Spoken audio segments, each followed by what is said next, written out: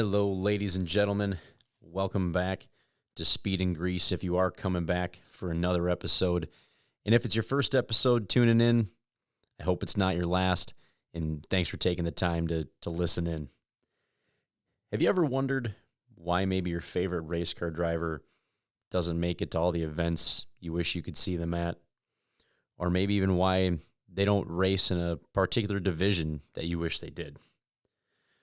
Sometimes the things that those race car drivers you enjoy watching on Friday, Saturday, Sunday nights, it takes a lot for those people to not only follow their dreams, to do the things that they enjoy doing, but to be out there at the racetrack putting on a show for you.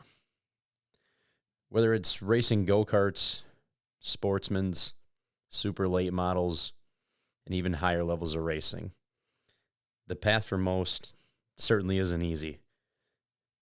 But the journey and the stories that occur along the way are a lot of times just as exciting and fun to talk about as the successful moments. Kody Hubred joins me on this episode.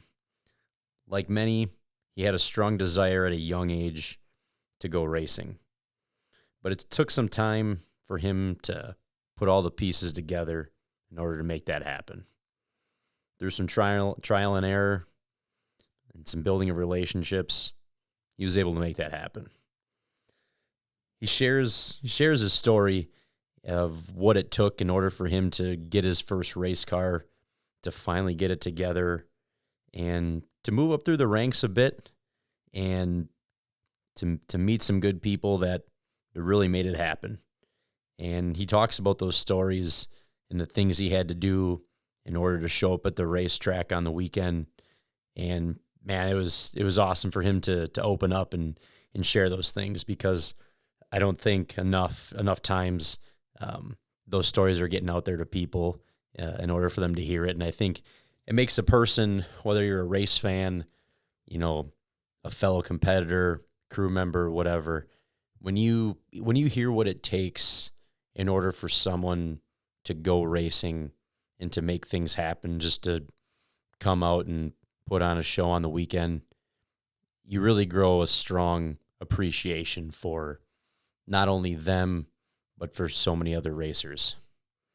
So thanks for tuning in, and let's get into it.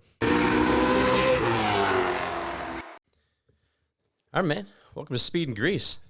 Thanks for having me. Yeah, no, absolutely. I'm glad you could sneak up here on a Friday after work and make the trip. Yeah, I was a little stressed out at work today. Got my list. I'm like, all right, I got to make this happen. And the kid that's supposed to work for me didn't show up. I'm like, I'm not missing Work this. twice as hard now. Yeah, 100%. I was like, there's no way I'm rescheduling this. Nothing. Do you want to name drop and call him out? No, I'm just kidding. No, he probably he knows enough. So I got one thing I'm going to ask you right away. I'll kick off with a really good question. Now, your wife used to race, right? Yeah. Do you ever have a race where you get out of the car and she's just like, I could have done better today? Does that ever happen? I got to know. Not directly. Not in those words. No, but there's definitely a couple races where she's super good at reading body language, and like she can tell, where like I'll get out and I'll be like, this was like the worst effort I could have put forward, and she just leaves it be, and then like we'll get home, and you're laying in bed, and I'm just be tossing around, and she'll just, what's wrong? I'm like, duh. And then you just let it go. You're like, I was terrible. Like, this is a joke. Like, I'm awful. And then she's like, no, you're fine. You're fine. And then like, I can't get her to be brutally honest, but I know she's just kind of trying to be the hype man in the deal. Sure. But no, she's never told me that. Well, there's been days where like I'll get out and I'll be like, just drive back to Moss and you get your seat. Like, you can drive this thing. Oh, no, that's fine. We'll get it figured out. Like, she's always the positive voice Oh, that's good. Yeah. That's good. Everybody needs that. I just, I had to ask that question right off the get-go. I'm like, yeah, I'll throw this one out here. I got to know. I don't know anyone else that's married to someone that used to race. So, Right. So is your dad involved in racing at all, or anyone in your family involved? How'd you get involved in racing? So the way I understand it is my dad's best friend in high school. His dad owned like a service center or something and had this Mustang or whatever, and my dad would go with him racing. And then he met the Nottesteads. Okay. And would like help them out. And whatever, it's like a year or two or something helping them, something along those lines. And Randy Nottestead dropped off a Ford Pinto at the family farm. And my dad called him and was like, what's this? He's like, I ain't got the money to do this. And Randy's like, well, just race it. He's like, you should race, try it out. My dad's like, well, what do you want for it? One of those we'll get to it kind of things. Yeah. And he started racing in 89. I was born in 89. And so he started racing the year you were born? Yeah. Okay. Yep. In the whatever internationals they called them back then, the Pintos and Mustangs. Sure.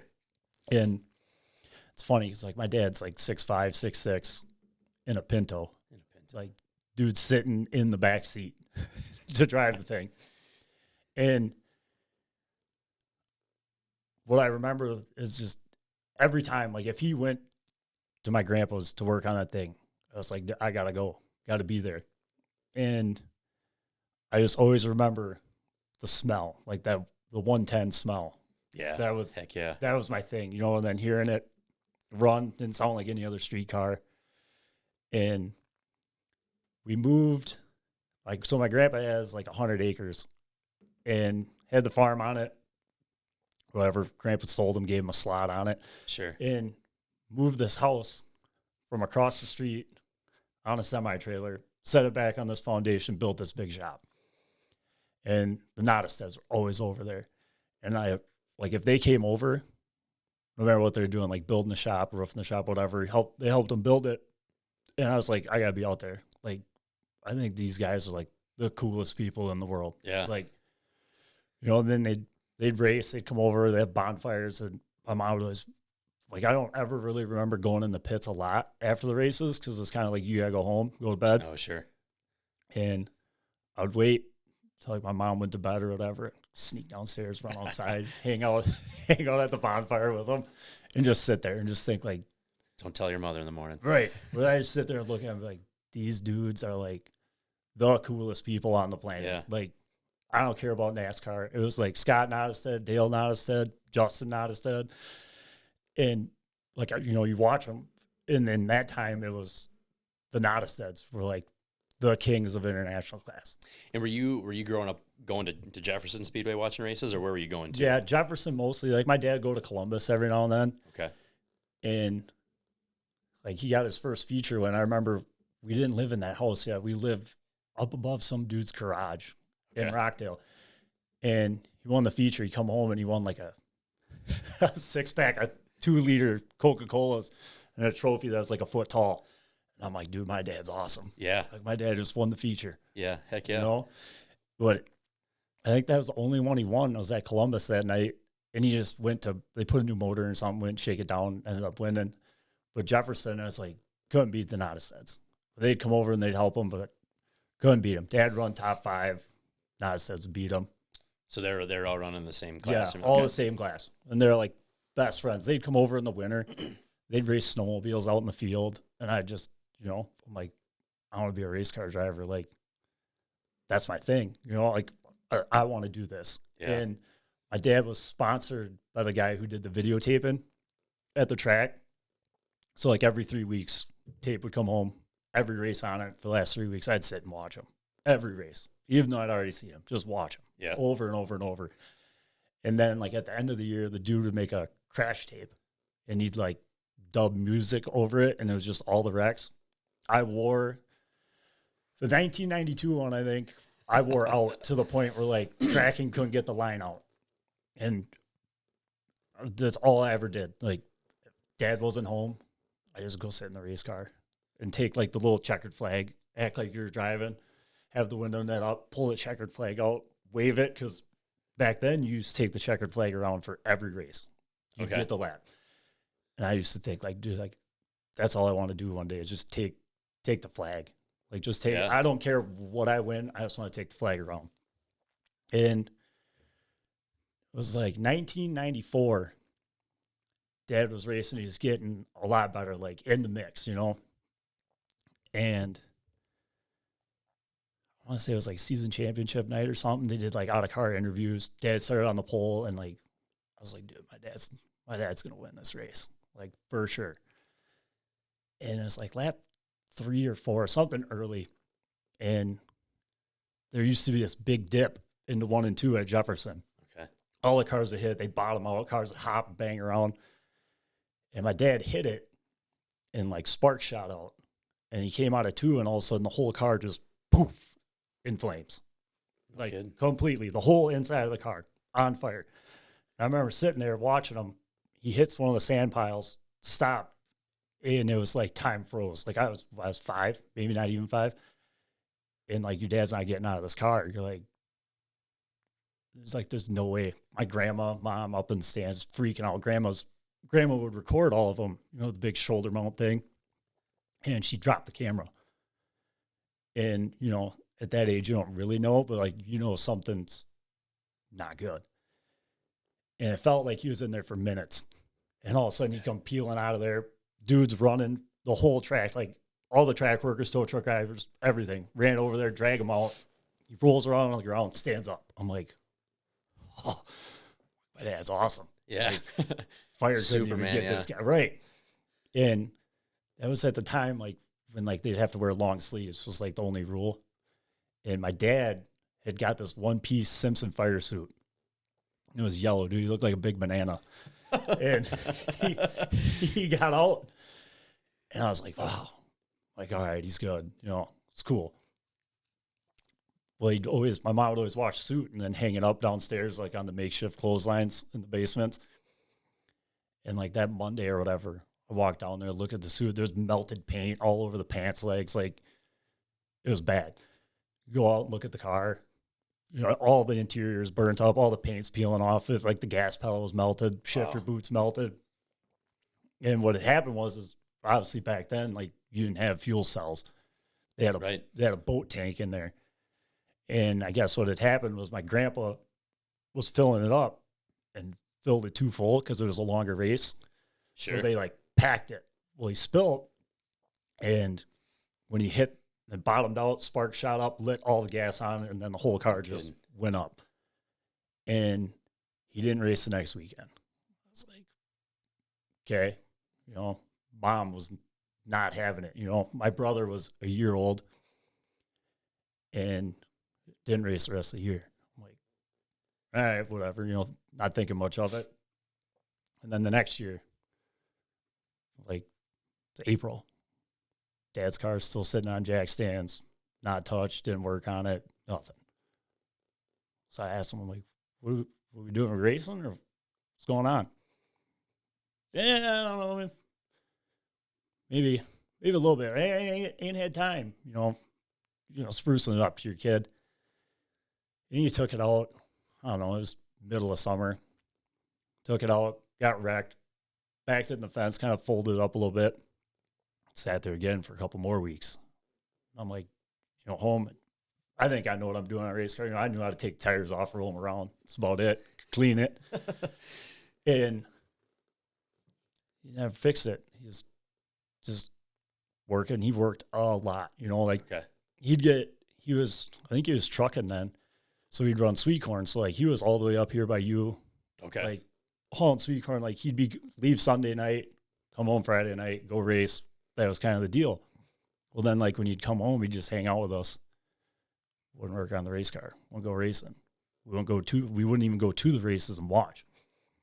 And then, like, the Nottesteads, they hunted out back, and they'd show up, and they just drink beer, and nothing happened. I'm like, what is going on? And then raced, like, 1 or 2 more times that year, and then thing just sat in the corner, and I'm like, what are we doing? Like, we're not racing?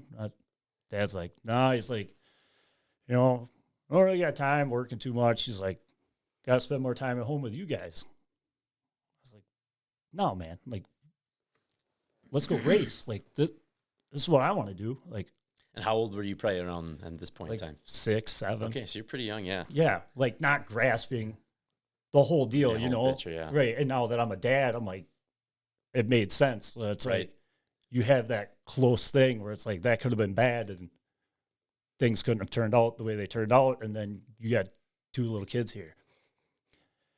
But back then I didn't know. I was like, That's amazing when things start clicking when you become a right. parent. Yeah, no kidding, right? And it was like probably 2 or 3 years, man. Like I didn't go to the races. Dad wouldn't go watch. Car just sat on jack stands, and Sure. I would still, me and my brother would go out there and take turns, racing the thing, right? Right. Sitting in there, putting the belts on, racing it, and I'm like, dude, I really want to race. Well, my mom's dad, he was big into horse pulling. So we started going to these all the time on the weekend. I'm like, oh, that's cool,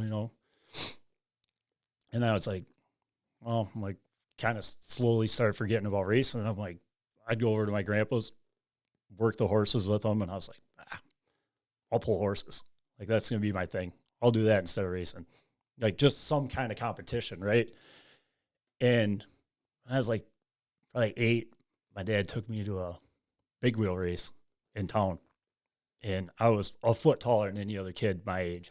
It was massive. So I get on this big wheel, and I just wanted to race, like, I want to race something. And we go to leave. They drop the green for this. There's like 10 of them lined up for this drag race. I start pedaling. That thing's the wheel's just spinning, not going. Everybody leaves me. I get last.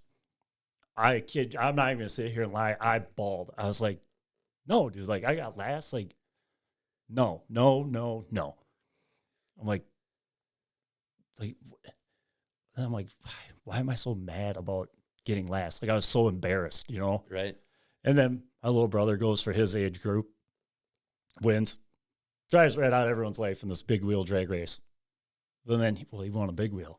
I'm like, what? Like, he wins. Like, he got a checkered flag. He won a big wheel. They give him this little trophy. And I was pissed. Dude. Oh, yeah. Absolutely pissed. I'm like, no. Well, then, horse pulling, I was like, I just wanted trophies. Anything to win a trophy. Well, pulling horses, like, my grandpa would win those, get big trophies. I'm like, well, I'm just going to do this because I can win a trophy in this. Well, then he ended up passing away when I was like 9 or 10. Okay. And grandma got rid of the horses. She kept the one. And then it was kind of like, now what? Like, and my uncle started teaching me to play baseball. And I was like, all right, I'm going to be a professional athlete, 9-year-old kid with this giant pipe dream that nobody's going to tell you is pretty unattainable. Yeah. Growing up in small town Wisconsin, nobody's coming here looking for you. So we played ball and football, everything, like just whatever sport I could play, I started playing.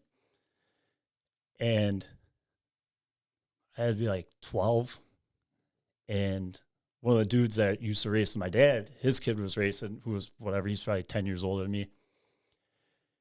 He come up the one day, stopped at the house, and he was like, you wanna harvest tobacco? I'll pay you. I'm like, oh, yeah, I get some money. That'll be cool. Go out in the tobacco field, and on a Friday, he was like, you want to go to races? I'm 12. No cell phones, nothing. I'm like, yeah, I'll go. I'm not asking mom and dad. No way. I want to go to the races. So he takes me to Madison on Friday night.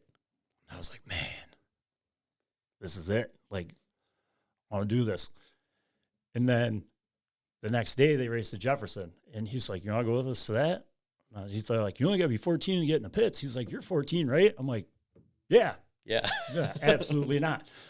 So he signed the waiver. It was Mike Rude. Signed the waiver as like my dad, or my guardian, whatever, get in the pits. And I was like, yeah, man. Like, no. Like, racing is it. Like, got in the pits. I'm like, this is where all the cool guys are. And I'd go into the pits with him. I'd go in the pits with Scott and Ottestead. Like, all the whole time, I just kept telling everyone I was 14 just so I could go. Well, then, like, I think Scott quit racing, and then the Rudes, they changed the class in the international. So then Rudes went to Rockford, and then boom, racing's gone again. But then I don't remember how I heard about it. It was like, I don't know, somebody out on like MSN Messenger, you know, you talk to your friends back then. They're like, oh, one kid was like, I'm going to race bandits. I'm like, what the hell's a bandit? They're like, oh, you only got to be 14. You can race these little front wheel drive cars. So I talked my parents and take me to the races. Go there, watch this bandit class. There's like 40, 50 of them. They run the little track. And I told my dad, I was like, they only got to be 14 to race this. My dad's like, oh, yeah, cool. I'm like, nah, dude, you ain't getting it. Like I want to do this. Yeah. I'm like, I want to race. My dad's like, race will be there your whole life. He's like, just have fun, play in your sports. He's like, you only play sports for so long. Nah, I'm not playing sports now. I'm sitting here watching. Right. Like little leagues on Tuesdays and Thursdays, the race on Saturday. I can do both. He just kind of let it go by the wayside and then quit going to the track. And then back to the tobacco field again. And I was like, I'm going to work in this tobacco field. I'm going to get money. I'm going to buy a car, like somehow. So I talked to my grandma. My dad's That's what mom. I would do too if my parents weren't cooperating. I'd go to grandma. 100%. Call one of them. And I told her, I was like, I got like $250, like for working in the tobacco field. Like whatever, realistically, $2 an hour. Essentially, you know, like it's nothing. I told my grandma, I was like, I got $200. I want to buy a car. I want to race. She's like, you talked to your dad? I'm like, yeah, he said it's cool. I figured out lying at that age, you know.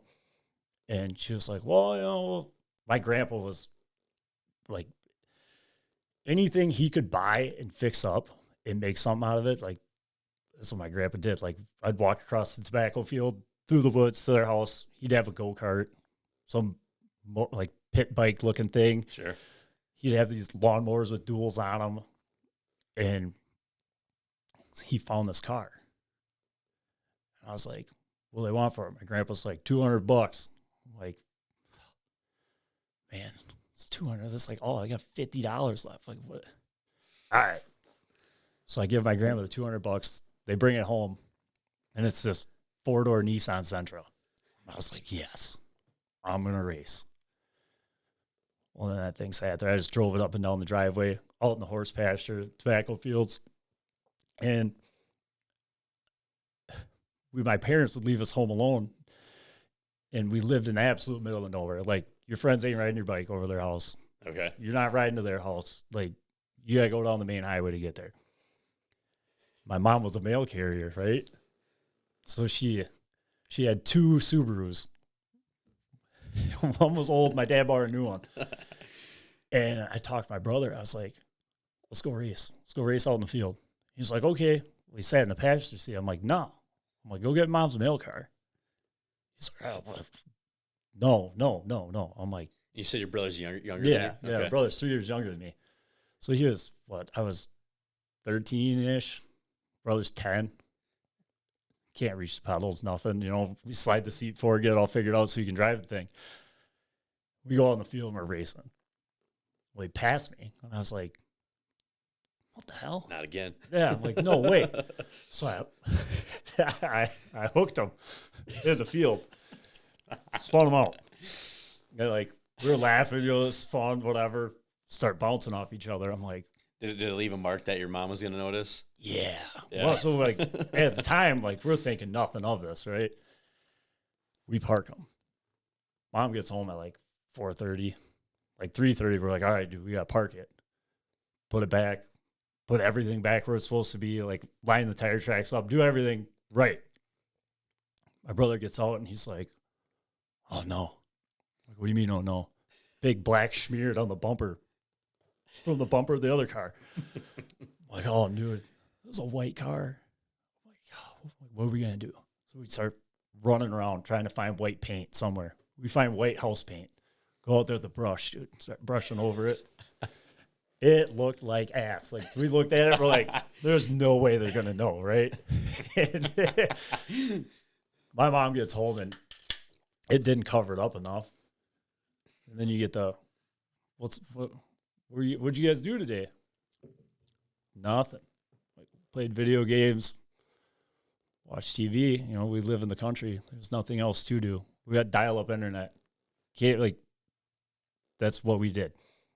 She's like, oh, you guys drive the mail car around? We're like, nope. Don't know what you're talking about. Never touched it. Don't even know where the keys are because she had the keys. Well, we found the keys. Put the keys back, right? We're like, yeah, man, we ain't got them. Don't know what you're talking about. She's like, all right, well, when Dad gets home, he'll figure it out. We're like, he ain't figuring nothing out. We painted over it. Dad gets home. What'd you do to the mail car? Like, well, my dad's hands are the size of, like, baseball gloves. Like, big dude. They hurt. We're like, God. They're like, well, we were racing them, and I was like, Keaton chopped me. My brother, I did not. You ran into me. I'm like, oh, no. So there we were. In trouble again. And finally, after enough of these shenanigans, you know, my dad must have got sick of me tearing up the lawn, just driving this car on. And when it'd run out of gas, I'd watch my grandpa siphon gas. Like, I knew if you put the hose in the tank, you sucked on the hose, the gas would come out and fill up the gas can. Anything grandpa had in his yard that had gas, I literally siphoned them dry just so I could keep driving this car around. And then I'd do it to my mom's car. And then Dad figured out that I knew how to do it. And then we ended up moving towards my other grandparents' house, even farther away from civilization. You know, Sure. Utica, Wisconsin. It's four corners. You blink, you miss it. There's a car dealership, a grocery store, and a bar, and a baseball field. And you're gone through it. Small town Midwest. Yeah, absolutely. And, you know, I kept bugging my dad, like, well, you know, like, Chico Reenier can put a cage in this thing for like $600. Like, I had already figured all this out, you know? Okay. And Dad's like, yeah. So I'm like, well, dude, if I gut this thing, he's gotta let me do it. So I gut the whole thing in this barn. Lost the big shop we had because I guess, like, as we were getting older, my brother was in like a small room, so my mom made us move. Well, there was no shop at this place. There was an old parlor. Okay. The car had sitting there. So I'd take it apart, and, like, I'd tell my buddies, like, I'm going to race. They're like, yeah, man, whatever that is, cool. Like, you playing football this year? Like, yeah, but, like, I'm going to race, so you know what I mean? Like, race. Nobody. Zero interest. Anyone in my age group of racing. Didn't care. I was like, man, these guys don't know what they're talking about. Yeah. Sitting, playing flag football. Like, no, dude, we're going to go race. And my dad, finally bugged my dad enough that he took the car to Chico. And then it's like every day I'd get home. Is that thing done? Is it done? Is it done? Can you call him and find out? And I was like, no. The guy will call you when it's done. Like, this not how this works. You can't just call the guy every day and ask when things done. And it felt like months. It was probably a couple weeks. Dad's like, car's done. I'm like, yes. Go get it. Bring it back. I spray paint the cage red. I'm like, I want a red cage, red inside, black car. Well, the whole time this is going on, I would turn 14 like that winter. Okay. And Dad's not helping me get it together. Neighbor across the street. Like, luckily, somehow in Utica, somebody lived across the street from me. Garage doors were open one day. Race car sitting in it. I'm like, no way. I'm like, what are the odds? So I'd sit there and just watch him work on it out the window. Finally, one day I was like, I'm walking over there. Walk over there. It's Kurt Cleven's house. Walk over there. He's got a Sportsman in there. Thing's sweet looking. It's black, orange flames. I'm like, this is awesome. I go over there and be like, you guys need help? Like, I don't know what I'm doing. Kurt's like, yeah. Kurt was probably 20, 21 at the time. And he was like, yeah, man, you come over. Whenever garage door is open, just come on over. I'm like, sweet. Every day. I'd be like looking out the window at 5 o'clock. Like, when's this dude getting home? Yeah. He'd pull in, poof, out the door, straight over there.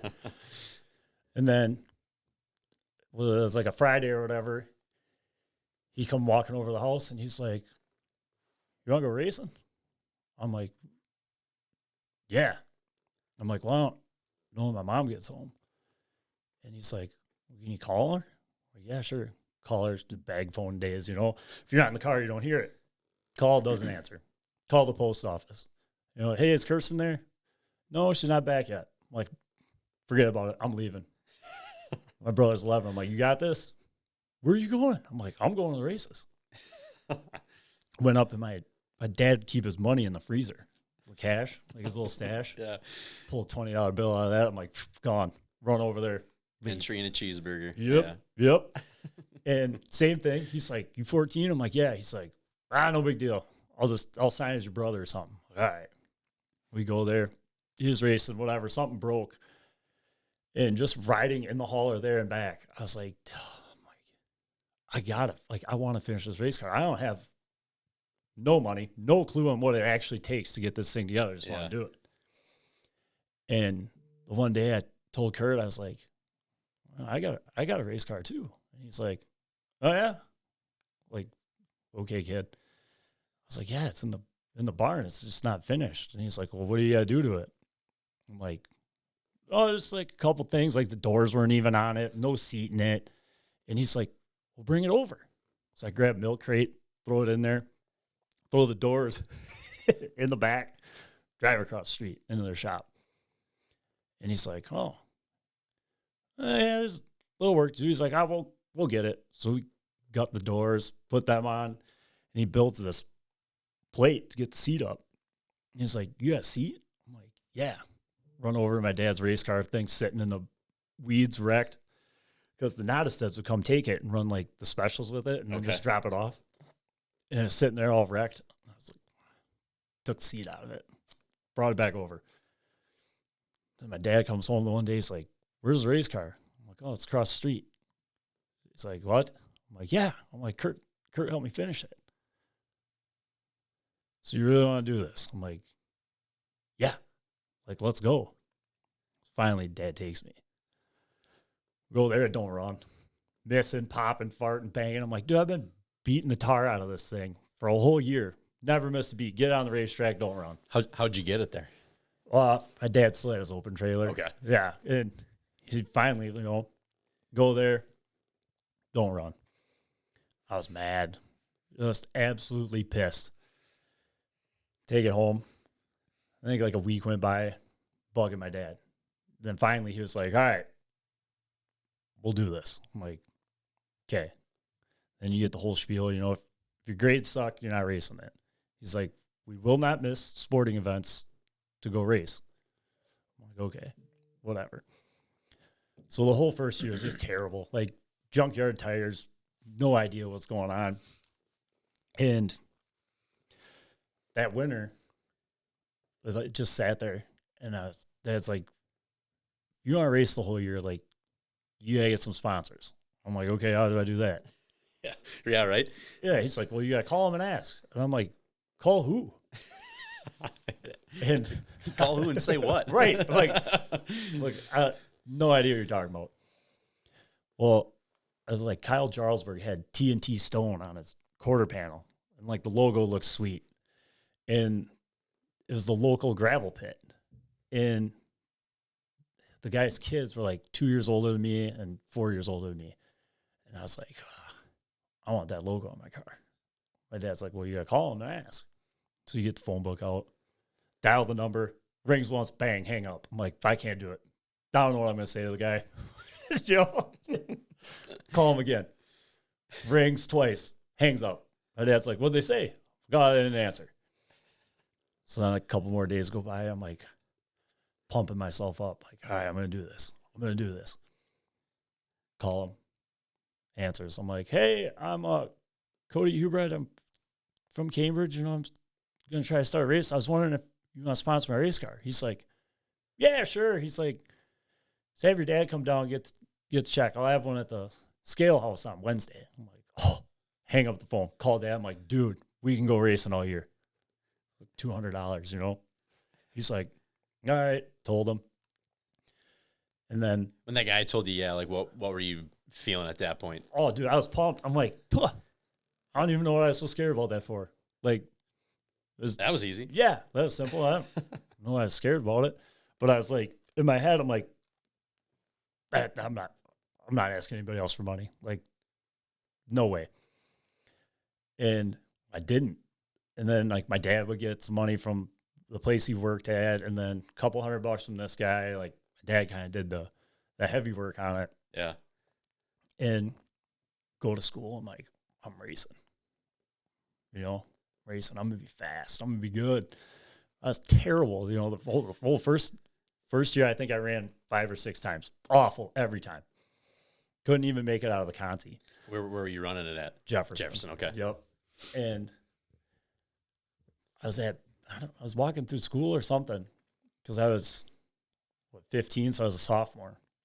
And Casey Johnson walks up to me and he's like, you race cars, huh? I'm like, yeah. He's like, yeah, me too. I'm like, okay, buddy. Like, didn't really know who Casey was at the time, I'm like, yeah, sounds good. I'm like, nobody in this school cares about racing. Like, you're lying. Like, you're just, whatever, bullying me in a sense is what I thought, because yeah. How many kids went to were in a grade at Cambridge? 250 something, maybe. Okay, so that's a fairly large. Yeah, fairly large I mean, school. we had 3 long hallways. That was it. And Casey was a year younger than me, and I was like, in football and wrestling and baseball, everyone just called me NASCAR. They're like, "Oh, you gonna go make left turns this weekend, NASCAR?" I'm like, "Yeah." What are you guys gonna do this weekend? Sit at home and play Mario Kart? Like, no, man. Yeah, it sounds a lot like the things I would hear in high school too. And yeah, right. And nobody get it. And I'm like, you guys never heard of like Dale Nottestead? They're like, no idea. I'm like, Jason Erickson? They're like, nope. I'm like, like, nah, man. You guys don't know nothing. Like, these guys are out here. Don't even have heroes. Yeah, right. Like, who do you guys like? Like Goldberg? It's like, I'm like, whatever, man. And like, I played football freshman, sophomore year.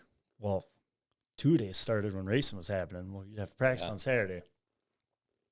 I was like, yeah, man, I'm done with football. Dad's like, no, like, you don't quit in the middle of anything. Like, if you start something, you finish it. This is how life works. I was like, nope. I went through the first week of 2 days my sophomore year. I was like, nah, I would rather be racing. So bail out of football. And then I'd do wrestling and baseball. Well, then, like that summer, Casey, we were playing like teeners or something, baseball. Casey's like, I got my car done. I'm like, okay, buddy. And like, this kid is just, he won't let this go. Like, keeps telling me he's racing. Like, I'm the only one that races in here. Nobody else cares. Had he raced yet up to that point? No. Or, okay. No. So he was just getting going too. I didn't know his dad raced, and like, I never talked. Like, my dad used to work with his dad, like way back in the day. Okay. And Casey's dad used to run late models, hobby stocks, whatever. Okay. But I was like, I don't remember seeing your dad. Like, but he'd quit before I had gone. And finally he shows me like a picture back in the day, you had to get it developed. And he showed me, it's this black car with a 5 on it. And he's like, that's mine. And I'm like, all right, man, cool. Like, I got it. He's like, I'm going to beat you. I'm like, no. And my dad had found these race tires, right? So like the only rule for the tires was they had to be DOT approved. Okay. He comes home with these 13-inch, like half slick, half treaded things. And my dad had finally started figuring out, he's like, our car sits way too high compared to everyone. And like, we don't got enough camber. So my dad cuts the lower control arm, makes it longer on the right front, slots the piss out of the strut, tips it over, puts these tires on. And I'm like, all right, we'll go try this. Drive it out of the barn. Boom, CV axle falls out. I'm like, oh, can't go race today. Dad's like, oh, I'll fix it. Cuts it in half, lengthens it because there was so much camber in it, the axle wouldn't stand. Oh, okay. So he like, I don't remember what it was. He found this piece of pipe, slid it in between, welded up both sides. We go race. And at that time, Jefferson was doing this progressive racing where top 6 in time were locked in. Everybody else raced their way in. Top 6 in time made up the last 3 rows. Top 3 of each giant heat race made up the front 3. That had to have made some entertainment. Oh my God, dude. That was like, right. It was like my first introduction into sandbagging. But I was like, there's 45 bandits, and I'm like, I want fast time. I want to hold the flag. Couldn't get fast time, but I could qualify in the top 6. And that's when Casey was like, I'm going to beat you. I'm like, no, you're not. I hadn't gotten a top 5 yet. Like it was straight warfare out there. Casey shows up, starts on the front row, wins the feature his first night out. He walks over behind me, goes, told you I was going to win. I'm like, God, dude, I can't get away from this guy. I'm like, came out here, won, told me he was going to win, did it. I'm like, damn, man. And then in school, we'd start talking to each other more and more. And I'm like, all right, this guy's okay. He's pretty cool. It's the only guy you can talk about racing with in school. And like all my other friends, I tried taking one of them to the races. He fell asleep in the truck in the pits, kept asking when he could go home. I'm like, wow, all right. But yeah, so like we ended up doing that bandit thing, and they would start like 30 of us. And like halfway through the race, they'd throw it at Jefferson. Yeah, on the little track. They'd just pack us on there. And like, so you weren't even running the big one? No. No kidding. No. Nope. You'd run the run the crossover. And they'd have these big tractor tires out in it. Like you'd hit them, you'd hit them, junk. Like it was all you could do. And it was like Kyle Stark was racing with me, Sean Scheel, like all these kids. And I'm like, these are my friends, I guess. Like, let's talk to the kids that race and then go to school and just deal with the rest of them. And I had like a couple friends that were like, yeah, it's cool, man. Like, you race. But Casey was like the only one that like you could talk to. And we kind of ended up being like the outcasts of it. And Casey, same thing, went out for football. They told me he was going to be a lineman. He quit so he could race. And then we played baseball, and him and I both played varsity baseball like as freshmen. He came in, boom, they're like, oh, you're going to play varsity. And I was like, this kid's like everywhere I am. I'm like, I guess we're going to be buddies. And after the bandits, my dad brought me over and it was like, here, jump in this sportsman. I'm like, what? That guy's literally not talked about anything about asking if I want to move up, like what the next step is. And they had gotten rid of the Pinto class. Essentially, they moved it to all front wheel drive. And I was like, well, that's the only thing I wanted to race, And brings me over to the sportsman. They send me out hot lap thing with everybody else.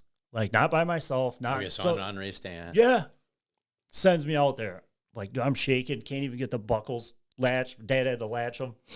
I'm like, how do I drive the thing? They're automatics. He's like, one click, reverse. When you go out to the track, pull it all the way back. I'm like, cool. Go out there. I bet you I got half throttle. I thought I was flying, dude, spaceship. And I'm like, oh, this is cool. Slower than molasses, man. Time me with the sundial. Pull in. My dad's like, what do you think? I'm like, that's pretty sweet. Dad goes, yeah, I bought it. I'm like, okay. Dad's racing bug came back. Yeah, way back. Like I said, never talked to me about it, asked me nothing. Just, yeah, I bought that car.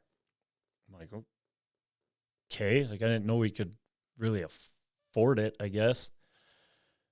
And then I'm like, whatever. A month later or so, he's like, you ready to go pick up your new car? I'm like, you serious? You bought it? He's like, yeah. So we go get this thing. Spare rear ends, everything, Turnkey roller on the trailer. Take it home. And like out of the bandit, I wrecked the thing there was the 2-day show, I think, folded it in half. Front nose on the ground, trunk on the ground. Like, it was junk. And that's that.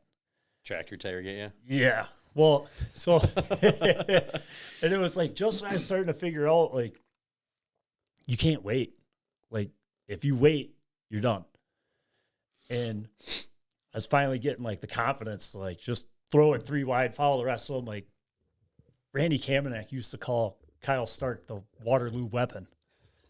The Waterloo, yeah. And I remember watching him the one time in practice. and you could see his hand through like the taillight hole of his trunk. He like kept lifting. You see him moving something. And I walked over to Kyle. I'm like, what are you doing? He's like, what do you mean? I'm like, what are you doing out? Like, your car goes sideways and you just fly through the corner faster, like almost everybody else.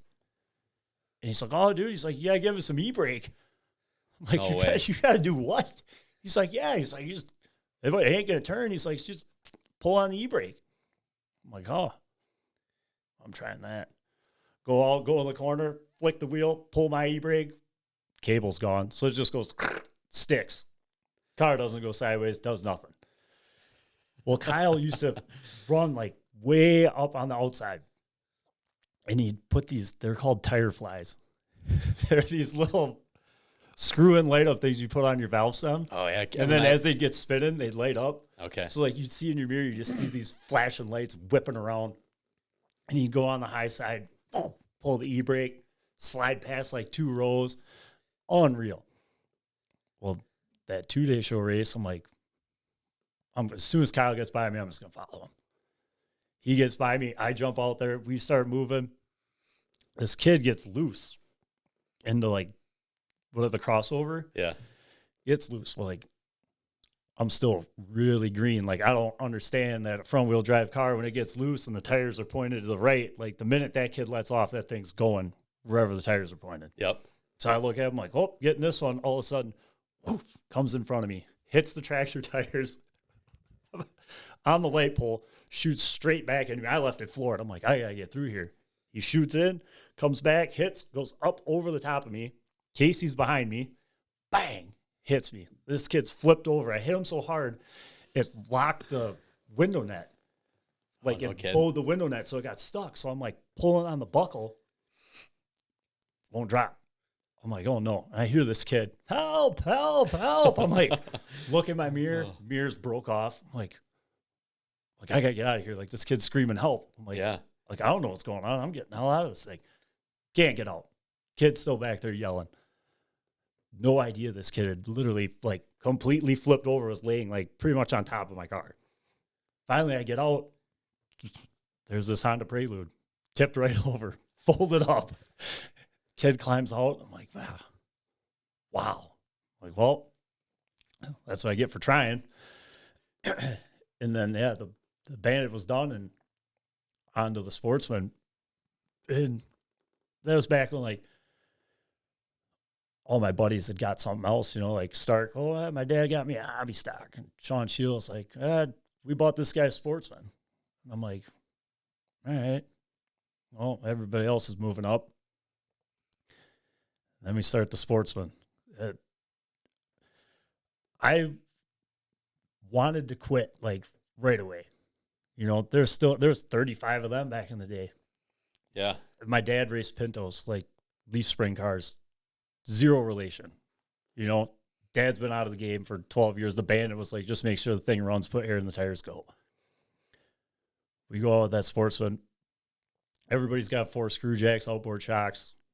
I got 2 screw jacks, screw cups in the front that are cross-threaded, don't work. We don't own scales, nothing. We got 4 springs that came with the car, couple boxes of shocks, don't know what them do. My dad's like, I know if I turn on the right rear, it loosens the car up. We're like, that's our adjustment. No sway bar, like, none of this. So we're out there, and all the kids that I'd raced Bandits with, all were going faster than me. I'm like, this ain't it.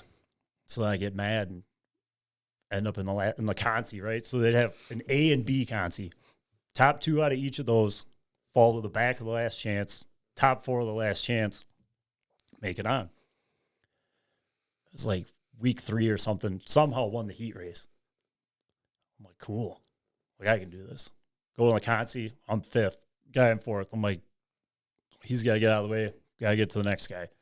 Get by him. Drove through him. Get to the 3rd place guy. Hit him. He wasn't having it. I get underneath him. Turns left. Pow. Folds the A-arm up. I'm like, damn, dude. I get out mad. I think I'm going to go yell at this guy, right? I'm 16. I'm going to go scream. Because, like, my fuse couldn't even measure it back then. And Were you in the pits at this point or still on the track? In the pits. In the pits, okay. And I realized it was bent. Like, we don't have spare parts. My night's over. Well, it was over anyways. Like, I didn't make it. And my dad's like, no, you're not going to go over there and yell. He's like, you ran into the guy. I'm like, well, you turn left. My dad's like, you hit him first. I'm like, fair. Okay, that's how that works. Got it. Next guy that hit me, bang, just hit him. Like, my dad's like, what are you doing? I'm like, well, you said he hit you first. And he's like, you drove over the guy's nose. Like, what are you doing? I'm like, all right. Well, okay, I guess I don't understand how this works, Dad. And we go through all that and ended up blowing the motor up at 2-day show that year. And I was like, it's over again. Yeah.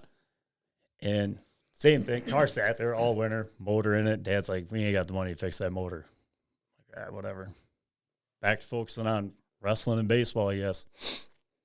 And then Casey's like, oh, get your motor fixed? I'm like, no.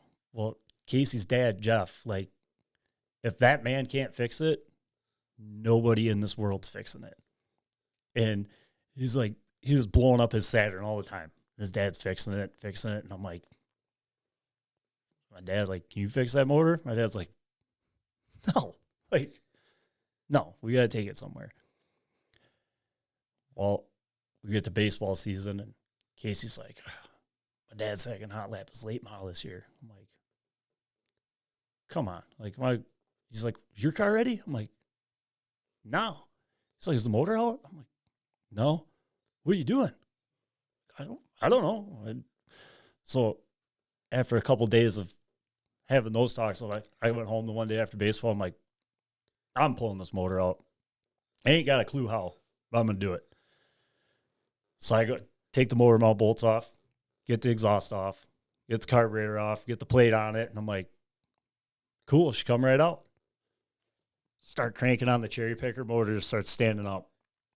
I didn't take the drive shaft out. Oh, no. I didn't unhook the shifter. Like, didn't unhook the tranny out of off the cross member. So I'm going all of a sudden I hear pop. And I'm like, oh, it's free. Take it out. There's drive shaft. Thunk falls out. I'm like, oh, I hope that's not a big deal. Get it out, set it on the floor. Dad comes home. I'm like, he's like, how's baseball? You know, whatever. I'm like, good. I got the motor out of the race car. You did what? I'm like, yeah. Took it out. Dad goes out there and he goes, oh, Code. I'm like, what? Broke the fucking transmission. Whoops. Broke transmission. I'm like, you know, what's wrong? He's pointing at it. You can see the cast still on the cross member. I'm like, oh, no kidding. No. Dad's like, well, that's got to get fixed too. I'm like, well, whatever. Racing's over forever. Mad. And I forget, he ended up taking the motor in or whatever. Like, baseball got done, and I was just going to play whatever the next thing was, like Legion or something. Like, we didn't have travel ball, but I was like, yeah. And I was a senior and, like, getting these letters for baseball, like these colleges. They're like, you know, we want you to come play baseball here, da-da-da. Well, they're like D3 schools. Well, I didn't know that only D1 gives you scholarships. Okay. So I'm like, I'm just going to go play baseball in college. You know? And I started talking to Casey about it. I'm like, dude, we should go play college baseball. Casey was insanely good at baseball. Okay. Like, ridiculous. And we were talking. What positions did you guys play? I played second. He played shortstop, and then he'd pitch. Okay. And this was back, like, Casey used to just lift weights for fun. Like, every day after school, he'd just go lift weights. And he'd go home, and his mom would just feed him steak and eggs, steak, potatoes, like, just red meat all day, every day. Kid walked around, his shoulders started, like, right below his earlobes. Just massive. He could hit the ball so far. And he could throw, like, back then, you're like, dude, this guy can hum it. Well, then, when we'd play infield together, we'd just stand out there and argue with each other. Like, you know, like, typical buddy banner, like, he'd boot a ground ball or something. You'd say something. I'd miss a throw. He'd say something. But I was like, we got to go play baseball. I'm like, I'm like, you get a letter from this school? He's like, yeah. I'm like, what about this school? He's like, yep. I'm like, let's just pick one and go together. And he's like, what do you mean, And he's like, we should just race stock cars. I'm like, buddy, I don't know if you know, but like, mine's not, like, that ain't happening for me. And like him and I, he lived a mile up the road, right? And neither of us had wealthy parents. Like, we understood each other. Like, Yeah. Like, if we're going to want to get anywhere, do anything, we kind of got to do it yourself. Got to have some ambition. And he come to school one day. He's like, I got a letter from Purdue. I'm like, Purdue? He's like, yeah, they want me to come to some like tryout or something. I don't know. I'm like, you going? I'm like, I didn't get that letter. And he's like, I don't know. He's like, I just want to race. I'm like, no, man. Like, let's go play baseball. I'm like, we can race the rest of our lives. And he's like, nah, I don't know. I don't think so. So I graduate and kept bugging him. I'm like, dude, are we doing this or not? And he's like, yeah, he had a year of school left. He's like, nah, I don't know. I'm like, well, whatever. Like, my mom had gave me the college talk. She's like, well, you don't got to go right away. Like, you can take a year and then go. But they're like, this is how student loans work. This is how debt works. Like, we ain't got the money to foot this. So you're going to end up paying this loan off, whatever. And then finally I was like, ick. Yeah, that sounds like it sucks. Yeah. I'm like, well, that dream's killed. And then somehow I heard about like that NTI, the NASCAR Technical Institute. Oh, right? yeah. Yeah. And I was like, I'll go there. Signed up for it, went out there, looked at it, everything. Race car's still sitting in pieces. I was like, I'm going to do this.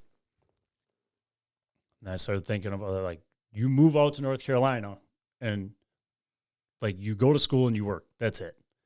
And another kid who had raced sportsman with me, he went out there and he was like, yeah, dude, he's like, I went to school from like 6 a.m. to 2 p.m. And he's like, and then I'd work at Jiffy Lube from 3 to midnight or whatever. And he's like, I just do that every day. I'm like,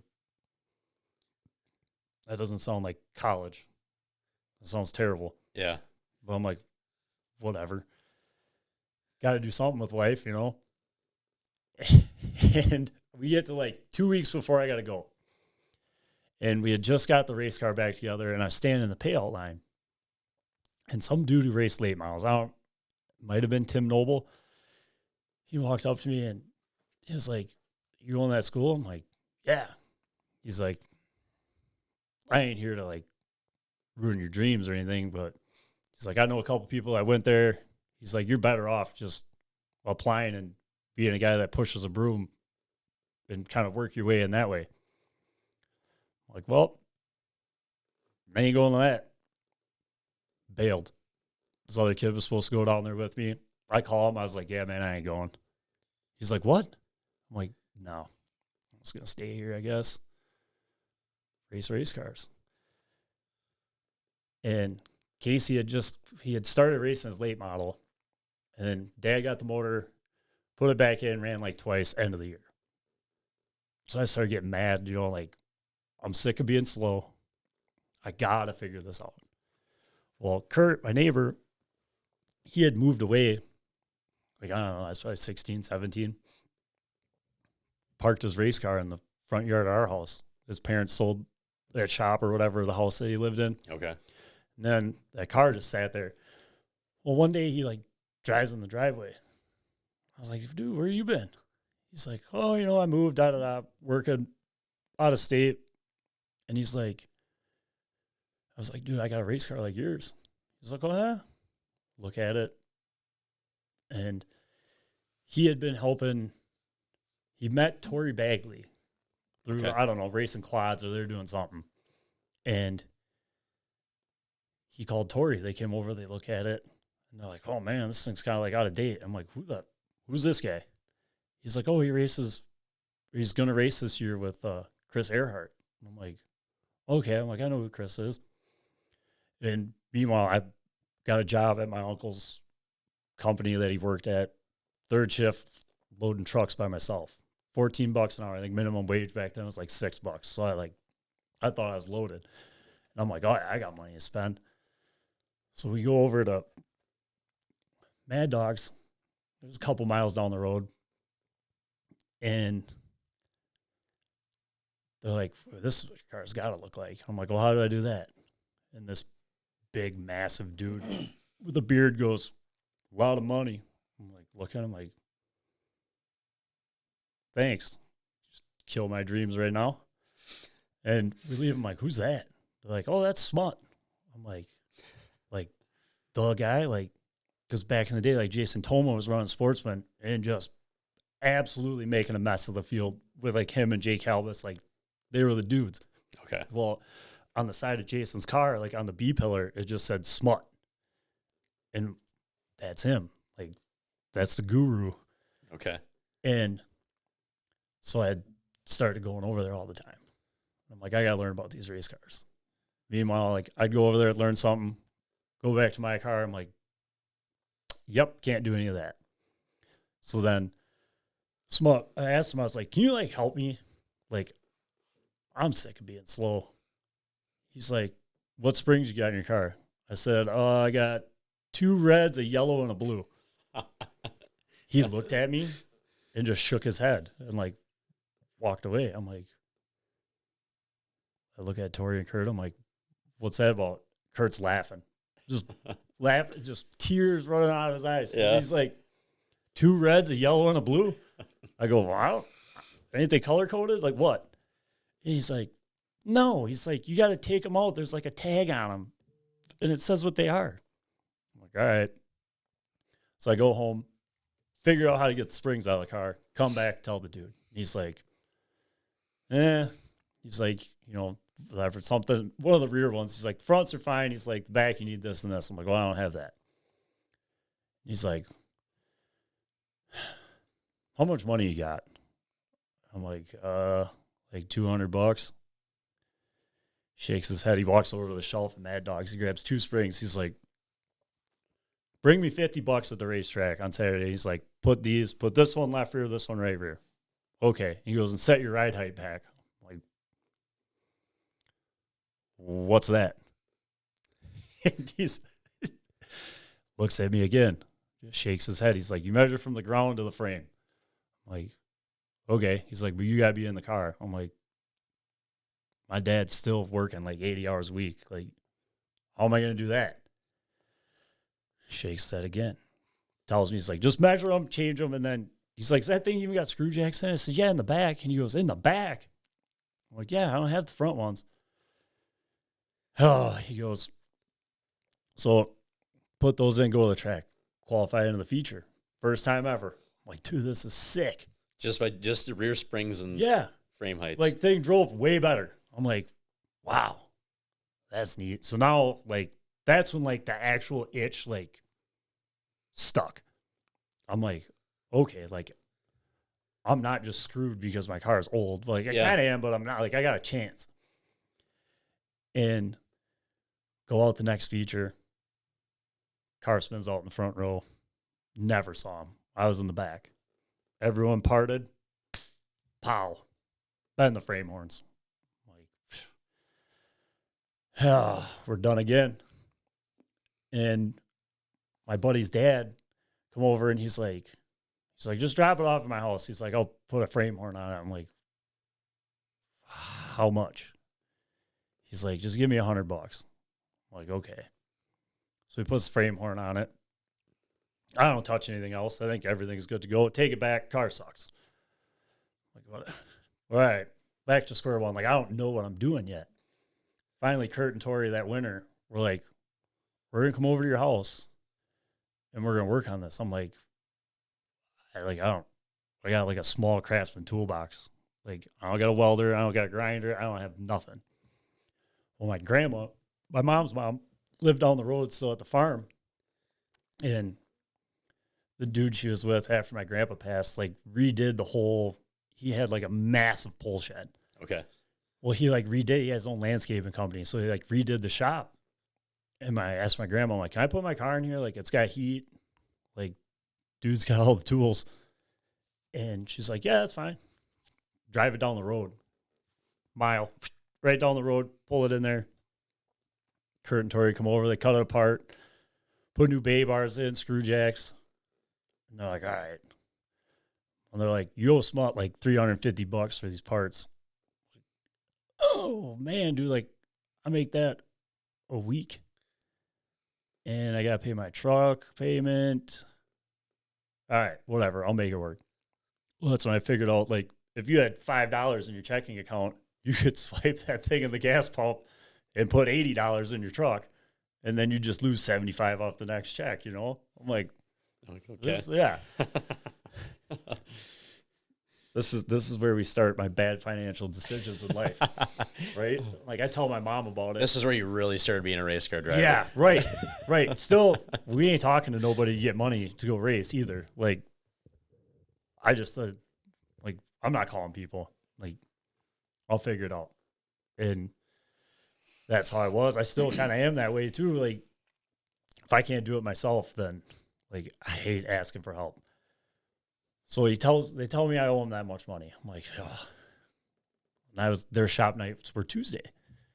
Every Tuesday, I'd just go over there, help them work on their cars, take the shocks off, go home, hit the Google machine, how to read the numbers on the shock. And it told me, and I'm like, okay.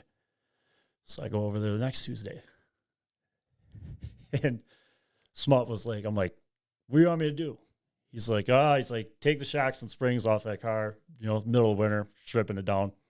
All right. So I take a shock off. Okay. Pull the spring out. Okay. All four corners. I'm giving Smut like $100 a week to pay off my bill. And pay it off. A couple weeks later, I'm like, I need some shocks and springs.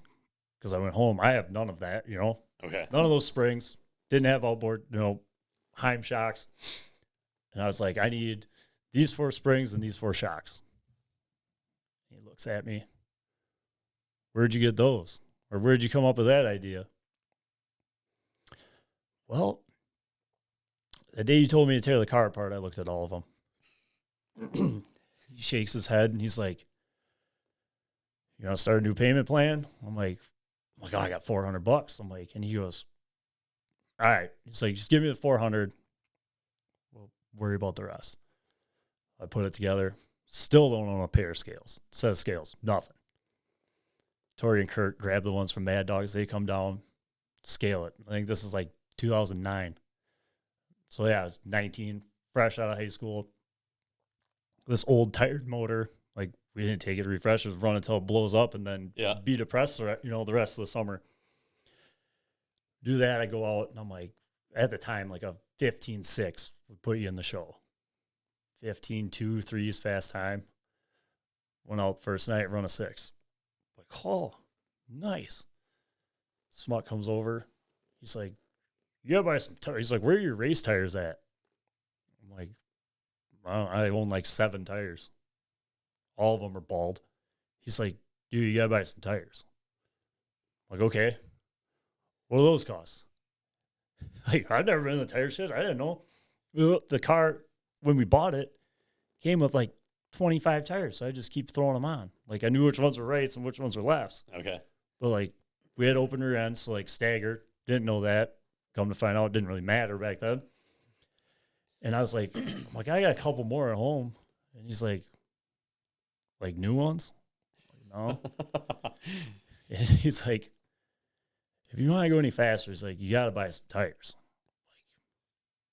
I'm like, okay. He's like, they're $100 a piece. What were they running for tires back then? Goodyear Eagles, man. Okay. Goodyear Eagles. You could run them things till they were bald. Were they like the wagon wheel looking ones with the 3 grooves? Yep, Okay. Yep, That's what I ran. Grooves. That's what I ran super stocks on yeah. Yeah. Greatest tire, you know, in the world as we get to now, you know, like, you can't run a tire till it's bald, but them Goodyears you could. And then back to I could buy 2 rights, overdraft my bank account, have a full tank of gas, and I get paid on Friday. Everything's good. So buy 2 tires, go a little faster. I'm like, run them things till they're bald. Then like the late model guys, they'd be like, "You need some tires?" I'm like, "Yeah." Well, then we started getting takeoffs. Throw them on. Like, oh, cool. I don't have to buy tires. Scrapyard kid, you know? And won my first feature. And I was like, this is it. But they didn't have the checkered flag lap. They got rid of it. No kidding. Took up too much time. It's like, dang. Get my first trophy. It's like this big. No plate on it. Nothing. Doesn't say Jefferson Speedway. It doesn't say feature winner. Nothing. Not one, nothing on it. I'm like, man, nobody's going to believe I won a feature with this trophy, you know? So I get home. They took your picture at least, right? Yeah, they took my picture. That's good. Yeah, it was sick. Hood was missing because I crashed in hot laps. I had a kid. And I went home, took a Sharpie, and wrote feature winner 2009. I'm like, set it on my dresser. I'm like, this is awesome. Got to win more now. Yep. Like 2 or 3 weeks later, there's a stack up or whatever, and I hit someone, and I stopped, and like the track worker walked out and was like looking at it, and he leans in the window. He's like, "You're good, man." I'm like, "All right." 5 laps later, right front blows, poof, into the fence. Fold the thing up like a burrito. Like, I'm done again. Like, give me a break. Like, it finally, like, get going, get this car figured out. Like, it ain't nothing special compared to what everyone else had, but it's what I had. Whatever. Bend the stub. Like, push it in the corner at grandma's. Smut comes over to me like a couple weeks later. I'm like, dude, every time this guy walks up to me, he just asks me how much money I got. Comes walking up, how much money you got? I'm like, dude, again. Getting sick of seeing you, man. Right. Yeah. Like, you help me, and every time you help me, I go faster, and then you ask me how much money I got. And I was like, why? He's like, there's a dude outside of Jefferson. He's got a sportsman chassis. Probably take $500 for it. And I'm like, really? I got like $550 to my name. I'm like, no way. He's like, yeah. I go driving. I'm expecting like a race car, like put my motor tranny in it, go race. Nobody. Bare frame with the tub. The rest of the interior is gone. I'm like, turn around, drive back, call him. I'm like, what am I going to do with that? He goes, well, you take all your stuff that's good off your other car, put it on it, put the body on, you know, figure it out. No, how am I going to do that? Like, I ain't gonna. All right. 2 days later, show up at the guy's shop. I'm like, take $500 for that thing? Yeah. Throw it on the trailer. This is like the winter of 09. So over that winter, it was a mid-am car. Well, this is when I started learning like a mid-am and a sportsman really ain't the same. Right. And Bagley comes over. He's like, dude, we can make this thing so fast. I'm like, yeah, let's do it. Yeah, that's what I want to hear. Yeah. I'm like, yes. He's like, this thing's nice, super light, no footbox in it. He's like, we can make all this. We'll do all this. I'm like, all right. Well, at the time, Bagley was like a fabricator. Like, he built like the big McDonald's signs. Like, he fabricated the whole frame for him. Okay, cool. Like, dude can make anything. Kurt comes over, gets his dad's plasma cutter, start using it, keeps popping the breakers in the shop. Like, cut off wheels. Here we go. Cut it apart. Start putting it back together. I'm like, dude, I got money. I can do this. Uncle calls me. He's like, yeah, we're getting slow. So, like, we're going to have to lay you off. I'm like, what's that? And he's like, well, you collect unemployment, and then when we get busy, we'll call you back. I'm like, okay. I'm like, well, how much is unemployment? He goes, it depends on what you make. I'm like, well, I don't make shit. So, yeah. go through the whole thing. Mom helps you. Get my first unemployment check. It's like $189. I'm like, what am I going to do now? Truck payments like $250. Had a brand new snowmobile, there's no way I can build this race car. Bagley's like, oh yeah, we figured it out. We figured it out. The back of my grandma's machine shed had all this scrap, all this old iron. I asked my grandma, I'm like, can we clean that out? Like, take it in and then, like, give you the money or whatever? She's like, why do you want to do that? I'm like, well, I ain't got no money and I got a race. She's like, tell you what, you guys clean it out, take the scrap and just keep the money as whatever your payment for cleaning up the farm. Yep. I'm like, all right. So we take it in there. We get like $170. And as we're standing in the scrap pile, Bagley finds these 2 pieces of like 6-inch round steel pipe. And he's like, huh. Throws them in the truck. I'm like, can we do that? He's like, it's scrap. They're going to throw it away. Somebody else threw it away. It's like digging through the garbage, he says. I'm like, all right. I'm like, what are we going to do with them? He's like, we'll make spring buckets out of them in the back. Deal. He's like, we leave there. It was $100 and some. Go to Farm and Fleet. Sawzall blades, cut off wheel, flux core welding wire. $170 gone. I'm like, now what do I do? He's like, keep building this race car. All right. We go to build the foot box. You gotta buy a sheet of steel, right? No, they ain't got that money. There's like an old rusted sign from back in the day still sitting in the barn. Tori measures. He's like, dude, he's like, this is 1/8-inch plate. We can use this. So we build the foot box out of this old busted ass sign. No kidding. We didn't mock anything up.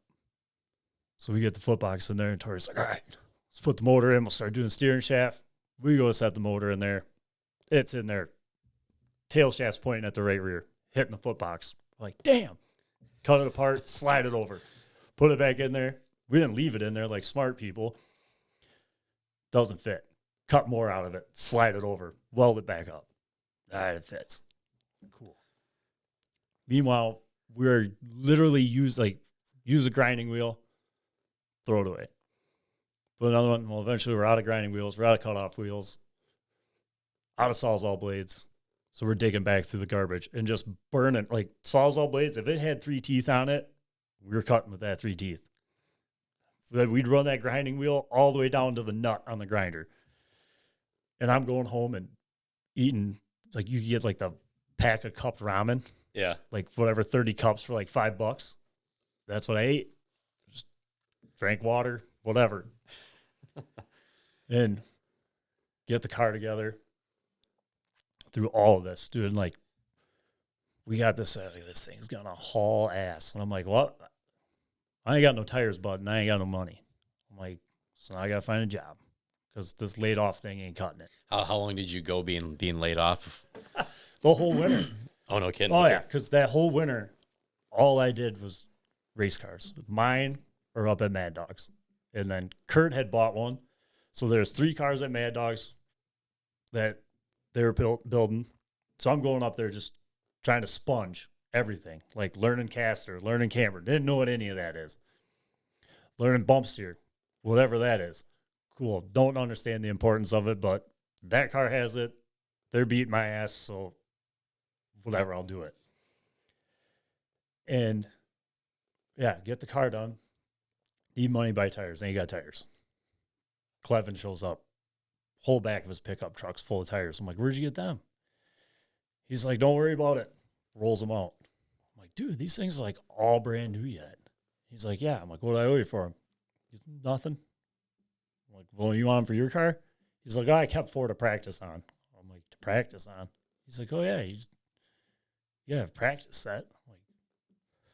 I'm like, no, buddy. Like, no, I'm not having $400 just to practice on. Like, I just got my tires and I go. Me and Tori take it out to practice it. Thing's hauling ass. I'm like, dude, like I feel really fast. Stopwatch timing. Come in, sit in the crossover strike. Poof, smoke just starts rolling out of this thing. I'm like, no. Pull in. Still running a Power Glide automatic. Well, we had a Gatorade jug as the overflow. Oh, sure. Well, we didn't put a vent in it. So it just blew it all out the dipstick. Oh, And okay. Tori's like, that's okay, that's okay. I'm like, well, I don't have training fluid. He goes and finds someone who gets training fluid, takes a drill bit, punches a hole in the cap. He's like, now it'll work. Okay. Take it out. He's like, yeah. He's like, you're running threes. I'm like, dude, that's fast. Take it back home. Work on it some more. Go to start the thing. Won't build oil pressure. Tori's with me. He's like, huh. Pulls the distributor out. I'm like, what are you doing? And he's like, well, there's a shaft that goes from the distributor down to the cam, and it all works together. It pumps the oil pressure. He's like, if the distributor don't move, then you're not getting oil pressure. He's like, the motor just ran. I'm like, right, cool, whatever. Pulls the distributor out, looks down, and he goes, yep, we need that oil pump shaft. How do we get it out? He's like, well, we'll pull the motor, flip it over, take the pan off, and we got to take the oil pump out, put the thing on, put it back together. I'm like, no. I'm like, what do we do? Like, I thought this was major surgery, right? Like, Yeah. I'm like, you ain't a motor builder. I can't fix this when it blows up. We fixed it in like 2 hours, put it in, go race. Never blew up. Ran just fine. And then 2010, like, I ran good. Won. Yeah, I don't know. I got like 6th, 7th in points. Won the season championship feature trophies, whatever, this big. And Casey won the late mile championship. Okay. Like his second year in late mile. And him and I were like, we're the coolest guys around, man. So Heck yeah. yep, go to the shop, drink some beer. We're awesome. 2011 comes around. I'm learning, still hanging out with these guys, learning. 2011 comes, go to Columbus. They had this thing called the Summer Rumble where you'd race Friday and Saturday. Friday at Columbus, Saturday at Jefferson. Basically golf score. Guy at the lowest number gets big trophy. You're the man, bunch of money. Well, back then I was like, dude, if you could get on the front row of Columbus for your feature, like, you got a pretty good shot to win. Sure. So I go there, practice, snap timing chain, the motor. I'm like, no. Well, I didn't know what it was. Like, it was going on straight away. I'm like, okay. So me, not knowing anything, sitting in the crossover stripe, just cranking it over. Didn't know I was smashing every single valve in the thing. Yep. Like, damn. Pull it in. My dad's like, what's wrong? I'm like, it died. Won't start. My dad's like, hit the button. I no more like looked at the button and went, what did it? My dad's like, stop. I'm like, what? I'm like, dude, I sat and cranked on it. And my dad's like, you did what? I'm like, yeah. Like, won't start. Sounds funny. He's like, yeah, it ain't good. Cool. Take the motor out. Take it to get it rebuilt. Well, junk the cam, heads, valves, everything. Smoked. Missed a couple weeks. Get it put back together. This is supposed to be the latest and greatest, most badass sportsman motor, right? Used my inheritance, I think, for my grandma and grandpa. They paid for it. So when they pass, I'm not getting a nickel. And I at least know why, And put the motor in. Slow. Suck. Terrible. I'm like, what is going on? Like, guys are blowing my doors off on the straightaway. Whole year. Like, can't do it. Park it. Start talking to some people. They're like, oh, yeah, like, probably something with your cam. And I'm like, I'm tapped, man. Got nothing. I already asked Grandma to pay for the motor. I'm not asking her again. And Kurt ended up racing for Larry Qualla. And I was like, Kurt, you need like help on your car or something? Like, this winter, I'm done. It's over. Like, parents got divorced. Everything's in a spiral, I moved back in with my dad, try to help him out a little bit. So I wasn't asking Dad to help me, And I was like, oh, at this point in life, I'm like 21, 22.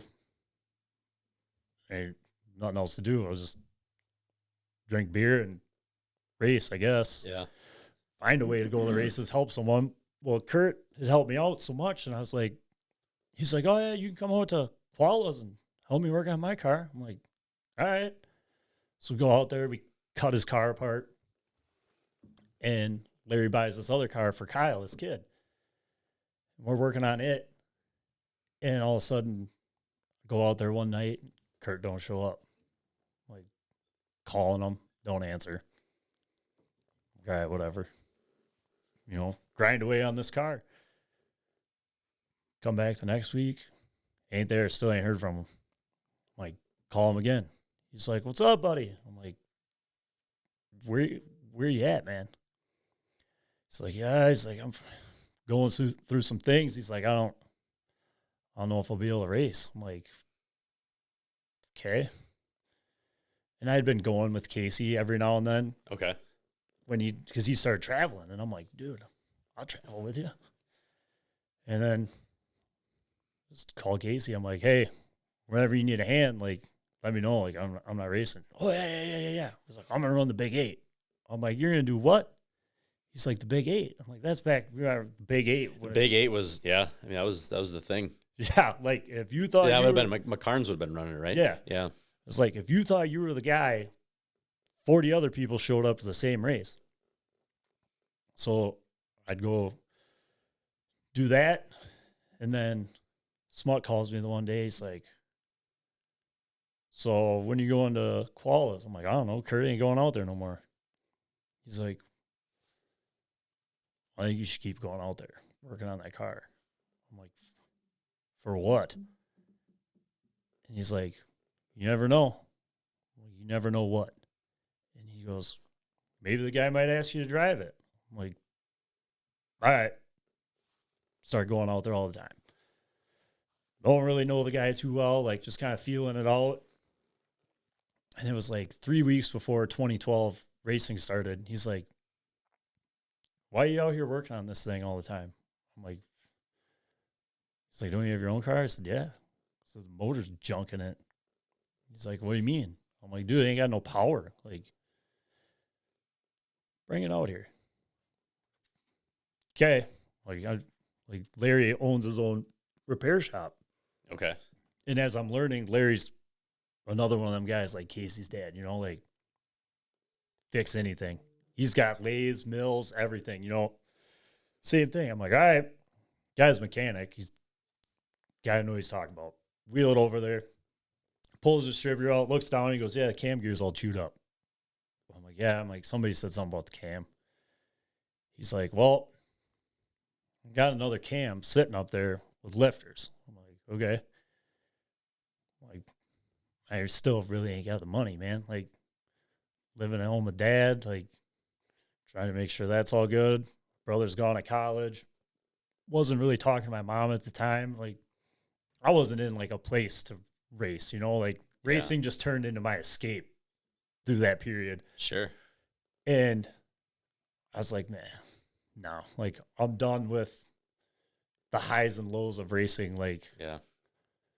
To be honest, I'm like, I'm already, like, kind of crushed as it is, walking around day to day. Like, I don't need more disappointment in thinking I'm going to go out there and be, like, the guy of the sportsman class. Like, not interested. And he's like, you tear it apart, I'll put the cam in. He's like, we can go race. And I'm like, buddy, did you not just hear me? I ain't got any money. He's like, well, you got a truck? I'm like, yep. He's like, you got a trailer? I said, yeah. What else do you need to go racing? I'm like, money guy. And he's like, I didn't ask about money. I'm like, okay, well, how's this going to work? He's like, I'll do this and I'll help you. And I was like, okay. He's like, you can keep it here. I'm like, all right, fine. I'll do it. He puts the cam in and he's looking at the cam that he took out, and it was like an Iski or something whatever. And he's holding it in the air and he goes, you know how to tell if a cam's bad? And I didn't know, like, once the cam gear's off of it, thing's junk anyways. Yeah. And I was like, how? He goes, if you drop it on the floor and it don't break in half, it's a good cam. What? Let's go with it. Bang, thing snaps in half. He goes, see, told you it was junk. I'm like, what? He goes, it's junk anyways. I'm like, all right. Okay. Like, this man just dropped. Pick up the cam and my jaw off the right, floor. right. So we started racing with this guy. And, like, the more we raced, I got closer with Kyle. You know, we raced Jefferson. And, like, Larry's a quick learner. Smut's still in the picture. He's helping Larry. Mad Dog had passed away. So, like, Tori wasn't racing. There's this huge shop fire that burned it all down. And it's crazy at Mad Dog. So, yeah, I think he passed away in, like, March. And he had this Suburban that he hated, but it is what pulled the trailer. Bought this new enclosed trailer, loved the enclosed trailer. And Toma was going to race the cars, and Kurt and them were still going to race. And one night, Tori calls me at like 3 a.m. Wake up, I'm like, what? He's like, Mad Dogs is burning to the ground. I'm like, huh? He's like, yeah. Drive over there, whole shop burned, down, flat, gone. Wow. 3 race cars sitting there, motors on engine stands. Some of them were sitting in it, burned down. Nuts. Like Mad Dog owned his own painting business, right? Okay. So one of the whole walls was all painting products. And they're trying to figure out how it happens, whatever. And air compressor's gone, like shot like a rocket, gone out of there. Everything's laying there. Mad Dog hated the Suburban. Suburban's burnt to the ground. 5 feet away from it is that brand new trailer. Taillights are melted out of it. That's it. I was like, dude, what is going on here? And his car that he drove before he passed was on the one side. Still kind of like salvageable. Okay. And I'm like looking around. I'm like, dude, I ain't about like spirits and like, you know, the things, you know, yeah, ghosts and whatnot. And I'm like, everything he hated is gone. But these race cars still look like race cars. Just heat treated. Right. But I'm like, dude, like the painting business, like he was kind of on his way out of it. So it seemed like couldn't get good help, whatever. All of his painting stuff's gone. Painting van burned to the ground. Hated the Suburban, gone. He had like a Polaris Ranger. Hated that thing, gone. Trailer's good. Race cars, not bad. It's crazy. So then Kurt disappeared, whatever, lost. And I should go back to that. 2 weeks before that, Kurt's car was still sitting at my grandma's. Okay. And he was like, oh, I got to take it back to Mad Dog's. I'm like, my grandma said you can leave it here. Like, you can have your own shop because at Mad Dog's, 3 cars in there is pretty tight. Okay. And he was like, no, I got to take it up there. He's like, Smut's going to cut the front end off it. You know, we're going to redo it.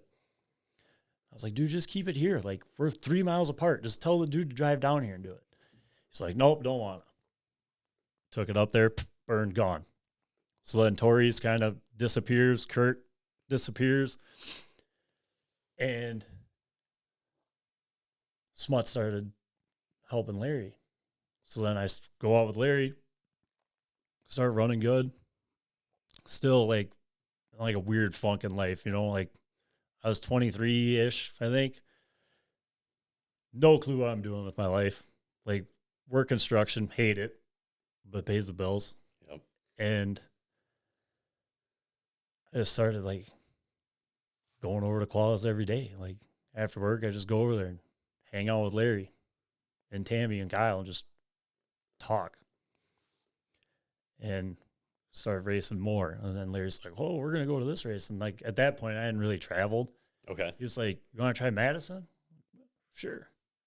Go out there. I'm like, all right, I can get down with this. Like, it's kind of my place. Like, Larry, all you had to do is just do what you say you're going to do and be able to figure it out.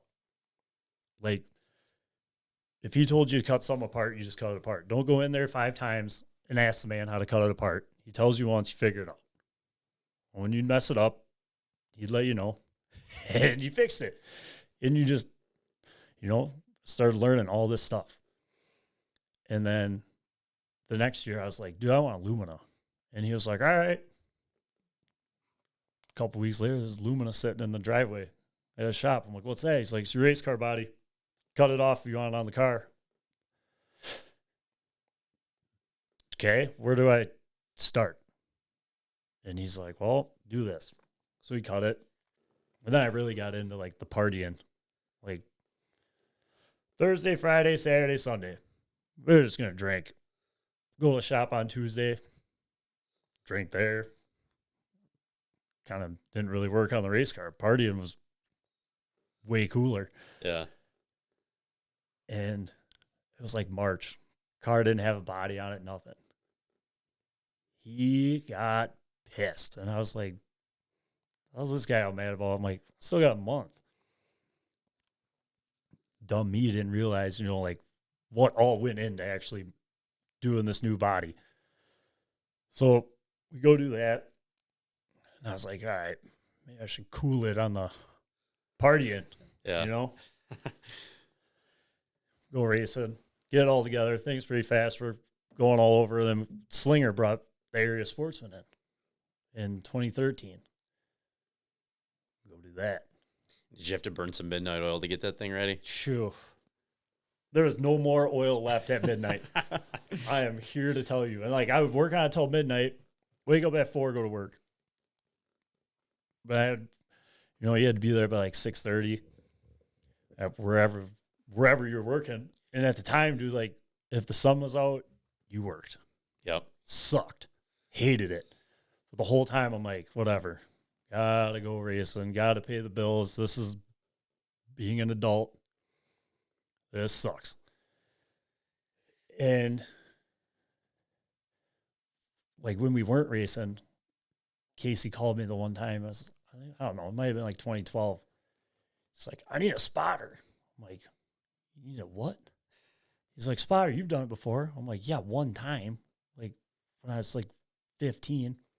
And I know I'm bouncing all over, but with the spotting thing is a great story. And if Brandon Reedner ever watches this or listens to it, this is his favorite story to tell. Because now, spotting, whatever. I do it a lot.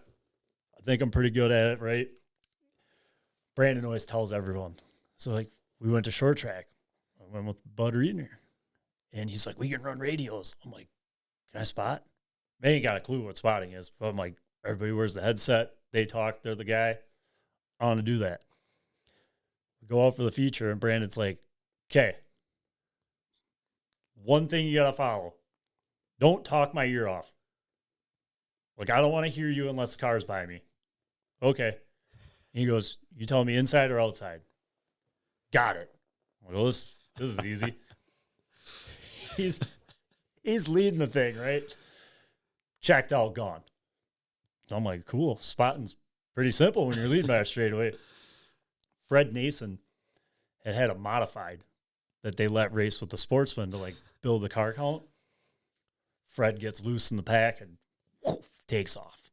He's just running Brandon down. And I'm like, hope he sees him, he's getting closer and closer and closer. And I'm like, he told me, don't talk unless the car's inside or outside. All of a sudden, out of nowhere, I was like, inside, clear behind him. Fred wins. Brandon gets second. Both of them are in their own zip code. Brandon gets out and he goes, you didn't think you should tell me that, hey, man, fastest car here is in second, running you down? I'm like, well, you told me not to talk unless. Yeah, just following orders. Right. And he's like, Jesus Christ, man. He's like, you got to let me know when someone's running me down. I'm like, well, you got mirrors? He's like, that's what you're for. I'm like, okay. I'm like, well, I'm never spotting you. They run the next day, Chico spot. And I'm like, oh, there goes that. Lost my job. Yeah. Brandon tells it all the time. But it's like, I'm like a literal guy. Like, if you tell me the sky's blue and I look up and it's blue, I'm not going to argue with you. You know? You tell me not to talk, well, I'm not going to talk. Like, you know? No. Bad day of learning there.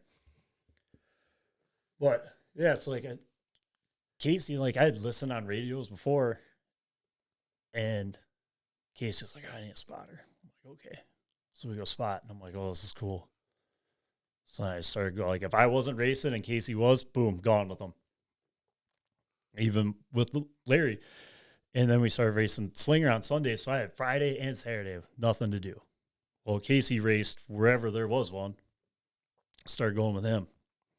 Started spotting, all of a sudden, dude, I kind of like this. And it was, I think it was 2013. He was like, I'm going to race for this guy at Madison. He's like, you need a spot for me. All right. And he had mirrors, whatever, was running mirrors. And I told him the one time he was clear. And he never moved. The guy ended up passing him again. I was like, dude. I'm like, when I say clear, it's clear. He's like, he was on the inside. I'm like, no, he wasn't. He's like, I saw him in my mirror. I said, well, how about this? You tape that off and then just trust me. He's like, you get me killed, I'm going to beat your ass. I'm like, deal. Well, it'll be okay. And it was right when transponders were kind of becoming a thing. Okay. Well, I found the race monitor thing, right? Because we just use it for qualifying and practice times. Well, I paid like the 99 cents to have it live. And Casey's running second. I'm looking at his lap times. I'm like, hey, like, I don't know if you care, but you're like 2/10 faster than the leader. Catches him, Bobby Wilberg. He's running him down, and I'm like, oh, yeah, I'm gonna call him clear for the lead. This is gonna be awesome. Well, Bobby was racing for the championship, like, and Casey was, I don't think he was close enough to worry, basically, at that time. And going down the backstretch, Bobby Wilberg, you see his hand come out the window, points him by. Casey wins, and I'm like, what happened? He's like, he pointed me by. I'm like, no way. So Casey walked over to Bobby and was like, I wanted to race you. Bobby's like, look, I knew you were coming. I'm not going to race you. Like, there's no point. I take my second. I get my points. I'm good to go. Like, Casey and I look at each other like, who the hell does that? Yeah. You know? And then it's like, oh, this guy makes sense. Yeah, it's like this guy's been racing a while. Right. It's like, we should listen to this guy because this guy wins more on accident than any of us do on purpose. It's like, that's a concept. But yeah, I just remember Casey being mad about it because, like, he wanted to race Bobby so bad, and Bobby just laid up and let him go. But yeah, we were doing that and then racing the sportsman, and then like 20, yeah, it was like the winter of 13 or something. I think I ended up moving out from my dad's. I was like, I'm going to go back living with my buddies. Do that, still racing for Larry. We run Madison. And I got in this thing where, like, I wanted to win a championship. I got second at Slinger to Kyle. Like, we showed up. We missed the first night. Showed up. We ran 13 features, or 14. And Kyle won 7 of them. I won 6. And one guy snuck in between us. And then gets second points. I'm like, oh, I want a championship bad. I was like, well, I want to race Madison because I want to keep going with Casey on Saturdays and Sundays. So I wanted to race the sportsman at Madison. Larry's like, yeah, that's cool. Whatever. Kyle wants to stay at Slinger. Go run Madison.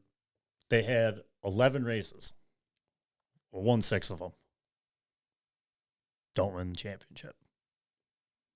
My head, I'm like, I won half. Ryan Golay beats me because he'd out-qualify me every night. And that ended up being the difference, right? Pissed. Absolutely pissed. We go to Oktoberfest. This is when I think, like, I know what I'm doing here. Like, looking at Casey's late model, like I see how like the left front A-arm's got a bunch of angle in it. Call Smut. I'm like, hey, how do I get like more angle in my A-arm? He's like, put a taller ball joint pin in it. Why? I'm like, I'm going to lacrosse. I'm like, things got to be sealed off. He's like, yeah, okay, whatever. So Kyle and I put a big old ball joint pin in that thing. Left front's got a pile of angle. We're like, we're going to be fast. Larry gets pissed. What are you doing? It's like, everywhere you've gone this year, you've been a top 5 car. Why are you changing it? I'm like, well, dude, fast. Like, that's where all the good guys go. I want to be better. He's like, it ain't going to work. I'm like, okay. I'm like, so you're not going? He's like, nope. I'm pissed on it, dude. I'm going. So me and Kyle go up there. Kyle drags the camper. I drag the race car. We go out for Thursday practice. And it was like when Brent Kane, like all them Elko dudes were like bad, fast Dave Troot. Yep. And I go out and practice and pass Brent Kane in practice. I'm like, I'm fast. Call Larry. We're like, still not coming up? Nope. He's like, you guys want to sit and dick around thinking you're making that thing faster? He's like, I'm not wasting my time going up there just to help you put it back to normal. And we're like, we ain't touching nothing. He's like, oh, really? I'm like, yeah, past Brent Kane in practice. He's like, what was he pulling in? Like, my phone. I'm like, no, legit past him. So then I kind of met Troot through like the Oktoberfest stuff and hand the phone to Troot. I'm like, tell that man that I passed Brent Kane. He's like, he passed Brent Kane, hands the phone back. Next day, Larry's up there. Rained all morning. Didn't practice. Nothing. They're like, sportsmen, you get one lap. There's 44 sportsmen there. Yeah, there's always a pile of them. Yeah. Race for nothing, like $300. I didn't care. I wanted to be like a podium guy at Fest. And like the year before, I'd run third, and I was like, dude, I want to win. And every time, like I got third the one year, no podium. Everybody was pulling. Like, kidding me? I can't stand on the wagon. Nope. I had some disappointment there one year too. So in anything, one prize I've always wanted to win is a wooden bullet, and I've never gotten one. And set fast time there and a super sportsman, and I'm like, heck yeah, I'm gonna get a wooden bullet. And I'm pretty sure the area sportsman guy got one, but I didn't get one. I was like, no. I was like, you got to be kidding me. So I'm going home. Yeah, should have. Yeah, no, never got one. Yeah, I wanted one too. Like that was part of the thing, right? And drain the bank account, get 4 tires. Troot's telling me, he's like, you got to run lefts all the way around. I'm like, why? It's like softer rubber. Yep. I'm like, okay. Buy 4 lefts. Throw them on. Go qualify. They're like, you get 1 lap. Each car, 1 lap only. We got to catch back up to the schedule, I'm like, all right. And while it was raining, I was talking with like Shimmerhorn and Troot and them, and I was like, I don't know, man. I'm like, I think I'm pretty good. Pretty fast. You guys will be chasing me today. And Shimmerhorn's like, yeah. He's like, I had a stopwatch on you yesterday. I said, yeah. I'm like, what was I running? Just to see, like, because my guys said this. So I was like, what'd you have? And he's like, my sundial doesn't keep track. I'm like, phew. All right, deal, fine. Like, I'm going to show this guy. Yeah, now I'm pissed. And it was cold. I don't know, it was like 50-something, whatever. And the number for qualifying was 22. If I remember, were you 20? Mm-hmm. Okay. It was 20. And I'm like, I'm the second last guy to go. Troot's behind me. Troot walks up. He's like, think you got this or what? I'm like, yeah.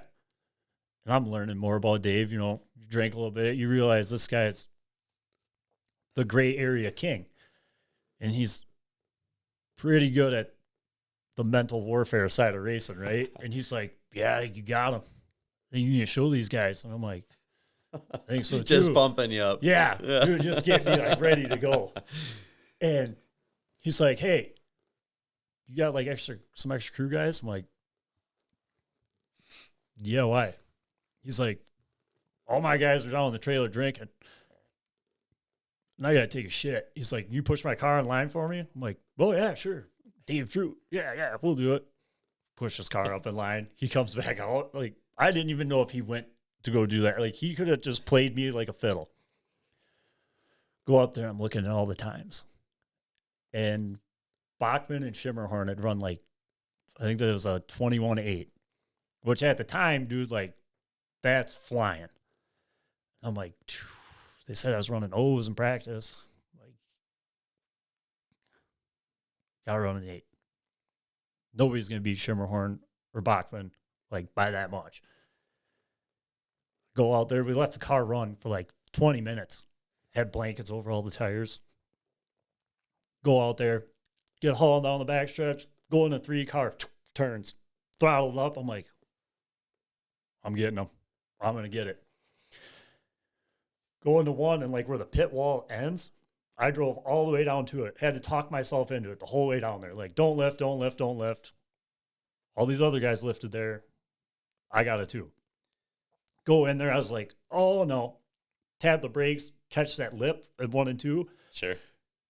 Car turns. Wham! Smash the gas. Drive up off. I'm like, I'm doing it again, 3 and 4.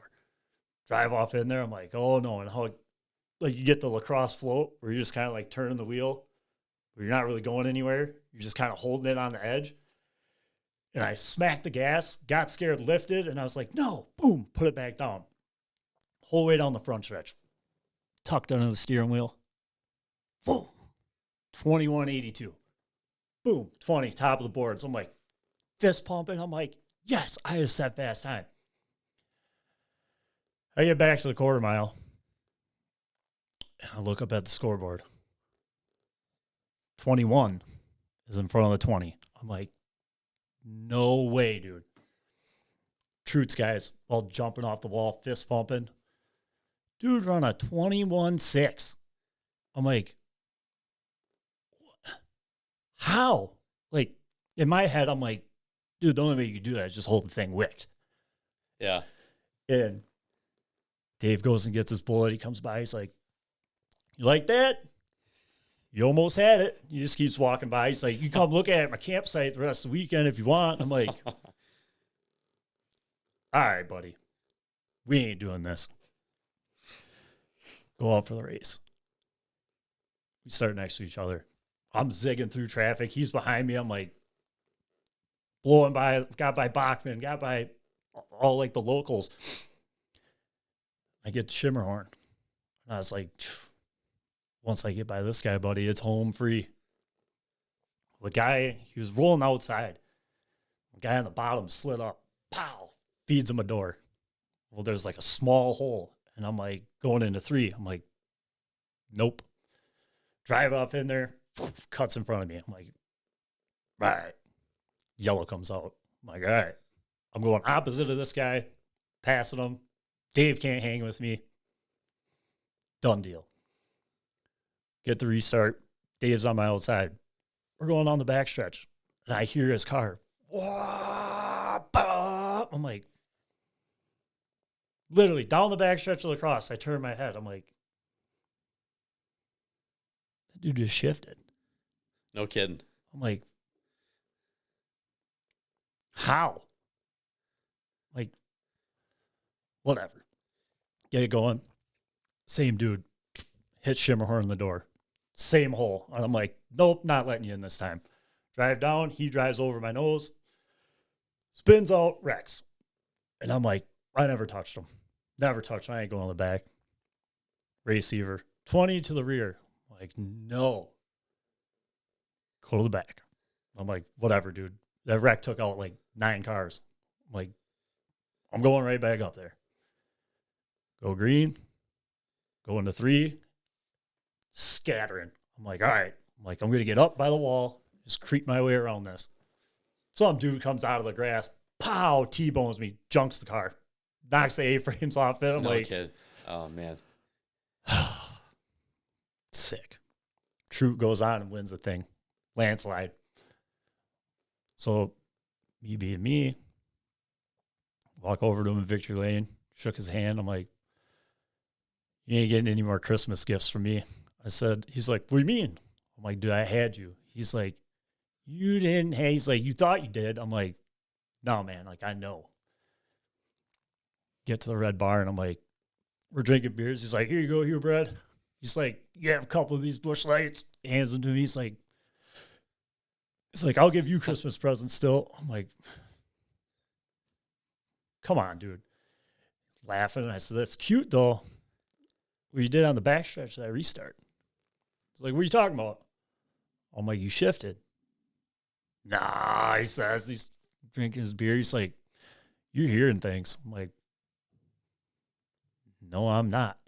And he starts laughing, and he's like, yeah, I ain't shift. I'm like, yeah, you did. I'm not letting it go, right? And keep drinking.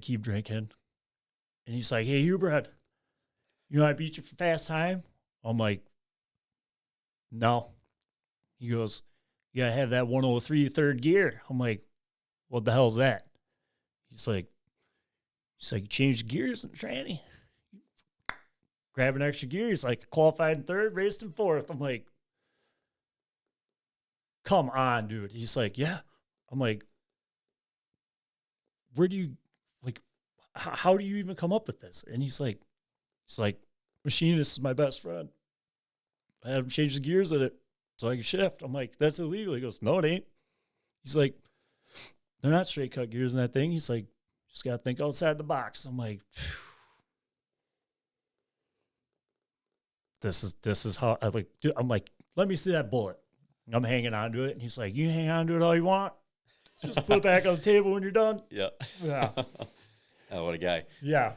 And then that's when Dave and I started getting along. Because I was like, just like, I wouldn't let it go. I'm like, no, dude, like, you are going to tell me what you were doing.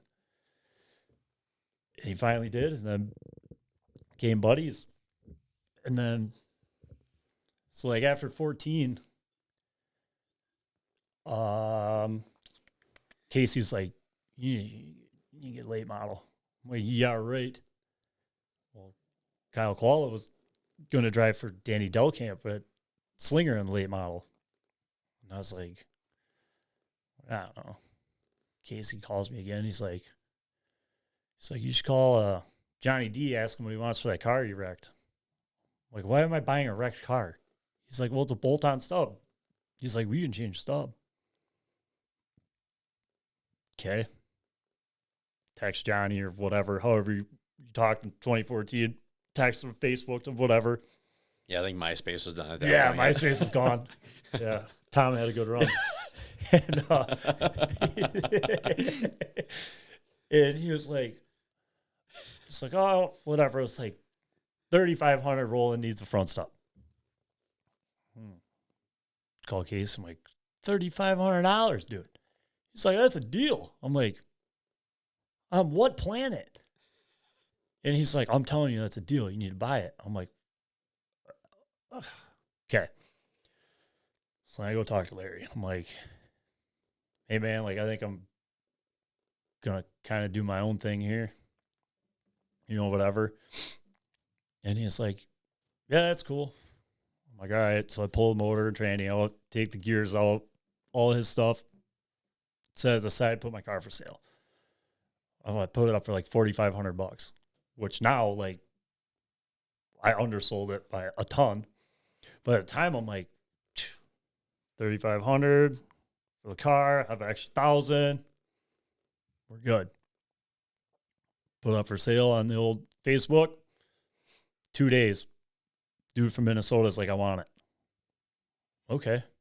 Mails me a check. I'm like, damn, like, I don't want to get rid of this thing. Like, I built this thing with nothing. From nothing. With my buddies. Like, yeah. Yeah, a lot went into that. Yeah. And it's like, I won a pile of, like, I won 12 features in 2 years with the thing. I was like, I don't, yeah. Casey's like, spend the same amount of money, race sportsman. Just do that late model. He's like, you win more money. He's like, late models are cooler. I'm like, all right. We go up Johnny's Get It. Yeah, what a salesman. Right. Yeah. Just talk me right into it. And go up there and got laid off again that winter. I was like, dude, come on. Like, this can't keep happening. Like, it's just hurdle after hurdle after hurdle. And then I'm like, what am I doing? Like, I could have just sat with Larry and raced with them until I wanted to quit. Yeah. But for whatever reason, I was like, I just want to win a late model race. Well, car sits in the trailer the whole year. Brad Keith calls me, you want to run mid-ams? I'm like, sure. Brad just got done winning the mid-am championship. He's like, yeah, I got a car you drive. I got a motor, everything. I'm like, all right. Get it together. It's a DCA fab frame car. Not a metric one, like a standard metric frame. So I get it, and I'm like, all right, take it to Rockford. Suck. Driving on a 4-barrel, pile of motor, no suspension. I'm like, phew, these things are tough. Go to Rockford, suck. Go to Madison. Smut helps me go through it. Run second to Jeff Holtz in Madison. I'm like, huh, I'm going to win a mid-am feature. Everywhere I went, that car would run 10 laps, and it would fly for 10 laps, and then go to complete junk loose. Couldn't figure it out. Like, what is going on? Going to all these tracks. I'm going to Ileana. I have to go through the tolls, right? Go through the first one. Guy's like, yeah, $19. I'm like, for what? It's like $2 to get a car through here. He's like, well, you got the trailer, so it's this much. I was like, question. How many tolls are from here to Indiana? He's like, well, if you take this way, he's like, there's probably like 7, 8 more. I'm like, well, we ain't paying for these on the way there. We're definitely not paying for them on the way back.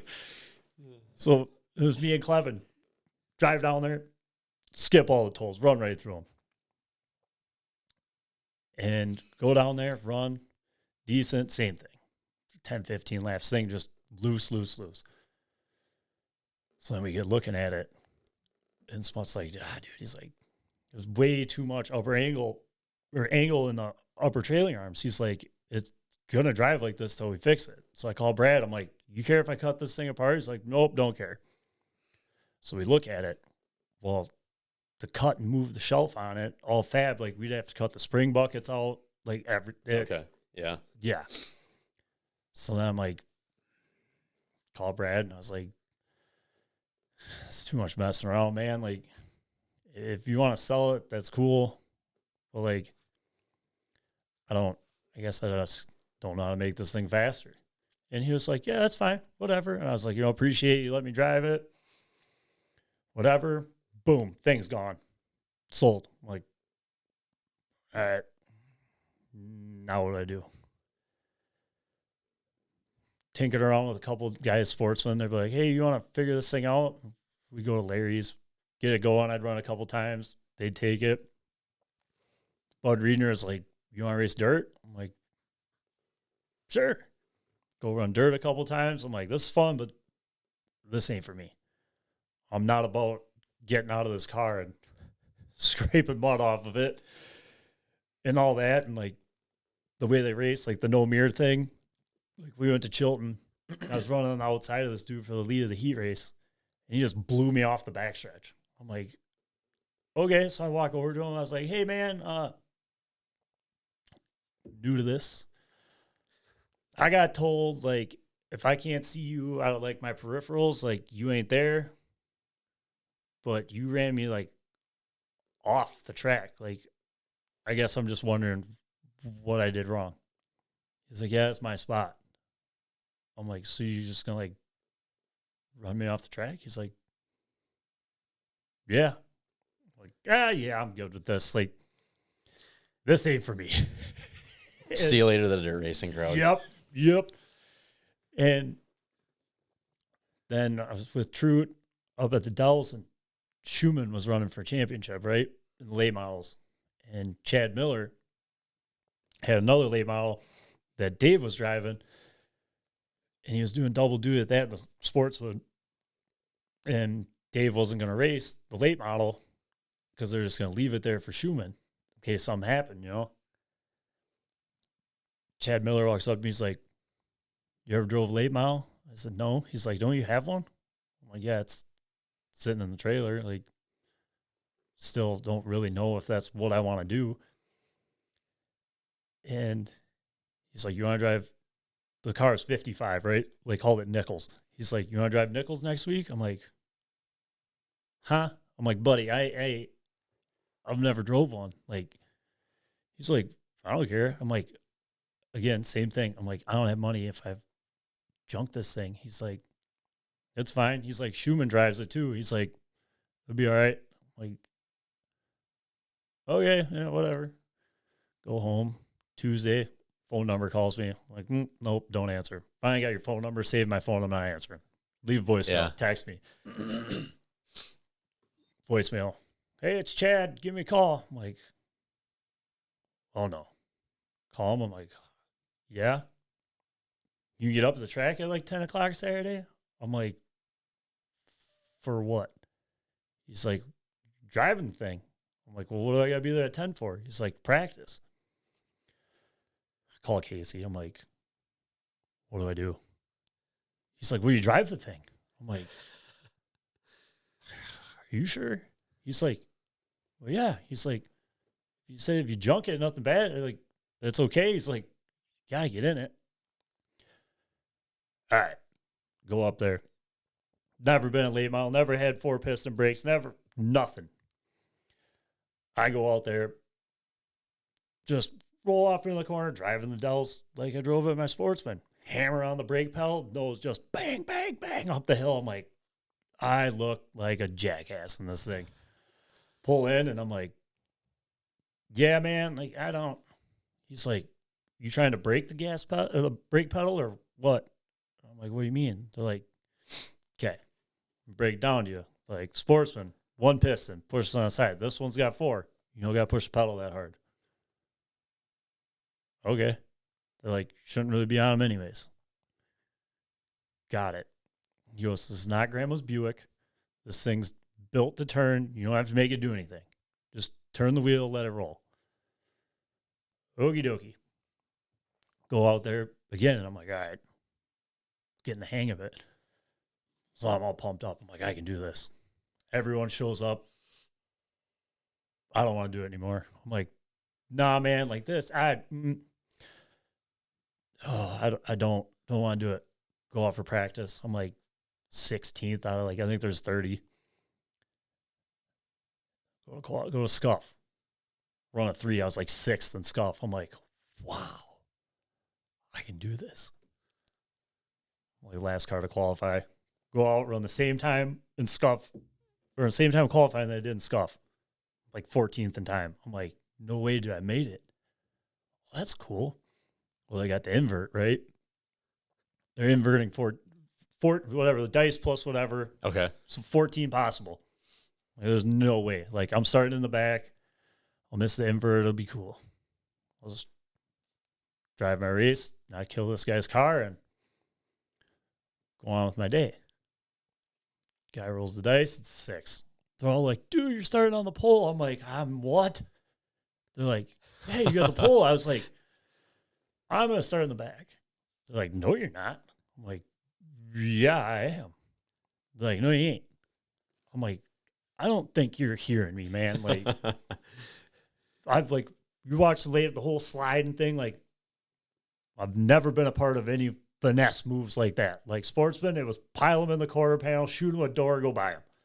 None of this wiggling nonsense. Like, I don't know what to do. They go out there, and before they go to wind you up, I was shaking so bad. I went to hit the push button, and the car was like, dirt, dirt, dirt, dirt, dirt. And I'm like, holding my hands. I'm like, everybody's rolling off. I'm like, holding it. Whoa, it starts. I'm like, okay. Shaking, can't find a gear. I'm like, what am I doing? get in the gear, roll out there. I'm like, I should just fake like something broke. So, you know, just bail out of here. I don't want to do this. Drop the green. Spotter's like, clear. I'm like, no way. Leading. Get spun out. And I'm like, that's okay. That's fine. I'll go to the back. I want to be in the back. Dude taps out. Puts me back on the front row. Like, hey, what are you doing, man? Right. Hey, you're not supposed to do right. Like, no, man. Like, I want to go back there with you. that. Can I tap too? Right. Go again. And well, they start rolling outside. And I was like, oh, it's hanging the bottom. Like, don't ruin anyone's day. Ended up getting like 8th. Get done. Like, phew. I got to get my late model going. That was awesome. Talked to Casey. He's like, all right, yeah, just bring it over to the house. You know, and I'm like, well, what am I going to do for a motor? He's like, oh, I got one. I'm like, yeah, I know that, but like financially. He's like, I don't know. He's like, you just make payments. Back on the payment thing. All right. Take it over there. We go to cut the stub off, right? Casey cuts the first bay bar. Nothing happens. We're looking at it. We're like, that's weird. Cut the other one. Get through the last hoop. We're waiting for this big twang, you know, because this thing's bent. Okay. Cut it. Nothing moves. Casey's like, shit, now what? I'm like, we just weld them back together. He goes, calls Wilbur. He's like, I need a stub for whatever this chassis number is. He's like, yeah, I got one. Or he can get us one, whatever. Get the stub. We just bolt this other one on. Put the plates on there. Like, we thought, like, it came all together. You put the bolts in, done. No. Plates are separate. The kickdowns from the plates to the hoop, like, you have to put your own on. Like, the bottom bolts on. That's it. Okay. So we're welding all these bars in, and we didn't bolt the plates together and then weld the bars on. Oh, no kidding. Weld the bars on the plates, set the pipe on there, weld it up. We're like, yeah. Go to put the bolts in. Half the one pipe's over like a hole. We're like, oh, we don't need all those. And there's like a crossbar that came through from like the dash bar down to like right behind the right front lower. Okay. Yep. Casey's got one set of headers left. He's like, we'll put these on the motor. Put them in. Headers hitting the bar. Whap! Casey cuts it out. I'm like, what are we doing? Like, don't we need that? I don't know. I don't think it does anything. I'm like, we just put bars in there? He's like, it's fine. He walked over to his Pathfinder, and like, they have the plates where you just put the clevis ends on, so you take that in and out. Yeah. And he's like wiggling his. He's like, that one ain't even tight. Like, all right. So we go race this thing. Thought I had this brand new radiator in it, right? Go out first night, time in the future. Like, cool. Lap like 15. Thing's 240. I'm like, top. Pull in. Thing's shooting a geyser out of the cowl. Casey's racing that night too. He comes over. What happened? I'm like, said I got 240, so I pulled off. How did you get 240? I don't know. Like, I didn't hit nobody, nothing. I don't know. But I'm like, I still owe you a lot of money on this motor, so like, this ain't good. So then we buy the whole shroud, electric fan, mechanical fan, build this whole big shroud. Go out race the next night. Bang. 230, pull in. I'm like, oh no. So we take the whole cooling system apart. Hold this radiator up. There's a hole the size of a softball that you can see through it. The rest of the radiator's plugged. Like, it's swelled up. Oh, no kidding. Or, you know, had to be before. I'm like, oh, man. Get all that going. And they still had ride height back then, right? So, like, you're landing a car from 4 inches, boom, to the nose. Got to do it the same way every time. I can't do it. Terrible. Casey's with me, and he's like, the pedals are not light switches, okay? I'm like, okay. He's like, roll onto them. He's like, you can't just slam the nose down. He's like, I can't fix that. Okay. I'm telling him, like, but it's still tight. He's like, get out. He gets in, goes out there, just ripping off laps, comes back in, he goes, drives fine. Sounds good. Later that next week, or something along that line, he calls me. He's like, yeah, I rented the track Saturday morning. I built this other car. I was going to go shake it down. He's like, just come with me and you can follow me around. I'm like, okay. We go out one session, come back in, starts raining. I'm like, dang, dude, I didn't get to practice. Sun comes out. We still got like 2 hours for the gates open, right? Casey goes and asks Terry Tucker. He's like, you care if we go out there and like dry that off so we keep practicing? He's like, nope, have at her. Casey's like, get in your car. I'm like, what are you talking about, pal? He's like, we're going to go dry this off. I'm like, I'm not. Like, what? Why? Like, we're never going to get it all dry. Like, what are we going to do? Drive around with the toolies and dry that off? He's like, yeah, whatever we got to do, we got to get some more laps. Okay. So after like, I don't know, 30 laps driving around, there's one slot, car wide, dry. It's the line Casey runs. He puts his hand out the window, goes like this, whop, takes off. I'm like, this guy is nuts. So I started chasing him. The whole time, I'm like, there are puddles on either side of us. And we're out there, whatever, 90%. He might have been doing 90. I was doing like 130%, you know? And I have never been more in tune of what the hell I was doing, because I'm like, if I miss this corner, yeah, I'm junking this thing. So I'm like doing it all, everything.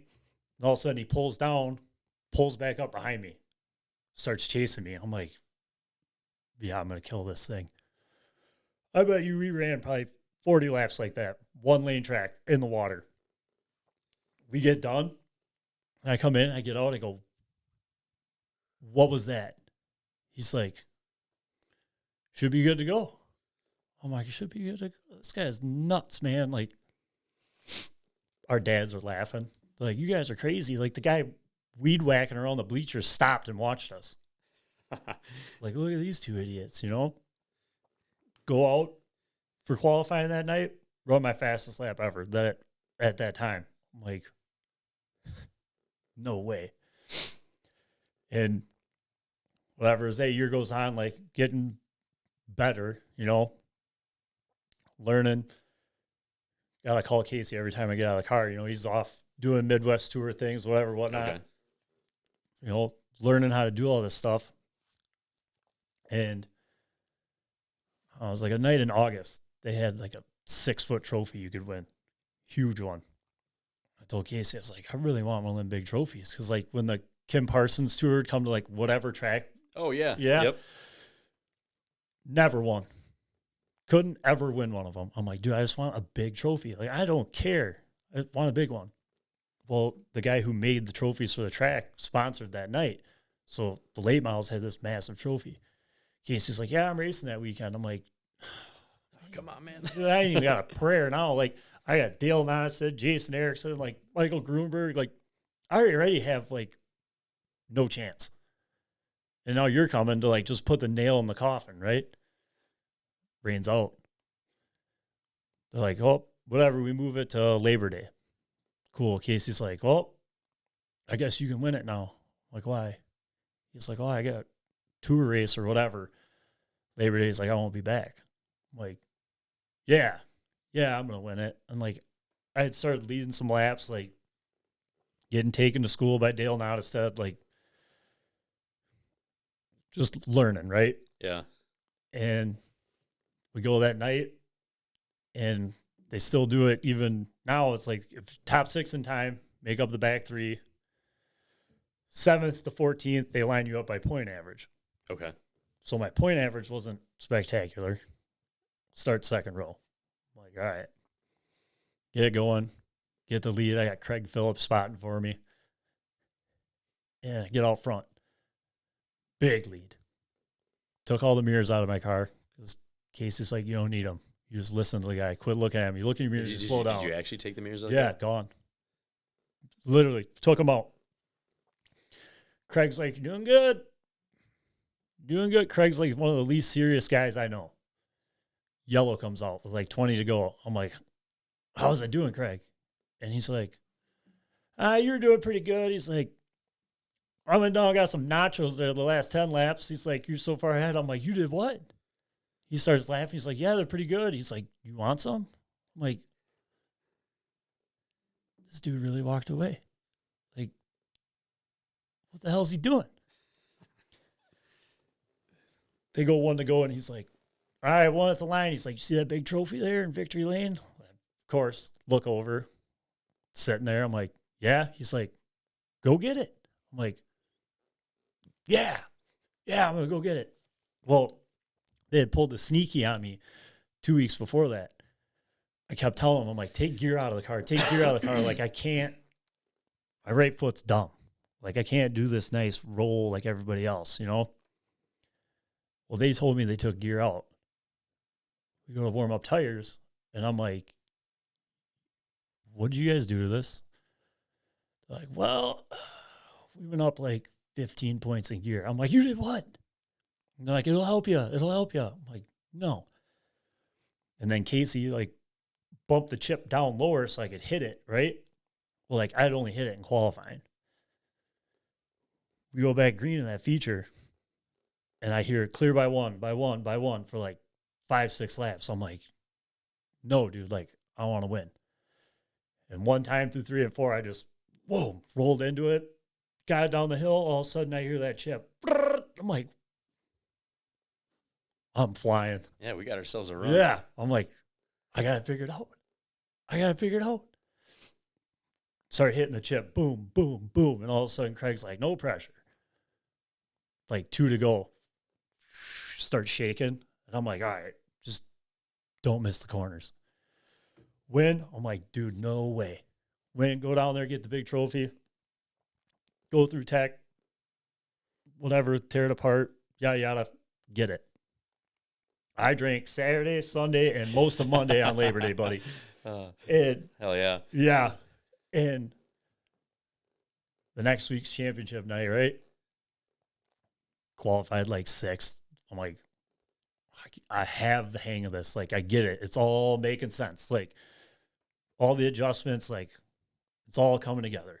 And I'm like, start peeling through the heat race, get to the lead. And I'm like, I had Craig Kowalski spotting for me that night. He's telling me my lap times. So, dummy me, we're going to race a stopwatch. See how fast I can go. Going down the backstretch with like 2 to go. Bail off into 3. You know, Jefferson, you just huck it into turn 3. Go in there. All of a sudden, the car slams on the ground. Drag and poof into the fence. Junk.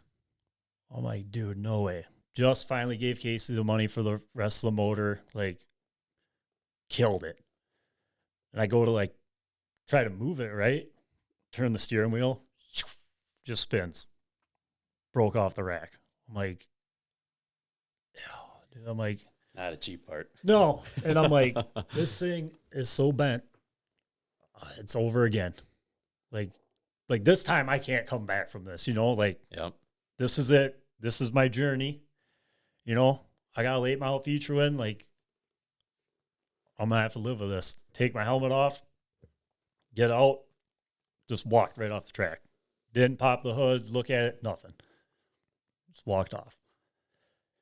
And, you know, like, start, you know, having that talk with yourself. I'm like, it's over. So I just get a little emotional. My dad comes down and he's like, it's not good. I'm like, yeah, Pops, I think we're done. It's over. Casey was there that night helping some guy or whatever. He comes walking over after they drag it back. Right front stuffed into the door bar. Like, it's bad. Casey's like, what happened? I said, dude, I don't know. I went into turn 3 and the thing just dropped on the ground. And Casey's like, well, the tire was up. Like, you didn't blow a tire. I'm like, yeah, dude. I'm like, I don't care. Like, every single penny to my name is right there, gone, done. Like, I guess I don't care how it happened. It's over. Like, Casey's looking at it, shock mount. We had clamp on ones and like moved them. Oh, sure. Well, they were welded. The welds fucking broke. Spun the shock, pulled the shock way up in the air. So when it landed, the shock just spun over, dropped the thing on the ground. Can't steer, can't do nothing, kill it. Yep. It hit so hard that like your 2 hex tubes that come from your dashboard, your hoops, bowed into the distributor and knocked the distributor off the motor. Total loss. And I was like, well, and I had already bought like my 2-day show tires, everything. And this, I forget what dude come over and he's like, I got an extra car if you want to run it. In case he's like, nope. He's going to drive mine. I'm like, yeah, okay. Thanks for the pep talk, pal. Like, no. And calls me on Monday. He's like, come up to my dad's. He's like, you can drive the red car.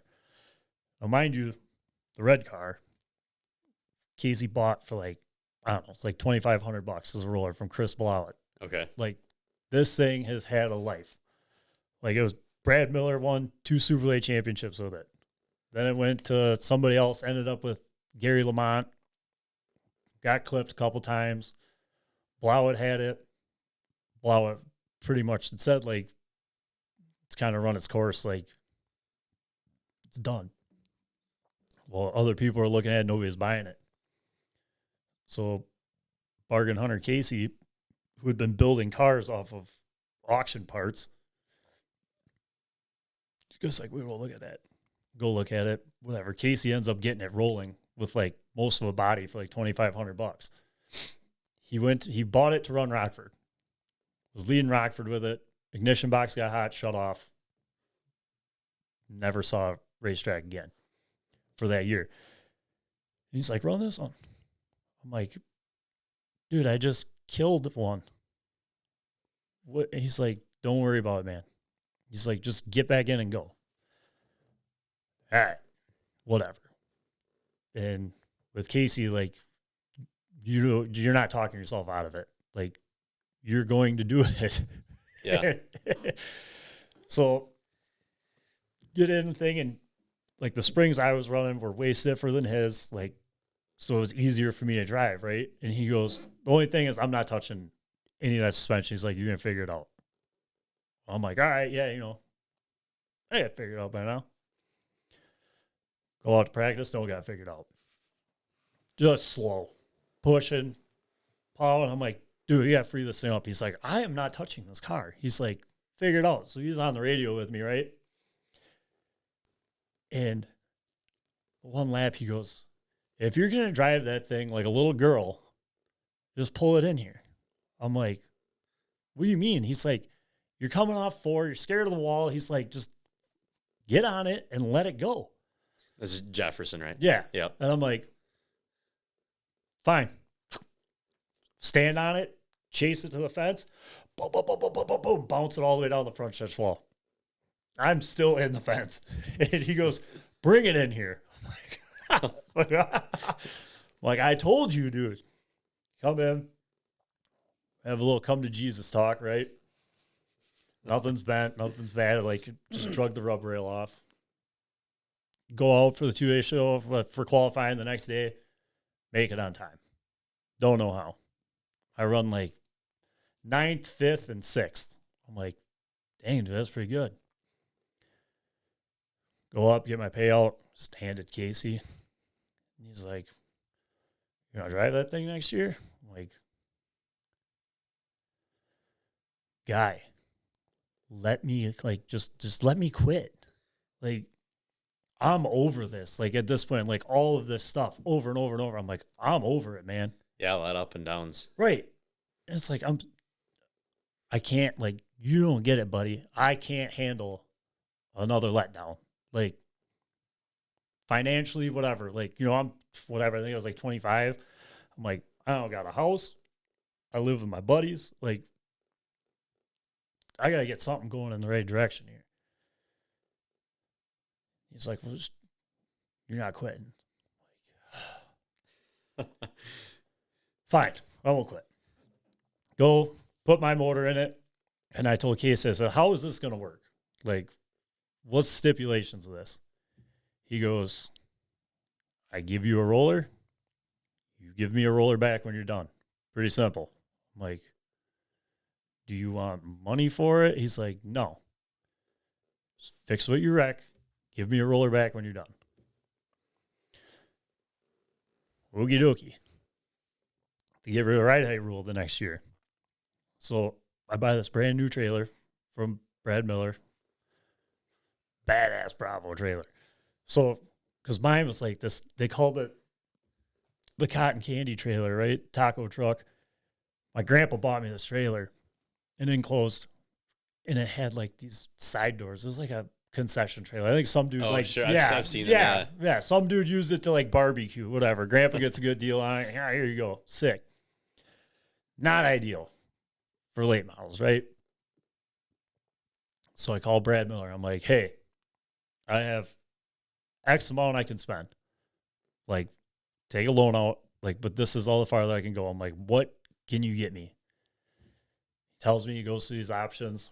I'm like, cabinets, yeah, those would be nice. Never had cabinets before. That'd be cool. He's like, we can get the whatever painted walls, whatever, with some covering. I'm like, oh, yeah, that'd be sweet. Never had that. He's like, you want a rubber floor or a marble floor? I'm like, well, I don't want the rubber because I'm like thinking it's going to suck to clean. I'm like, give me the other floor. I'm like, where are we at? Like, dollar-wise?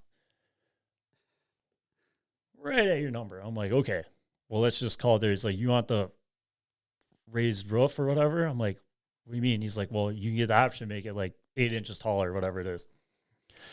No. And he goes, how tall are you? He's like, you're pretty tall, ain't you? I'm like, yeah, I'm like 6'4", 6'5". He's like, you really want to buy a brand new trailer and hit your head on the lights when you're walking through it? I'm like, to save $1,000, yeah. I would. Just deal with it. Yep. He goes, you got room on your car? I'm like, for sponsors? He goes, yeah. I'm like, yeah. Cool. Put my sticker on it, and I'll make sure you don't hit your head. I'm like, nah, man. Like, you ain't got, like, I'm not dying over here. Like, it's cool. He's like, no. He's like, just run my sticker. I'll take care of it. Sweet. Thanks. Appreciate it. Get this new trailer. Go to the first practice. Casey's back in the race car out. Catches the nose on the chrome trim. It goes around the taillights. Peels it. I'm like, dude. He's like, what? I'm like, you just peeled the one end cap off. And he's like, I'm sorry. I'm like, all right, whatever. So we go through 17, like, did pretty good. I think I got like 4th in points or whatever. Won 2 features. Got myself in a lot of trouble because I was pretty fast, like right away, like it fit. Like Casey had it to where I didn't have to land this thing from the moon, and it just fit me better. Okay. Like the setup, and like I think it was like the second night or whatever, trying to pass Steve Dobrats for the lead, and like Dobie's one of them dudes, like whatever you give, you get it back twice as worse. Well, I still had like 30 laps to go, and I knocked him out of the way. He comes back in, pow, gets rid of me. I'm like, damn, go to the back. Whatever, got back to 6th or something. I'm like it's good. Next week, passed, I think it was Grunberg. Got by Grunberg, going to turn 3, boom, dumps me. I'm like, what is going on here?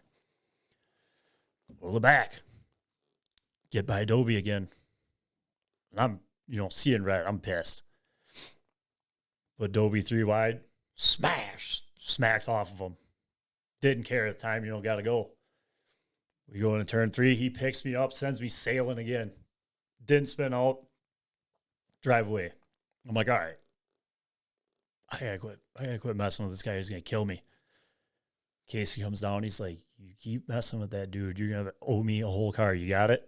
Walks away. I'm like, Yep, don't want that. Yep. You are 100% right. couple weeks later, I go get tires. Jefferson tire bin, right? Tire shed. There's a wall. And like the gate, you get in on the gate on the other side. Okay. So you're pretty secluded in there. You got to walk around the wall to pay for it. I walk in there, Steve Dobrats standing there by himself, measuring tires. I'm like, all right, I got to talk to this guy. Scaring the shit out of me. I'm like, hey, man, I just want to apologize for kind of, well, you know. And he looks at me, he goes, how'd you save that in turn 3? I'm like, the night I hit you? He's like, yeah. He's like, how'd you save that? I said, I have no idea. He goes, that pissed me off. I tried making sure you had to pick that thing out of the catch fence. I'm like, uh-huh. And I'm like, I just want to apologize again. Like, sorry, I won't do it again. I'm just kind of over my head here, you know? And he was like, we're good. I leave. I'm like, there's no way we're good. Not a chance. Been good ever since, but I was scared to death of that man. Anytime I got near that car, like you could have drove 3 between us. I was like, I don't want to be near him. And whatever, won like a couple features that year. Go to season championship night. I could get 3rd in points, I think.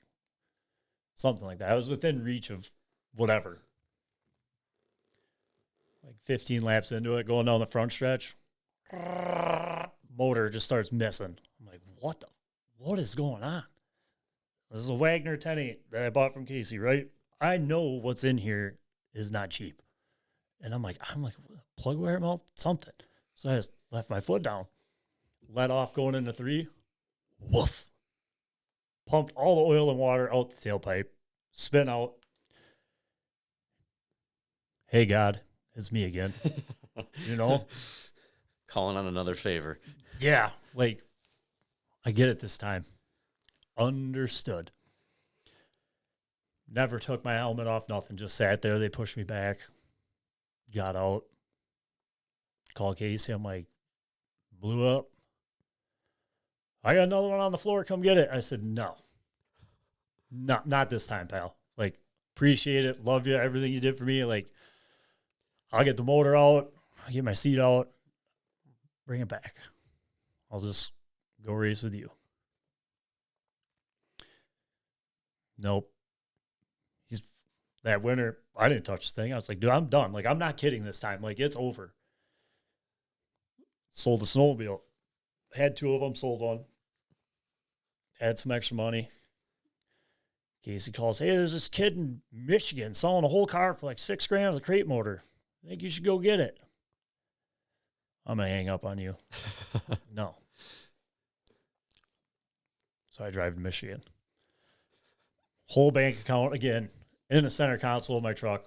What am I doing? Go there, buy this car with this motor, take it back home, sell the car, take the motor to Wagner or whatever. Casey calls. He's like, your motor's done. I'm like, yeah, what did Carl say about it? Told me to throw it off the back of a boat. I'm like, sick. Spent my life savings on a boat anchor. He's like, it's fine. It's fine. He's like, he's just being dramatic. He's like, it's a motor builder. They ain't going to tell you great motor's good. He's like, it'll be fine. I'm like, why would this guy lie to you? He's like, it's a crate motor. He's like, no motor builder is going to tell you a crate motor's good. It's like, doesn't add up. I'm like, well, then why does he work on them? Why? Whatever. Put it in, go to the Dells for the year because I'm like, I need to get away from Jefferson. Like, been there my whole life. Got to get away. Like, need a break. Go up there, run up there, win a couple features, whatever. Come back to Jefferson in 19, win 4 features, right? In the mix for the championship. Nope. Think again, Kody. You ain't getting it. Ended up like 4th. I had a DNF late. Okay. Killed me. And I kind of I started dating Kelsey in 2018 and when I was running the Dells. Okay. So she would come with me. Like, she wrecked her car pretty bad in 18. I was like, yeah, I'm not doing this. I'll just help you. deal. So we go racing, whatever. Run 19. It was me, her, my dad. And I had like learned quite a bit from Casey, like to the point where I wouldn't have to call him every Saturday. And go to the Devils for the showdown. Qualify. I think I was like top 3 on the boards the whole practice day, the whole next day. Qualified like 8th something. Boxed in, nowhere to go first feature. Pissed. I'm like, nope, can't win this overall. Win the next one. Cool. Let's do this. I was gonna go to Fest. Reality check. Like, no, don't do that. Like, we made it. We finally made it through like 2 consecutive years here. We haven't junked a car, haven't blown up a motor. Like, let's take our hint. Yeah, leave the streak alone. Right. And then Casey's like, you should try running Tundra. I'm like, you try running what? He goes, Tundra. I said, with what motor? He's like, oh, you're great. You'd be super light everywhere. Yeah, I suppose at that time, you could. Yeah. And he's like, the only place that's going to suck is Kakana. I'm like, why don't I just skip it? And he's like, well, you already paid for it up front. I'm like, okay, whatever. Never. I think I'd maybe seen Kakana once at that time. So, like, it was supposed to be the first race or whatever. COVID, right? They knock it back. So we come up to Plover. My conditioning is drinking beer, right? Like, it's like 85 that day for the Trickle 99. I go up there, qualified like 7th. Don't know how. No idea. No clue. Get going in the race. It's hot as hell in that thing. I'm dying. I got no knee knocker, no leg rest, nothing. My legs are tipping over in the thing, and I'm like trying to hold my head up. I lean my head against the headrest. I'm like, well, I can't see out of the windshield. I'm like, super late ain't for me. No way I'm doing this. Pull in. Casey's like, you're dying. I'm like, yeah, buddy. Like, I drink, like, I'm still partying all the time, drinking every weekend. I'm like, you think I've been going for a jog in COVID? No. Like, we're back playing flip cup and beer pong with your buddies. I can't do this. He's like, yeah, you be fine. So then we start the whole Tundra thing, right? He talks me into going to the first Alive for 5 race before Tundra started there. I go there, qualify like second to last. No chance in hell making the race. Oh, I think I got like $200 for going. I'm like, wow, that's tough. I'm like, I get like $200 for running dead last at Jefferson and Unlimited late. I'm at least in the feature. So we go back, Tundra, whatever, made it in on time. No idea how. I was a 10th faster than the time before, but everybody else is slower. I don't know what, how, why, whatever. Get steamrolled in that race. And I'm like, there's no way I can compete. Like, I can't do this. Like, he's like, oh, your tracks are coming. He's like, what about Wausau? I'm like, last time I went to Wausau, I piled the thing in the fence on like lap 5. Because I went through the bump and just left it wick, thinking like I'd just grip up and drive out of it. Mm-hmm. No. I think it was the mid-am. Yeah. Smacked the thing in the fence, bent the rear stub. Cool. That's Wausau. And we go up there, right? Bump stops in that place, dude. My head's banging around. I don't know which way to look, right? You know. Don't know which way to, like, I'm like, dude, I am so lost out here. And he's like, are you putting your foot all the way to the floor? I go, yeah. He's like, well, that's your first problem. Yeah, not here, pal. Right. And I'm like, what are you talking about? He's like, you'll never get it to the floor. I'm like, well, I got no horsepower, though. Like, so he's like, no. It's like, yeah, finesse it. I'm like, well, I don't know about you, but me and finesse are like opposite ends of the dictionary here. And then we get in that qualifying race with you. And I was like, I don't want to run a last chance. Don't want to do it. And who was in front of us? Like Derek Gress or something. It was like, oh, I remember this now. Yeah. Yeah. And I got under you and then tromped the gas and just completely messed it up. you drive away from me. I was like, oh my God, how am I going to get around this guy? Like, because if I don't make it in now, I ain't making it in at all. Like, there's no way. And I remember like rolling into you, and I was like, I'm just going to slide him. Well, I hit you right in the middle of the bumps. And it took my nose, slapped it up into your car, woof, and away you went. I was like, well, I guess I got to go now. I go, get done, and I was like, I was going to go walk down and like apologize in case he's like, get back up here. You got work to do. I'm like, all right, whatever, man. Like, buddy will get it. Yeah, I'm trying to think. I'm like, I remember this, but I just kind of like barely, yeah. Yeah, and I was like, okay, like, whatever. Like, it's cool. Surely he'll understand, right? Like, I wouldn't, but whatever. And then whatever, like, we went to Marshfield or something. It was like right after that. And I qualified like third to last. Told Casey, I'm like, do this thing. Don't turn. Doesn't turn. He goes, take 10 rounds off the left front, put 10 rounds on the right rear. I said, are you, what? He goes, you said it won't turn. Well, let's make it turn. I'm like, I'm going to die. Go through it, start last in the qualifier, make it in. Start trunk of the feature, driving up, and I get, like, I see you, it was like Dalton, Casey, and like somebody else was in front of you.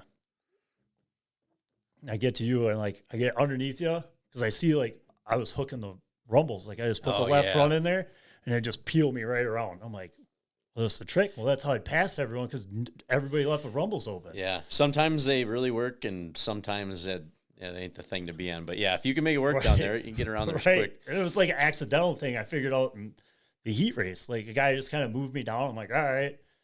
I hit it and just grabbed the car. Well, I'm just driving on the rumble strips, passing all kinds of people. Start catching you, and I'm like,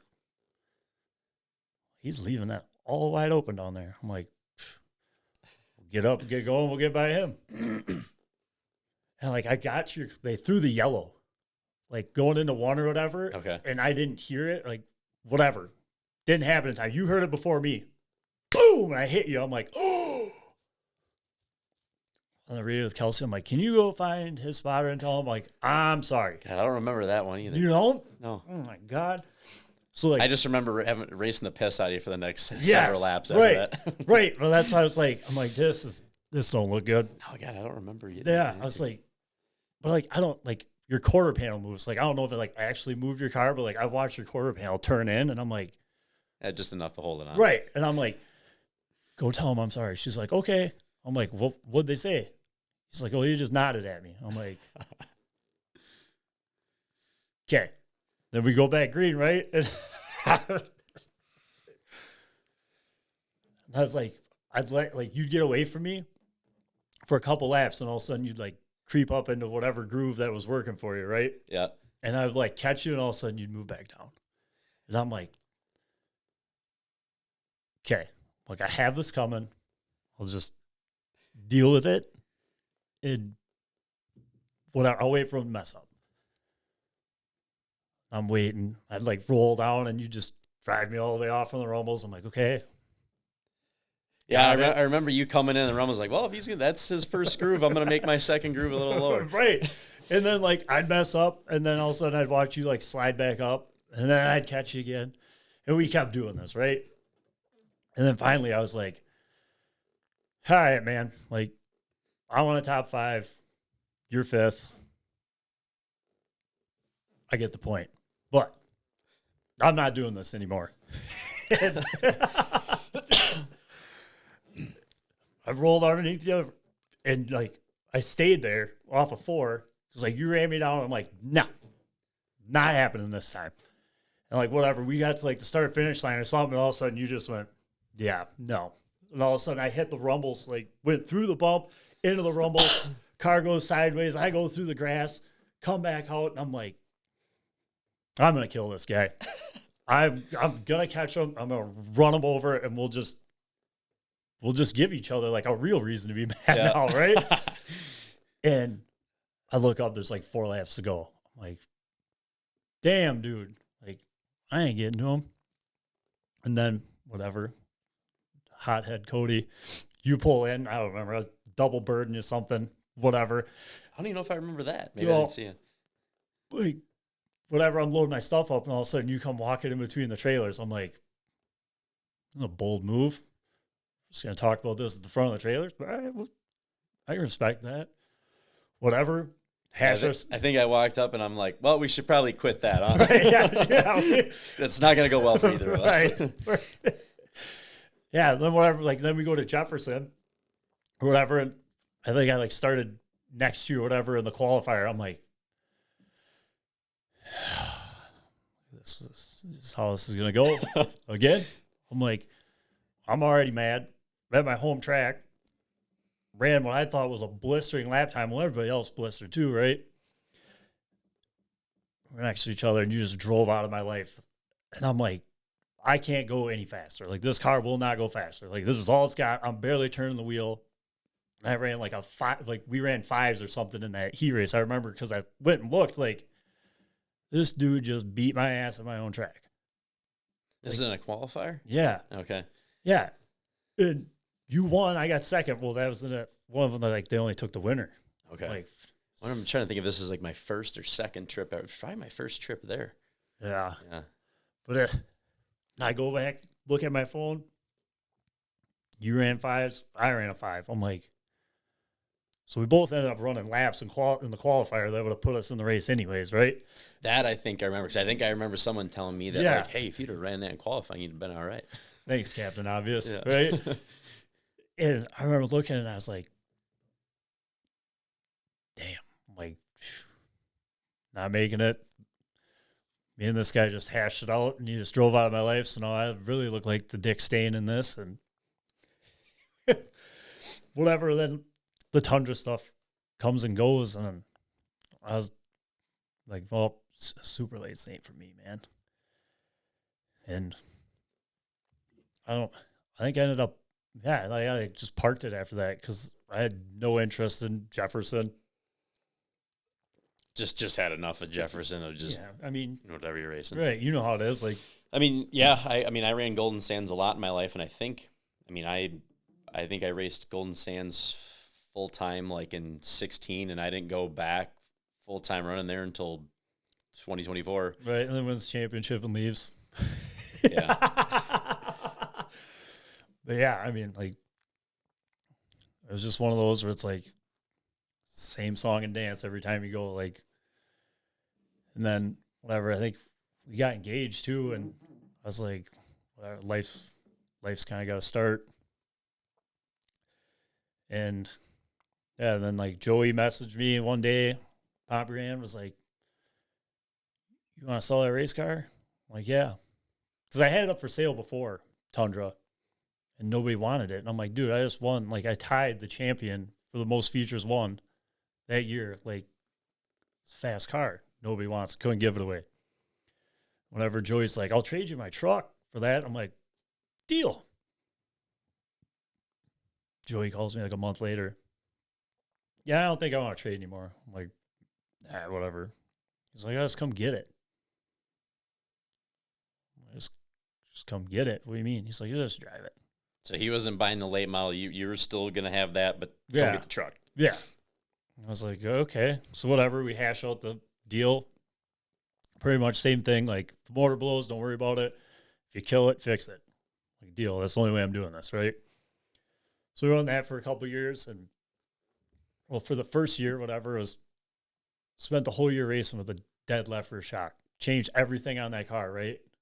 Never changed rear shocks. Truck plowed like a dump truck everywhere it went. Whatever, got that fixed. And by then, Kelsey's pregnant. Kind of out of nowhere. I don't want to say it was a whoops, right? But, like, we didn't want to have a kid in race season just because, like, it's race season. Right. And that's my entire pit crew and my dad. Yep. Is my wife, my dad. Like, and it's summer. Like, I get it. Girl don't want to be pregnant when it's 90 out, right? And then, like, we had cash and all that stuff with him. And I was like, yeah, man, I don't really care about racing. you know? And like, whatever, he was a day old when they told us about his heart. And like, I'll never forget that. We were sitting there, I was holding him, right? And when he was born, it was crazy. So I'm at work. And when I left to go to work that morning, Kelsey was awake. I'm like, what are you doing up? She's like, I can't sleep. I'm like, all right, well, Cash wasn't due for like 7-8 more days. Okay. I'm like, okay. She calls me at like 10:30 bawling. I'm like, what? She's like, I'm in so much pain. I'm like, are you in labor or what? No, my back just really hurts. Like, I can't stand up, da-da-da. So our neighbors, when we moved into our house, our neighbors are pretty cool. She walks over to the neighbor's house and was like, whatever, looking for something, some medicine, whatever. And she was like, oh, you're in labor. Well, at work, she calls me. She's like, I'm going to the hospital. I said, okay, who's taking you? She's like, Whitney, Casey's wife. I'm like, all right. Well, meanwhile, Casey had sent me like the wrong ping to the job we're going to. So I'm wandering around lost. I'm like, yeah, whatever. Cool. Find Casey at this job site. He comes running up, whips the door open. You got to get out of here. I'm like, for what? He's like, my wife's taking your wife to the hospital. She's going to have the kid. I'm like, cool. Like, I know how this goes. Like, I'm going to go there, sit in this room for 18 hours, take forever. Yeah. I got time. He's like, no, you need to go. I'm like, whatever. Drive back, get my truck, start driving to Madison. And Whitney messaged me. She's like, where are you? I'm like, I just got to my truck. Like, I'll be to Madison in like half hour, 40 minutes, whatever. She's like, she's at 9.5. And I'm like, oh, what? What does that mean? Right. And I'm thinking, like, I'm a dude. Right. Exactly. I'm thinking pain scale, right? Like, she's a 9.5 out of 10 in pain. Like, okay, that must not feel good. Right. Yeah. That sucks. I don't know what you want me to do about it. But that's what I said. I'm like, out of what? She's like, what, 10? And I'm like, okay. She's like, you need to get here. Your wife is literally about to have a baby in a wheelchair. Like, I'm like, oh, got it. Okay, idiot, clicks. Well, get in there. And like, he's whatever. They're like, oh, he's on his way, whatever, da-da-da. And whatever, they put that thing on their belly, like to track the heartbeat of the baby or whatever, And like, I'm pretty good at reading the room, and you can kind of tell everyone's kind of like, something ain't right? Because it felt like forever. They're like, oh, his head's right here. We see the head. And I'm like, where is he? What's going on? And then they start talking in their code, whatever, where people start showing up. I'm like, what's going on? They're like, everything's fine. I'm like, no, it ain't. There's more of you here now. Right. There's more of you. And then they get that little vacuum thing and like put it on his head, pull him out. And like, first thing I see is his head, right? Purple. I'm like, no way. They're cutting, whatever. Umbilical cord got stuck around his neck twice. Oh, okay, so it was like holding him in. And they picked him up. He wasn't crying, nothing, no noise. Purple as a grape. So I like slid over in front of Kelsey to like block her view because I'm like, she's going to have a meltdown. She sees this. Set him up there, whatever, rubbing him, patting him, no noise. I'm like, dude, don't do this to me. Kelsey's like, why isn't he crying? I'm like, oh. It seemed like hours, right? It wasn't really that long. Yeah. Boom. He's crying. I'm like, phew, good deal. So then they check his stuff. They're like, oh, he's got a murmur or whatever. They're like, that's normal. Like, if he's got it tomorrow, we'll just check again. No big deal. All right. So I'm holding my baby boy, like, yeah, this is it. This is life. It's perfect. And they come in, they do the echo on him, leave, and I'm like, yeah, they didn't say anything. All of a sudden, like 3 doctors walk in. Like, shh. Why is there 3 of you? And the lady's like stained image in my head, right? I'm in the rocking chair next to the window. I'm looking outside downtown Madison, just chilling with my kid. And they're like, so he has a hole in his heart. I remember like looking at him and I'm like, okay. Kelsey loses her mind, right? Yeah, I'm like, as any new parent would. right. And I'm sitting there, I'm like, nah, like, I don't know what you're talking about. Like, he's fine. Like, don't do this. And they're like, someone's coming over from the whatever children's hospital to talk to you. We're like, okay. They're like, is he gonna be okay? They're like, yeah. They'll just, he leaves. They leave. I was like, no way. Lost it, right? And like, whatever. Like, I went to church as a kid, go through communion, all that, but not like, I have beliefs, right? And I'm sitting there and I was like, don't do this to me.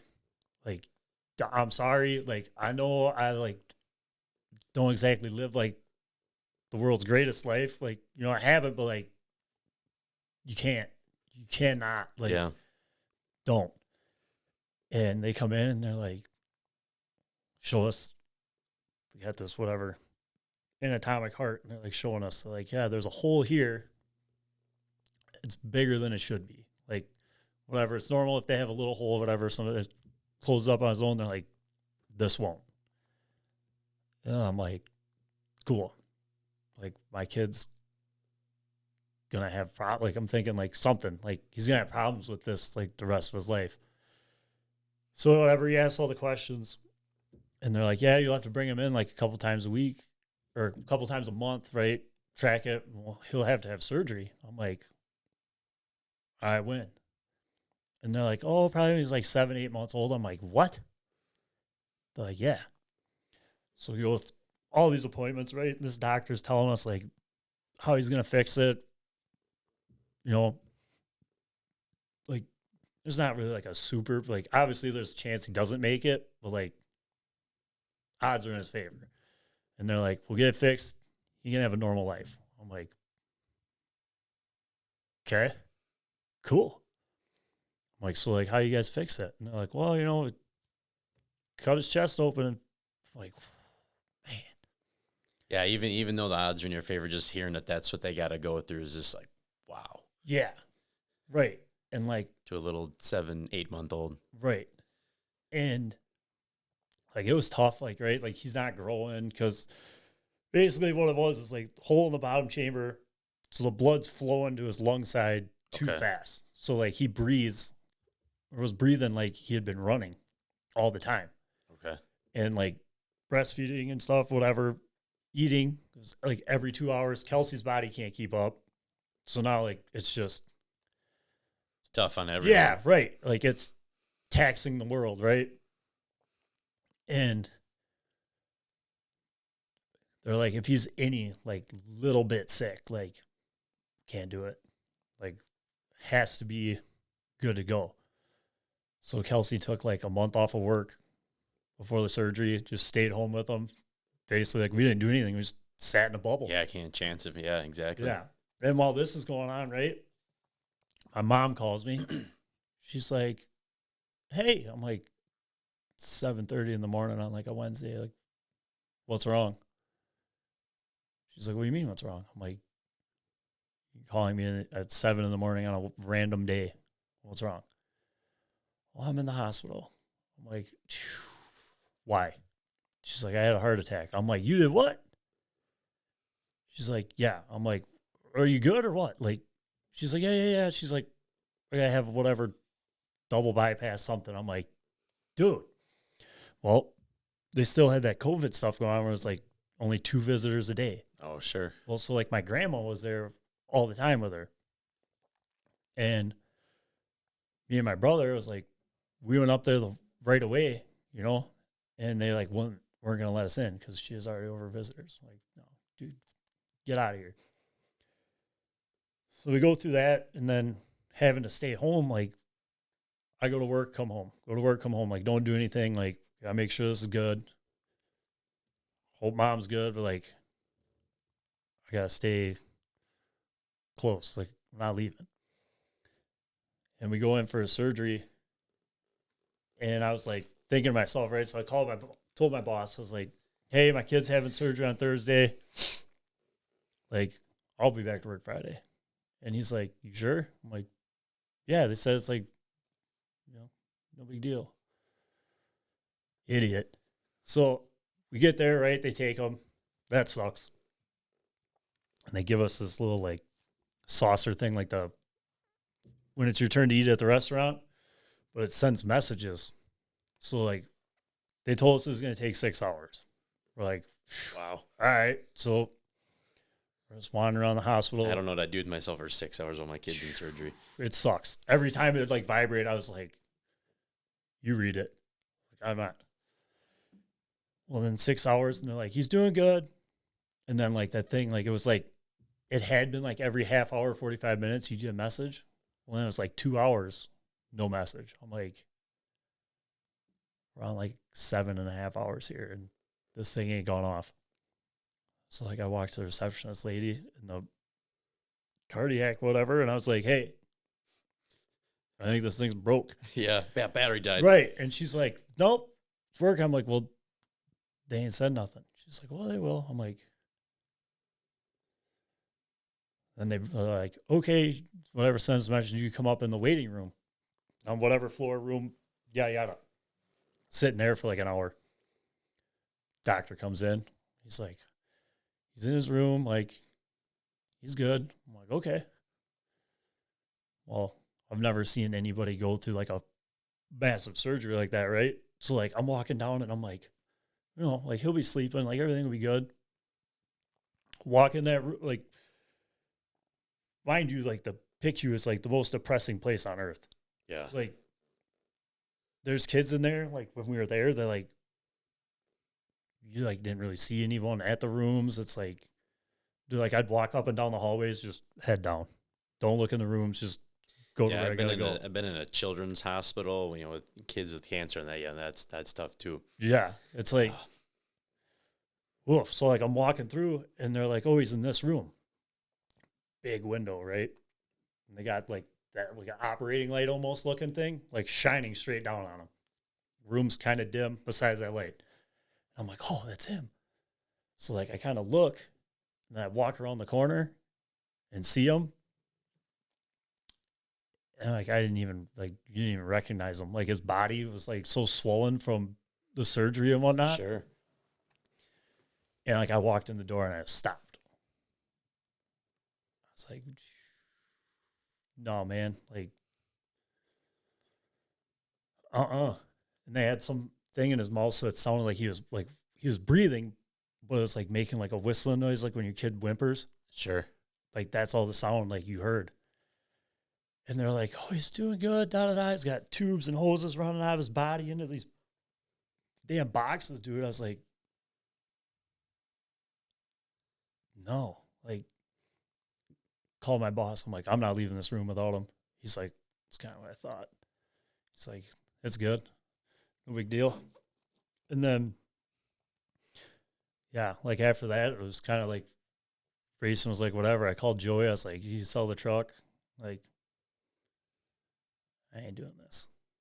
Like, that's too much for me. Like, and then like back to my dad thing, it was like, it all starts clicking, right? Yeah. You're like, I can't miss any of this. Like, you kind of feel like you almost lost him, but like you didn't in a sense, but it was like, it's a lot to go through. Yeah. Well, and then like, even this day, right? Like, whenever it comes to like the end of December, like you look on your Facebook memories and all that, blah, blah, blah. Don't look at my phone. Deleted all the pictures of them, like in surgery, like they're all gone in like a folder, right? Like,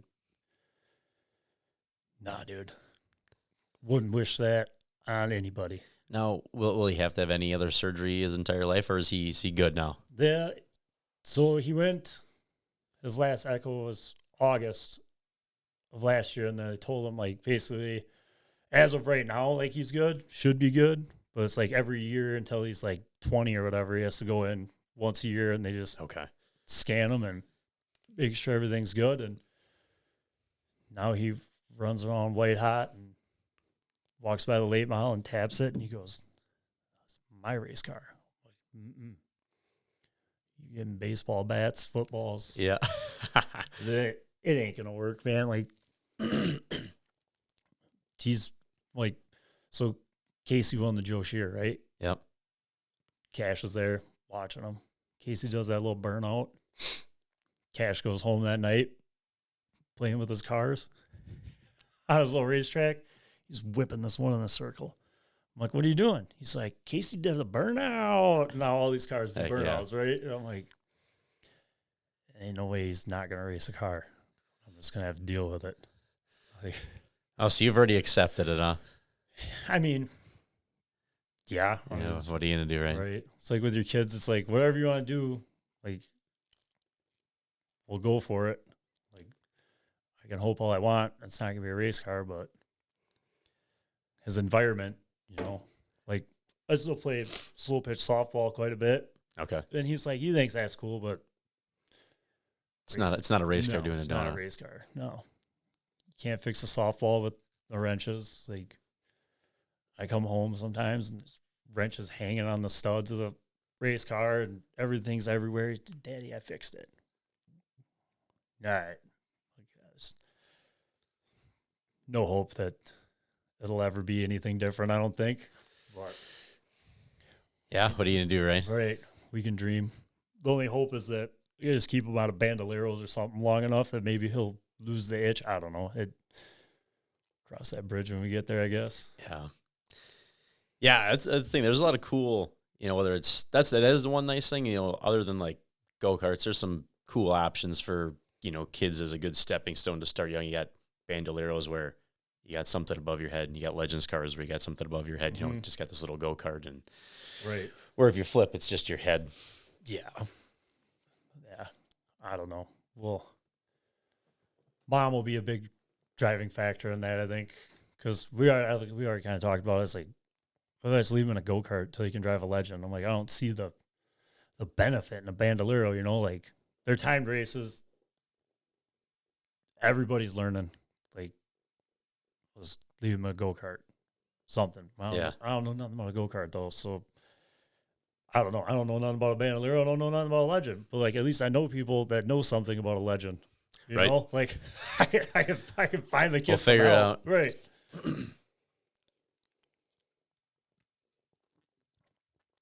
Yeah. I don't know. Just cross that bridge when you get there and try to throw sports in front of them, and hopefully it sticks. What about for yourself? Do you have anything else? What do you got going on right now as far as racing? We got that Sportsman. Yeah, that's right. Yeah. That's right.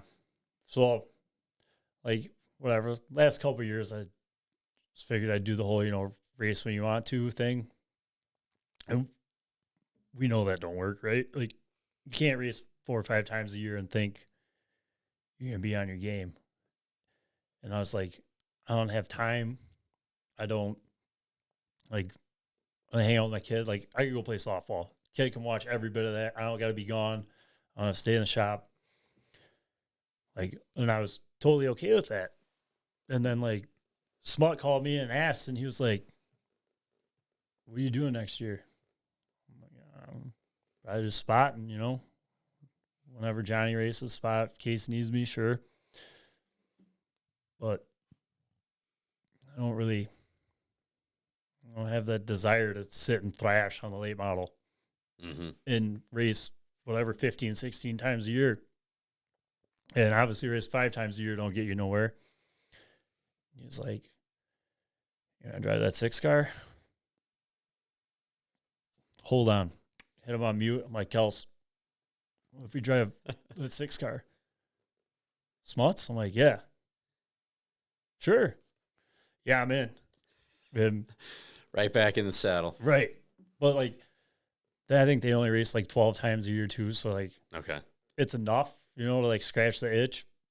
But, I mean, them things aren't what they were 10 years ago. Like,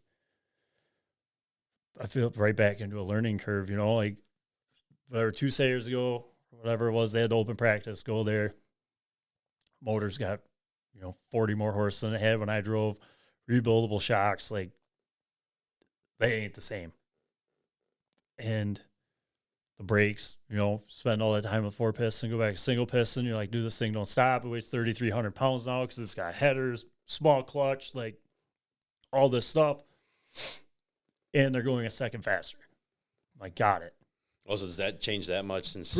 Pretty close. I mean, okay. like when I was running, like track record was a 15 flat, and nobody really got near it for a long time.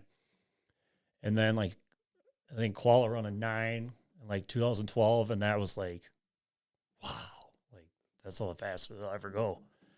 And now at the opener that Nick Bruley just run a 14.5, it would have made the late model feature. And it's like, how? And whatever, like I rolled it out of the box, was running 7s. I'm like, it's pretty good, getting used to it. Ran a 6 in practice on whatever Saturday, sucked in qualifying, standard me. But I was like, but then like I started kind of getting that itch, and then Cash, he calls him Mutt. He's like, you going to Mutt's work on the race car? I'm like, sure, buddy. I'll bring you with. He comes over and he tinkers with everything, so it makes it more fun now. And yeah, it's nice you get them extra couple crew guys, and I don't know, it's just a better fit right now. And yeah, obviously, like the older you get, the less you care about whatever your accolades are that you don't have, I guess. Like now, I could really care less if I win a championship. Like, yeah, wanted it bad. If you get one, cool. If not, awesome. Don't care. Got, trophies in the corner you don't look at. It'll just go right back with the rest of them over time, and yeah, it's whatever. Is do you have something that you would still like to do in racing, whether it's some sort of goal or whether it's just a race at a particular track or anything? If there's something that you'd really like to do at some point in your life, what would it be? Aside from winning any feature at Oktoberfest, like I just want to drive like a real super late, like just one time. Like you just give me 20 laps of one. Like I just want to know. Just want to feel not this crate motor stuff. Yeah. Is that what you're saying? Yeah. Right. Yeah. Like I want to drive like the real deal. And I don't know, the rest is like, yeah, it'd be cool to run like an actual super late race, but like I don't care. Yeah. It's whatever. The only thing I really care about is winning something at Fest, right? Like that's it. That's all I want left to do. Yeah, that's a fun place to do well at. I remember Oktoberfest has always been huge to me. I remember my first time going there in a super sportsman. It's like, man, I've made it. Right. The stands are packed and this is the Mecca. Right. And you win like whatever, like win a segment in Trickle 99, you go up to the Red Barn to get your pay, and everyone's like, oh, you're like, yeah, look at this hat. But look at this hat. See this? You saw? Yeah, you guys saw me win. That was pretty sweet, huh? But yeah, because like I think in the 2 years I raced the truck, I got third the 1 year. Majeski ran, and then the year before that I got second. Like lost to Chester race by like whatever, a car length. Just spent the whole race right on his back bumper. Couldn't do nothing with him. Got second. I'm like, maybe one day. Yeah, hopefully. But like once that's done, I could care less what we do. Like we could shut the whole works down right down in there, Well, I tell you what, I have a new segment that we're going to try out with you. Oh boy. So I apologize for anyone that's just on audio on this, but if you're watching on YouTube, you'll be able to see the photos we're going to bring up here. I'm going to call this What Happened Here. So I'm going to bring up a couple photos, and you're going to tell me what happened here. Oh, boy. I'm scared already.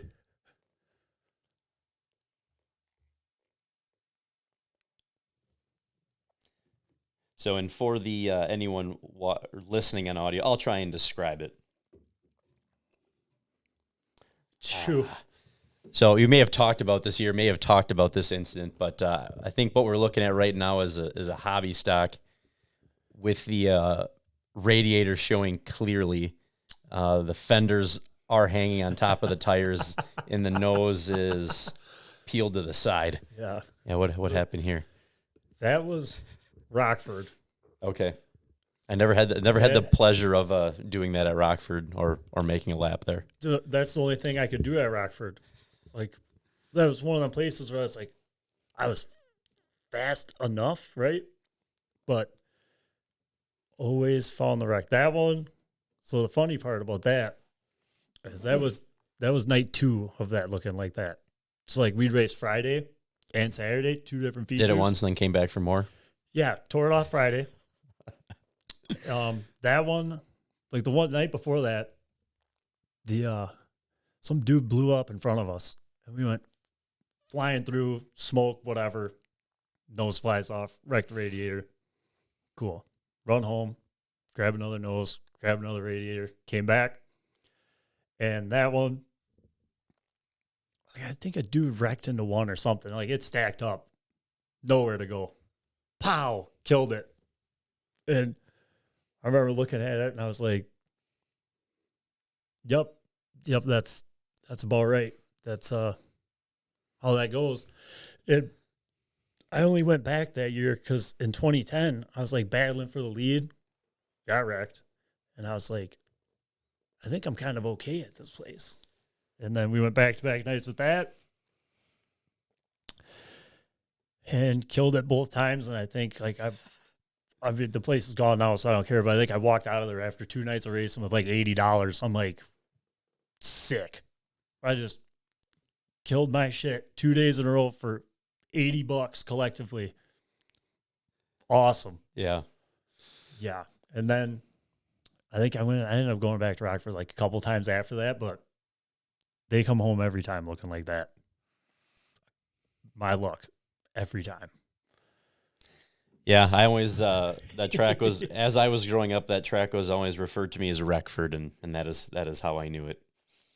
Yeah, and there's like I don't know. It's one of them places where they're like, it's not the track, it's the drivers. The track, well, in my eyes, is you get what you put up with on it. You know, like a guy can hang on your right rear for a long time, and you're on the shot clock on the bottom, so. It kind of just, I don't know. It kind of promoted it in my eyes. Like everyone would be like someone pile you in the door, and you'd be like, "Dude, well, that's Rockford." You're like, "All right, yeah, whatever." No, yeah, I agree. And then just kind of for like Casey thinks that place was the best track known to man. It's awesome. My car came home looking like that every time, so I was like, "This place is not awesome for me," because. That's what happens. Yeah, I always heard. I wish I could have went around Rockford. I actually, and it probably is nowhere near the same, but it made me want to go there the first time I ever went to Jefferson.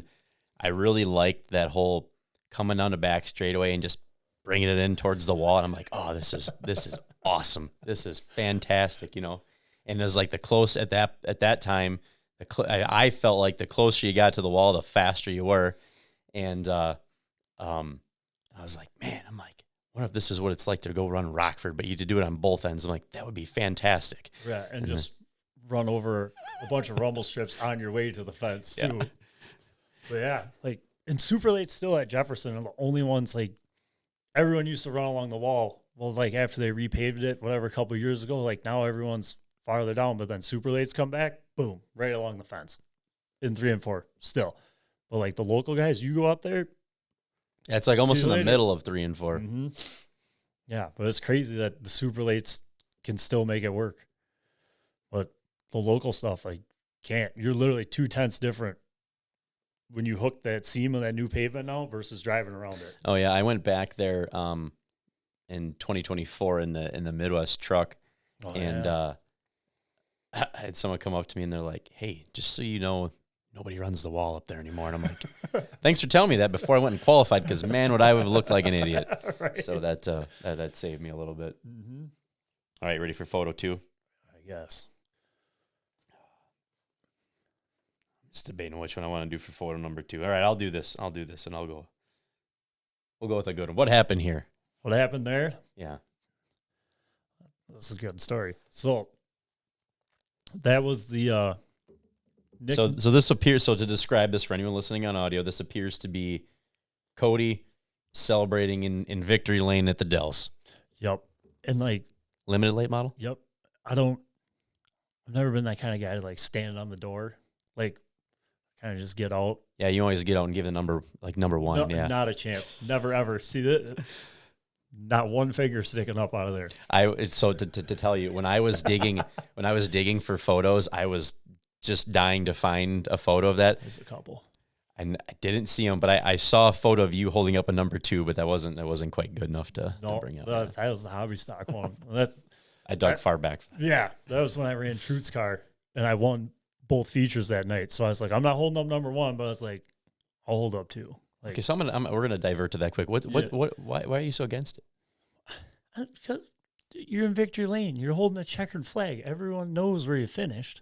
All right. You know, like I don't know. It just always irked me. Like they give the checkered flag to one guy. It's the guy that wins. It's the guy that finishes first. Unless you're doing something like awesome, like you win the championship, hold up one, fair, have at it. But like, I don't know, dude. Like it's just one of them dumb things that bothers me. And like the only one picture that I know of that was serious that I held the number 1 up in is when I spotted for Casey. I think it was the first time that he won both short tracks, the limited late and super late. And it's in his super late picture. We're holding up 1 because they said like whatever, Joe Shear and Trickle were like the only 2 to ever win both of them, or maybe it was just Joe Shear. I don't know, but there was like nobody had done it. And he did it and was like in with the elites. And I'm like, yep, I'll toast to that. But back to the picture. So this night is crazy, right? They have Wayne Lensing had this bounty race, right? Because Nolden won like the first 3 that year. And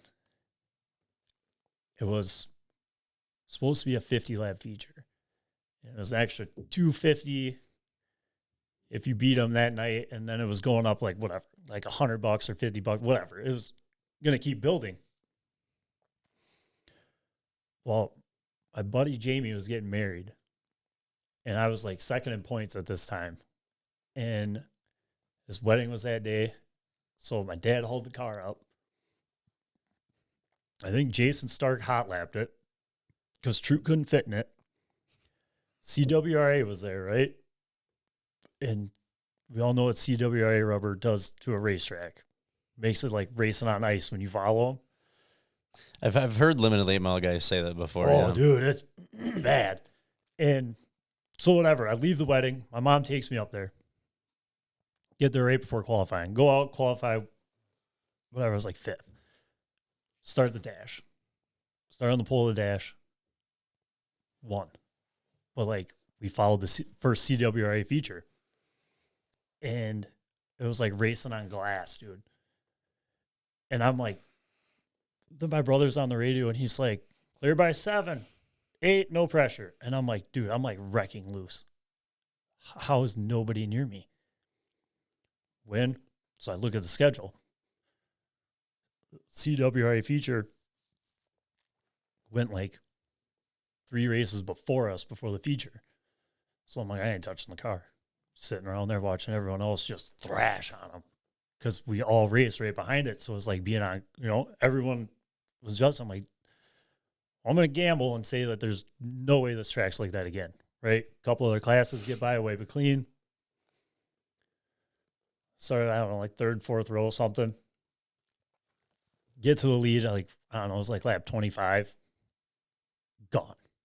I'm like, put her in cruise, buddy, for the next 25. They throw the white, and I'm like, damn, that race went fast. Come down the backstretch, look at the pylon, it says 35. I'm like, oh, cut it short. Whatever, don't care. Boom, hit checker flag, win. Well, 35 lappers and 50 lappers paid different. And I get there, pull in victory lane, right? Get out, fist pump. I'm like, dude, I want a bounty race. Like, that's cool. You know, right? Yeah. Win the bounty race. Wayne shook my hand and he was like, you ruined it on night one. And I was laughed. I was like, don't care. I'm like, none of us are probably like, that's back when Nick was like almost impossible to beat at the Dells. Yeah. And I think I was more pumped for the fact that like I beat him. I was like, that's cool. And so whatever, we do that and get my check, whatever, cool. And this night too, Kelsey made me Scotcheroos. This was like before we were actually dating. And I was like, I don't know, I was kind of interested. And I was like, yeah. In the Scotcheroos or her? Well, I love Scotcheroos, man. And she come over and she's like, oh, I made you some Scotcheroos. And I was like, oh, sweet, thanks. I'm like, I just throw them up in the trailer. And I'm putting my tux on to head back to my buddy's wedding. And my dad goes, you're not going to say thanks? I'm like, thank you. Kept walking, and I hear my dad as I'm walking out of the track go, well, hell, I'll eat them with you. And the next day, my dad calls me. He's like, what are you doing with that girl? I'm like, she wants to date. I don't know. Like, I'm not sure. Well, you're not doing a very good job of persuading her. I'm like, persuading her? So I'm not trying, really. And he goes, those Scotcheroos are pretty good. I'm like, yeah? He's like, you always got to get a girl that can cook. I'm like, well, that's baking, Dad. And he goes, it's the same thing. All right. But yeah, I just remember my dad, as I'm leaving, well, hell, I'll eat them Scotcheroos with you. Yeah, now her and my dad, dude, I think my dad would give me up for adoption and just take her at this point. Yeah. Scotcheroos, all right. Yep. Okay, last photo I'll bring up of you. This one I can't wait to describe. Oh, yeah. You probably knew this was coming. I didn't, actually. I kind of... And actually, I have a follow-up question on this, too, because it gives a perfect photo of it. So, for, the audio listeners, this is a photo of Kody. He's got his hand out the window, and it appears to be the middle finger. Is it the middle finger? 100%. Yeah. I mean, that's good form. The one thing I noticed is you don't do the thumb. You keep the thumb tucked in. Yeah, we don't want any distractions. You're right. Like, Make it very clear as to which finger is being presented. 100%. Yeah. So what happened here? So this goes back to the whole racing 5 times a year, thinking you can show up and just be fast, right? Well, you got an FRS sticker on there. It's got to be pretty fast. Dude, Cannon's rear shocks, I love them things. But so that car I built, like it was like the year before I built that thing, I took my Pathfinder to Jefferson, shake it down. Left rear hub broke. Smacked the thing in the fence. Bent the rear stub. Messed it up pretty good. And I was like, well, by the time I strip this down, like I want to build my own car one time, you know? So that's a Howe car with like reed clips on it. Okay. Got it for a good deal. And I was like, just want to try. We took it out the year before that picture. Made it better and better and better and better. Almost won the state championships. Like I was tied for the lead going in the last feature, whatever. Naturally, God don't want me to have that. So go back this year with it. And I was like, spent a lot of time over the winter, whatever, thinking I was making it better. And I didn't. So I'm in the last chance in this. Mind you, I don't know, man, like the 8 years before that, I'd never seen a last chance. I'm in it in that one. Not happy to be there. We're not having fun. Mad. In a transfer spot, running second. They take 4. Pass this dude who, whatever, he's in jail now for doing not nice things, right? So I don't feel as bad about this. But I pass him. Like, don't touch him, nothing. We go in the next corner. There's like 5 to go. Dude drives straight through the back of me. Spins me out. So that picture was taken after I'd gotten turned around. And like we both ended up spinning. I drove away and he was driving around back behind me. I drove around for a whole lap like that. Just let it hang out in the air. I'm like, dude. And the best story of all of this, right, is we get done. I don't make the race, obviously. I walk over to him and I was like, hey, man, how else would you like me to pass you? And he's like, what do you mean? Like, dude, I didn't touch you. I didn't do nothing. And you literally put your air cleaner on my fuel cell and just killed me. We were both in the race. Like, thought you'd have been a little faster through the corner, he said. I'm like, I looked at him and I was like, old Kody would freak out right now. Dad, Kody, was like, I literally looked him in the face. I said, you are too stupid to even have a conversation with him. And I just walked away. Yep. I'm like, thought you'd have been a little fat. Got it. Cool. Yep, doesn't pay to say anymore after No, this. I'm like, all right. Yeah, just walk away dumbfounded. But yeah. And then, so I always look for pictures, right? You know, guy puts pictures up. Well, he put up like the normal ones, and I was looking to see if there's like a picture of him running into me, right? I found that. And I was like, oh my God, this is the greatest picture I've ever had taken of me in my entire life, right? So I messaged the kid and I go, how much for the file? Like, I want it. Don't care. Like, you could tell me $100 right now. I'm like, I want that picture. He goes, I'll just email it to you. He's like, that's probably one of the coolest pictures I got too. I'm like, perfect. How do you pronounce his last name? Is it Jeremy Libick? Libick, yeah. Libick Racing Photography, yeah. Yep. Captured a wonderful moment there. Yeah. Shout out to Jeremy. That's why I always like wearing white gloves too. That wouldn't look that cool with black gloves. You wouldn't really know what's going on. Never, yeah, exactly.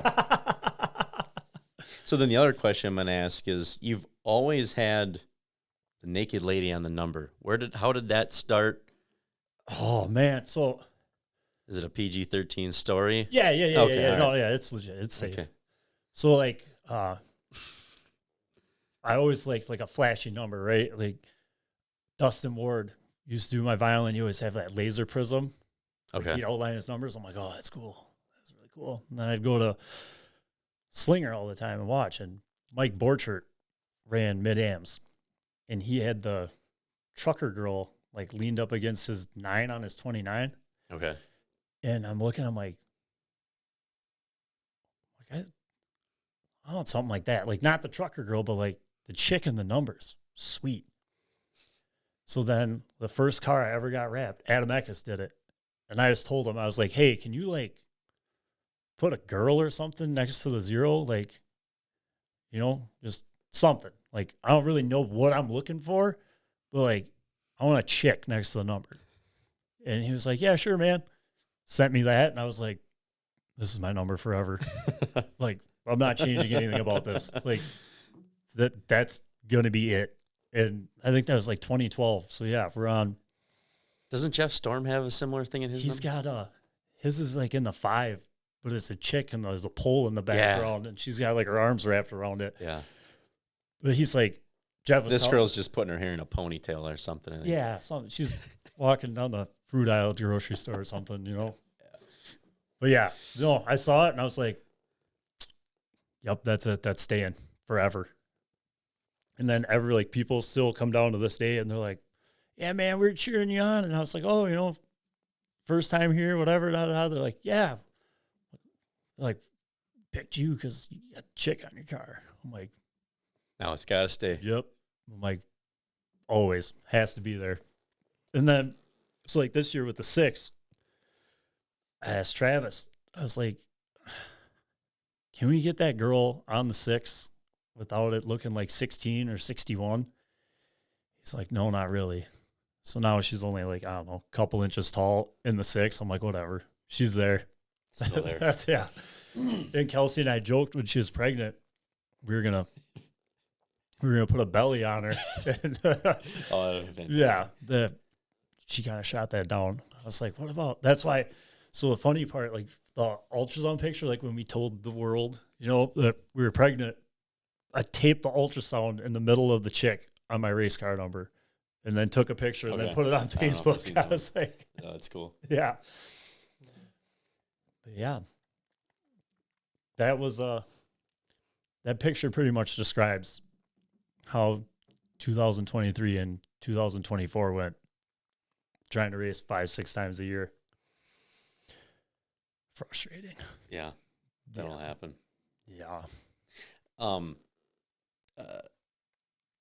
thing I was going to ask you, but I saw you guys had a event for your son, and Josh Berry was there.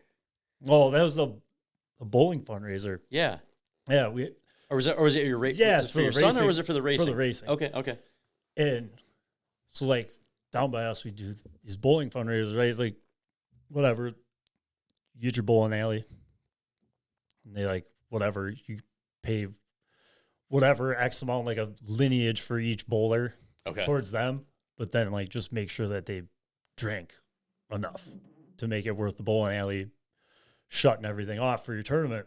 And then, obviously, like, each person pays, like, whatever, it's $25, $5 the bowling alley, 20 towards the race team. You have 50-50 raffles. Like, that's pretty cool way to get your sponsor money from. Then you put the bowling alley on your place, whatever. Yeah. So, yeah, Josh, the best part is my wife, like, had this all set up, right? So, Josh's best friend, Robert Arch, like, I met Robert iRacing during COVID because there's nothing else to do. I was iRacing with Michael Ostake. He gets in this chat room or whatever. He's like, we're racing with Arch. And I've heard of Arch on YouTube, right? This guy would stream iRacing. And I, like, watched this guy a bunch before I invested all this money in iRacing. And whatever. And he's like, Arch, Kraus, da-da-da are in there. I'm like, okay. I'm like, wait, this is that guy that, like, cusses everyone out on iRacing, right? No kidding, okay. So, well, it turns out Arch and Josh are, like, best friends. Arch spotted for Josh a bunch in the late model stock stuff. Whatever, all of a sudden, Josh was in it. This is when he's still racing late model stocks. So, like, this is another dude we were iRacing with. And we'd fly down and see Arch and then hang out with Josh, whatever. And then all of a sudden, Josh is like, oh, yeah, dude, he's like, get an Xfinity ride. And all of a sudden, it's like, wow. And now he's here. And so, anyways, I'm in this group chat, and I'm name dropping him because this is great. So, Tucker Wingo, he's won, like, a Pro Late Championship or something in Nashville, I don't know, a couple years ago. Well, he texted me, and he was like, thanks for the invite. I'm like, what are you talking about? Invite to what? And this was probably like 3 weeks before the fundraiser. And I'm like, buddy, I don't got nothing planned. Like, I don't know what you're talking about. So I text Arch and Josh, and I was like, hey, if you're going to use me as a scapegoat on Wingo, like, you got to at least give me a heads up. I said, this guy's texting me saying thanks for the invite to some party, and he had the dates wrong. Wingo did. He's like, oh, it's like next weekend. I'm like, there's nothing next weekend. Like, I don't. And Josh, right away, Arch, I told you not to tell him. And I'm like, tell me what? And Arch was like, nothing. We told him we was going to Nashville or whatever, but we're not, And Josh sends this message about, we're coming to your fundraiser. And I had my phone in my hand while this is going on. So it pops up. I read it. Bang. He deletes it. Like, realizes. And I text him. I said, too late. And they, Arch, Josh, damn it. Like, now it's ruined. I'm like, you guys ain't coming. Josh sends a screenshot of his plane ticket. He's like, yeah, we are, buddy. I'm like, oh, damn, that's cool. I was like, well, like, I just won't tell anyone, whatever. And Arch is like, don't tell your wife. It's like, she is going to be red hot mad. I'm like, okay. So it's like, I think it was the day before the fundraiser. Kelsey and I are driving. We went to dinner or something. And I looked at her, and I'm like, this is going to be a good way to tell her. Looked at her, told her, I was like, so I got to come clean on something. She looks at me. What? I'm like, yeah, I'm like, so I've been keeping a secret. Yeah, this is like, right? She's getting like, I don't know if she's going to kill me or start crying. And she's like, about what? And I'm like, I know Josh and Arch are coming. She hits me in the arm. She's like, really? And I'm like, are you mad about the way I led up to this? Are you mad what are you mad about? Right, which part? And she was like, both. And I told her, I was like, whatever, I know. And I told Josh, I'm like, I won't tell anybody that, like, you're coming or whatever. Like, and he was like, yeah. He's like, that's cool, man. I'm like, okay. So we pick him up from the airport. I told him, I'm like, it's like, you guys think you can, like, drink, but, like, I don't think you can, like, Wisconsin drink. And they're like, yeah, okay, buddy. So we pick them up from their hotel. They fly into Milwaukee.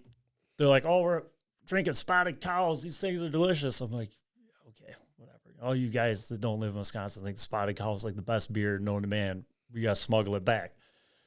And so we pick them up. They come out, and they're like, I'm like, why do you guys look like you're smoked already? And Josh was like, Arch had like 5 beers already. I'm like, that's it? And Josh was like, yeah, he thinks he's drunk. I'm like, okay. It's going to be a long day. Yeah, I told her, it's going to be a long day for you. So whatever, they go, and I was like, you guys actually want to bowl, or you just come here to drink? Like, what's the scoop? And they're like, no, we'll bowl. I'm like, okay. Like, because obviously, like, they'll have their, like, you'll get your bowlers, and then other people just come to hang out, drink, Yeah. chew the winter fat, I guess. And Josh, I put him with my buddies that bowl and drink, because I'm like, well, they want to drink, I'll put them with these guys. And this dude walks up to me, and he's like, man, that guy down there looks like Josh Berry. I'm like, it is. He laughs. He's like, he walks away. I'm like, all right. You'll find out. Yeah, another guy walks up. Man, that guy looks like Josh Berry. I said, it is. Laughs, walks away. I'm like, all right, whatever. This worked out perfect. Like, everybody's leaving him alone. It's kind of cool. And they're down there hanging out, drinking, whatever. And Dave Trout walks up, and he goes, this guy, picture of Josh Berry on Google. And he's like, what are the odds? He's like, that guy looks like Josh Berry. His name's Josh on the scoreboard, too. And I'm like, oh, someone's putting two and two together. I'm like, it is Josh Berry. And Dave goes, no, it ain't. I said, dude, yell his name. He goes, hey, Barry. He turns around. Dave looks at me. He goes, no shit. I'm like, yeah. What's he doing here? I'm like, it's bowling. Came up, man. It's bowling. And yeah, the whole night. And then whatever, like, we hang out for the day, night, whatever. And they leave. Get mom, whatever. My mom's big into pictures. Like, that's her thing. She'll take pictures of anything, hundreds of them. She puts them on Facebook. So then everyone's like, well, how much you pay Josh Berry to come to your fundraiser? I'm like, dude, like, I've been buddies with the guy, like, before it got to, like, here. And he just came here. I'm like, yeah. Yeah, it's what friends do. Right. That's what homies do. I'm like, and then, like, we go down there in the winter and hang out with them. Like, it's cool. Nobody believes to this day that, like, he just came here for fun. I'm like, you're right. I paid for an appearance to raise. Well, I'm trying to raise money already. Right. So I'm spending money to make money, and then tell nobody that he's coming. You're right, 100%. Exactly what I did. Yeah. But yeah, that was the best part. And then even better part, right? Those kids that bowled with him, they all go home, all buy Josh Berry stuff, like anything Josh Berry, like. But they had a bowling team named after him. They went to state for bowling, right, up here in Wausau, and all wore Josh Berry shirts, and they named their bowling team Pop Your Berry. I was like, the worst part is, awesome. Like, they did, like, really, really good, and then they have this team picture, all Josh Berry shirts on. I'm like, yeah. Oh, that's cool. Yeah. Yeah, but it's just, I don't know. It's nuts. It's like the same thing like with Casey too. Like like there's a lot of people that don't know the story. Like, no, dude, like I went to school with the kid. Like we became friends in school because we're the only ones with race cars. We're the only ones that could talk to each other. Like, and everyone's, people are like, well, will you pay Johnson to set your car up? And this and that. I'm like, it's my friend, dude. Like, Yeah. like you think I just walked up to him one day and was like, hey, you're fast. You do all this stuff. You want to be my best friend? Like, no, we grew up racing bandits and screaming at each other on a baseball field. And it just, whatever, man. It's happened how it's happened, Right. I guess I'll be the slow friend, Somebody's got to be it. Yeah. Yeah, it's a tough guy to keep up with. Yeah, no, that'll never happen. Never happen. As much as I've always wanted to do, like just race some heads up, just for fun. I guess like give up on that dream a long time ago, kind of thing. Yeah, the way he got that Joe Shear Classic done, that was cool. That was badass. Yeah, that's like the most Casey thing ever. I was standing in basically the middle of turns one and two, and he kept trying the outside, and he came in there, and I'm like, man, he just picked up on that about a car length earlier than the last lap, and I'm like, yep, there he goes. Yep. Yeah. And I'm watching him, and I'm like, whatever. Like I've spotted 100 races with him. We've won some pretty big ones. Were you spotting for Johnny then? I was spotting for Johnny. Okay. And I was watching him, and I'm like, in my head, I'm like, I know what he's doing. And I'm like, oh, man, I don't see you making this work. And like, he keeps trying and trying. And all of a sudden I'm like, what car were you watching during this race? who? Kate? Yep. Yeah. So we were out pretty early on that one. I think it was I wasn't taking a shot or yeah. No. Oh, I didn't know that. Yeah. There's a lot of calamity. There's a gear problem on the 7 car. So we made like 40 laps, pulled down. Okay. No, I didn't even notice. Yeah. My apologies. No, it's okay. And yeah, we're sitting there watching, and I'm sitting there, and my dad's like, I'm like, he'll just run second to him. Like, he ain't gonna move him. He ain't gonna move nobody. Like, you gotta get that man very, very mad before he'll move you or do anything. And I'm like, and so I work with him, right? Every day. I'm like, dude, if he gets second, this guy's gonna be a bear on Monday. Like, he's just like me. Like, you don't want to lose in checkers. I don't want to lose in hopscotch, tic-tac-toe. I don't want to lose in nothing. Yeah. And I was watching, and all of a sudden he kept going, and then he got it. And I was like, there ain't no way that he just like magically figured it out right there. And I'm like, but that's him. That's what he does. Yeah. Like, if you tell him he can't do something, he will sit there and do it, just say he did it, But yeah, when I watched him go around the top, I was like, ain't no way that just happened. There's no way. Last time I seen someone do that was I spotted for Johnny Sauter one night at Madison. And Johnny was on the outside of Morrissey. And, standard Johnny Sauter, the whole car's dragging the ground, right? Thing's got sparks blowing out of it. He drove right around Andrew on the top. It's like, man, I ain't never seen nobody do that. And didn't see anyone do that. And then Casey did it without the sparks. But I was like, wow. Like, that just happened. It was not absolutely nuts. But watching it too, you're like, I hope like the younger generation like watches that. Like, dude, you can do it. Yeah. If you're good enough. Like, right. If your car, like, you can tell he was faster, but there's a way to do it, and it ain't driving through the guy. Yeah, and the laps were counting right. down. And it was getting to that point, and then like even Gabe, like, props to Gabe on it too, because it's like he could have pinched him off from the fence. He could have opened up wide, like, take some sack to just run a man heads up, and that's what the crowd got to see. Yeah. It gives you a little hope that racing's not completely dead on doing it the right way. Yeah, exactly. Actually, another Madison thing. Do you remember this? Because I remember, it was my first year ever going down to Madison. I was running my super late there, and Yeah, that was actually for like the first year I'd actually like knew of Casey Johnson too. There was this memory comes up on Facebook. Eric Hohenfeld Yeah. wore checkered shorts they were checkered shorts to the races, and he had a picture of himself. I think he had a picture of himself on Facebook. I remember commenting, and I'm like, oh, I got to get a pair of those, and like. Yeah, I think you had commented back on it like, oh, like I'm gonna get a pair of those too. And I have yet to ever order a pair. Yeah, It's like 11 years later. I was almost thinking, I kind of forgot about it. I was like, I'm like I should order those shorts and just wear them for this day. Yeah, that was. I remember that because I was like, the same thing. I'm like, I'm gonna get them, and then it's one of those things. Like I looked up and I was like, does the guy really want to spend $40? Right, and I'm like, when am I ever gonna wear these? Like.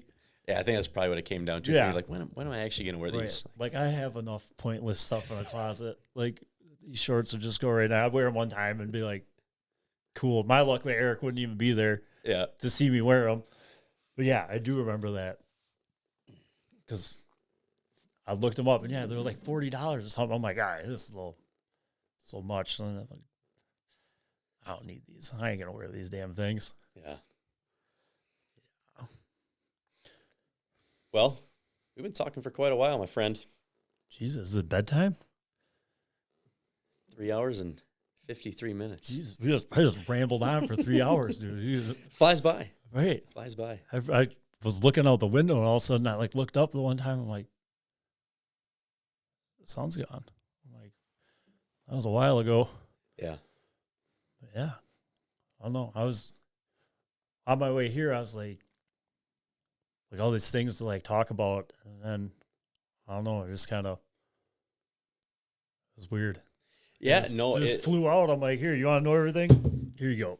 Yeah. No, I listen to all the opportunities you've gotten and the chances you've gotten to run with people, and I myself too, I've met a lot of great people through racing, and I think that's been one of those things I've continually heard people talk about is the people they meet through racing. And, even when you've had some of those, lower moments, it's like, whether it's been Casey or that Larry, hey, I want you to drive this. Hey, I'll do this for you. And, right. And I think for a lot of racers, that's a thing that has kept us in and kept us going and made it feasible, especially when, the checkbook isn't wide open, and right. Those are the kind of people that it really, really takes to keep going on it.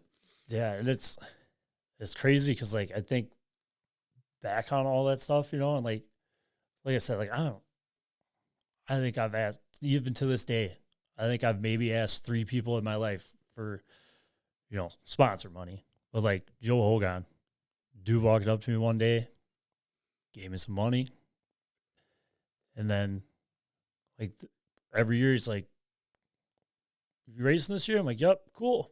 Get you a check. I'm like, sweet. And then there's been times where that dude's come down and my car's junk, and he's like, you ever ready for next week? I'm like, I don't know, Joe. Don't worry about it. And I talked to Joe on Sunday at Madison. He's like, oh hey, it's like, thanks for putting me on the Sportsman. And I told him, I was like, dude, I'm like, you have kept me alive in racing, just off your own generosity. I'm like, I don't care if you never give me another $1. There's no way I'm driving a car without Hogan Farms on it. Yeah. I owe it to you. And same with Casey and Larry. Larry got me.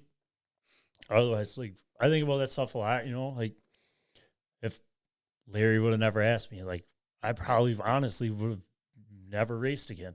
And then the late models, blowing motors, junking cars. Casey won't let me quit. My best friend, but it's there's also people that they don't have to do that for you. Right. Right. And I think I wrote Casey it's my card to be my best man at my wedding. I wrote in there, I was like, I don't know how I'd ever repay you, for everything you have ever done for me. But I'm like, maybe one day we could sit down and hash it out. But yeah, there's stuff like that. And, say it 100 times. without Casey, like I would have never even been a speck on a late model radar. Like nobody would have paid attention to me. I would have been flopping around in the back like an idiot. Would have never bought one. And now, it's like, it's cool because it's like all the stuff I've learned from him that he's taught me and all the things that he's given me an opportunity to do. Yeah. It's like, you can't put a price tag on it. It's just, right. It's one of them things you blessed with a good friend. And I don't know, it's nuts. Because like I said, I think of all the things that, being the guy to win both NSTCs, like I was there, I was with him, like all this stuff, like we've been through some cool stuff that like even like he's drove and I spotted, and it's like winning the Halloween in the Schuler car, the red one, that burnt orange thing. Yep. That's literally built out of spare parts. Wins the Halloween with it. Like we're spotting, don't make the race on time, barely race into the feature. And the car would run whatever speed he qualified. Like it would just run it all day. And then like whatever, I think Andrew and Ty wreck, whatever, win that. And it's like, oh yeah, man. Like I don't even care that I'll never get that, never be that, but like I was a part of it. Yeah. Well, it's cool. Yeah, being a part of it's awesome. Yeah. Just a lot of memories and a lot of opportunities too. Like just like I say, like spotting for him. Now all of a sudden people are like, hey, can you spot for me? Can you spot for me? Yeah, I even asked you once. Yeah. Yeah, that was... It was short-lived. Let's not talk about it. Yeah, that was oof.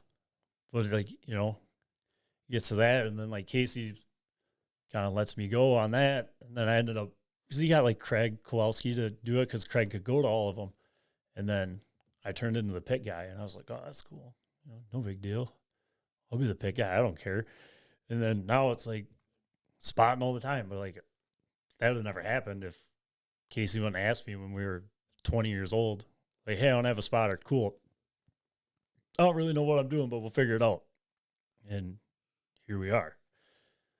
Nuts. Just how do you like spotting? I love it. I think it's fun. It's a good time. The first time I ever spotted for somebody, my Uncle Brian asked me to spot for him at Madison at an ASA race. Oh, wow. And yeah, oh, wow is correct. And then I'll tell you my second one. Yeah, and I remember going up top and standing up there, and I'm like, he's rolling out. And he may have, I don't know if this was one of the times he set fast time at Madison. I don't know if this was the time or not, but either way, I think he was fast when I was spotting for him. So there was some expectations. And I was spotting, and I'm like, we're rolling around, and I'm like, and I don't know if really anyone had ever explained to, I mean, I had spotters at that point, but I'm like, no one had really explained anything to me. And like, I was more nervous to spot for him than I was like to strap, if I would have been strapping into that car. And then I don't know if somebody jackrabbited the start or someone started stacking up in like the middle of the field. And then I'm like watching to wait for them to make sure the green flag flies, and I turn and I look, and he spun around backwards. I'm like, what did I just do? And there was nothing I could have done. They restarted the race, and it was all good from there. But yeah, and then I think it must have been like the second time I ever spotted was down at Iowa. That was a different experience because now you have like Big Iowa. Big Iowa. Yes, I should clarify that. Yeah, Iowa Speedway. So then now you have where you can run the bottom, you can run the middle, and you can run the top. And then so you got guys coming at you on this big 7/8 mile track. And it's like, okay, you're clear. Oh no, well, that guy's got a huge run on top. Right. Never mind. You are not clear. Yeah, that's like for nervous too. Was when I spotted for Sauter, right? So I'm hanging out with Casey in the pits. It was a super late race, and Schuler walked up to me and he's like, "Hey, you spotting for you?" I said, "Nah." And he goes, "Do you want to?" I'm like, "Not really." I said, "What rental kid showed up without a spotter?" And he looks at me, he's like, "It's not a rental kid." I'm like, "Okay, who?" Like, I'm struggling to think of, He's like, "Johnny Sauter." I was like, "No." Casey slaps me on the back. "Go do it, Peach." He calls me Peach. all the time. Peach. Don't know why. Shouldn't have put that out there to the world. That's okay. It's fine. Peach. And I was like, I won't ask you how you got it. I don't even know. It was just like one of them things like you just give someone a nickname and Peach stuck. Don't know why. And he's like, go do it. I'm like, no. He's just like, why? I'm like, dude, the other day at work, I was on YouTube. I stumbled into the Johnny Sauter, whatever, compilation of all of his audio. And it's just him yelling. I'm like, no. I'm like, no, thanks. And he's like, you should do it. I'm like, all right, I'll go do it. So I walk over there and he's like, hey. And like, I'd never met him before, right? Like, I've only like seen the videos like on YouTube, whatever. So like, who I thought I was meeting is not who I was meeting. I'm like, there's no way this is the same guy that I heard in those videos, like all fired up mad. I'm like, this dude's chill. Yeah. Like, okay, yeah, whatever. Like, cool. And I'm like, well, like, what do you want to hear? He goes, just do what you do and don't let me come home in a bushel basket. I'm like, got it. Walk up there, they put a piece of duct tape on my back, says Sauter 5. I'm standing up there. Everyone's staring at me. I'm like, what? They're like, you're spotting for Johnny? I'm like, yeah. Everyone just gives you like the eyes. You're like, do you all know something I don't know? And whatever, he gets to the lead, right? And I'm like, no way. I'm going to spot Johnny Sauter to a super late win. Like, he's just gone. All of a sudden, thing comes down the front stretch. You hear it start missing. I'm like, oh no. And then people start talking on the radio, like, what do you think it is? Da, da, da. And then he comes on the radio. He goes, unless you can fix this right now, there's no need to talk. And I'm sitting there thinking, I'm like, does that mean me too? Like, like, back to the whole literal thing. Yeah. Like, okay. And it was nuts because, like, he raced the hell out of Paulie Schaefer for that with a motor that's shutting off. And I'm like, dude, I think he ended up getting third. And I walked down, handed him the radio. I was like, thanks, man. Like, really appreciate it. Like, that was cool. Cool experience. And he's like, no, man, did good, whatever. Nicest guy ever. And I'm like, we get done, and he's like, Truler said you race late miles? I said, yeah. Takes in his wife's purse, and I'm like, no. I'm like, no, dude, it's cool. Like, I'm already here. Like, you're Johnny Sauter. We're good. And he like stuffs like whatever, $30 or something. He goes, just go buy your pit pass on me or something. I'm like, all right. Yeah, let's just have a beer, man. Yeah. I'm like, I'll just stand here and talk to you. Like, this is cool. But yeah, it was wild because it was one of those things where it's like you can really see like what racing does. Like, dude's intense, but then you meet him when he's not racing for his life, essentially. Yeah. In a truck. Right. It's the nicest guy ever. I'm like, yeah, when it's your everything or your livelihood, you get brings out the best in right. us. You get the anger and you get the frustration. But yeah, that was cool. And like, I got a spot for Bubba Pollard once. Okay. Yeah, that was pretty cool. And it was that Slinger. And he was kind of like, he had the line like right, but like I thought like Steve Apel and them guys were kind of hanging it out just like that little bit farther. And I'm not telling Bubba Pollard how to drive a car. I'm not telling him how to run the line. Like, it had been a couple of years back since he had won it and then came back and he was driving for Dasso. But I walked up to Trav and I was like, do you think you could like this is kind of what I'm seeing. And he's like, yeah. He's like, why didn't you tell him? I was like, no. Again, the guy wins more on accident than I have in my whole life. I'm not telling him anything. Mm-hmm. And Trav's like, I'll go tell him. I'm like, what, we got rock, paper, scissors over who's going to go tell this guy who's won absolutely everything in the world? Like, no, I'm not. Nope, I'm walking away. But yeah, that was cool too because same thing. Guy's nice as can be. Cool as hell. Like, yeah, I guess, things you never think would happen. Yeah. Yeah. And like, Arch texted me today. He's like, he's like, how far away are you from Owasso? I'm like, I don't know, like 5 hours. He's It's like, what are you doing July, whatever, these dates? I'm like, why? It's like, you want a spot? I'm like, for who? He's like, Harvick. I'm like, his kid? He goes, no, Kevin. I'm like, look at my calendar. I'm already thinking, I'm like, please have a race, please have a race. Look, I'm like, darn. It's the Dell Splash race for the sportsman. It's like, whatever, it's like 1,500 to win. Like, that's a pretty big deal. I'm like, nah, I got a race. Come home, tell Kelsey, I'm like, I think I just got asked to spot for Kevin Harvick. She's like, you gonna? I'm like, nope. Like, I got to draw the line somewhere because, no. Like, I can't be more nervous than you. Yeah, know? yeah, like, right. I'm like, I'm good. But I don't know. Maybe someday take up the next many more offer. races, yeah. Yeah, right? But yeah, that was nuts. I just told him no, out of pure fear. And I don't even know why. All I got to do is tell you where the cars are. There's not, nope, not a chance. But yeah. Awesome. Well, man, I've appreciated the stories. This has been a lot of laughs and a great time. I appreciate making the drive up here, and we'll let you get headed back home before it gets hopefully too late. We answered all your questions. Heck yeah. Well, it can always be part 2.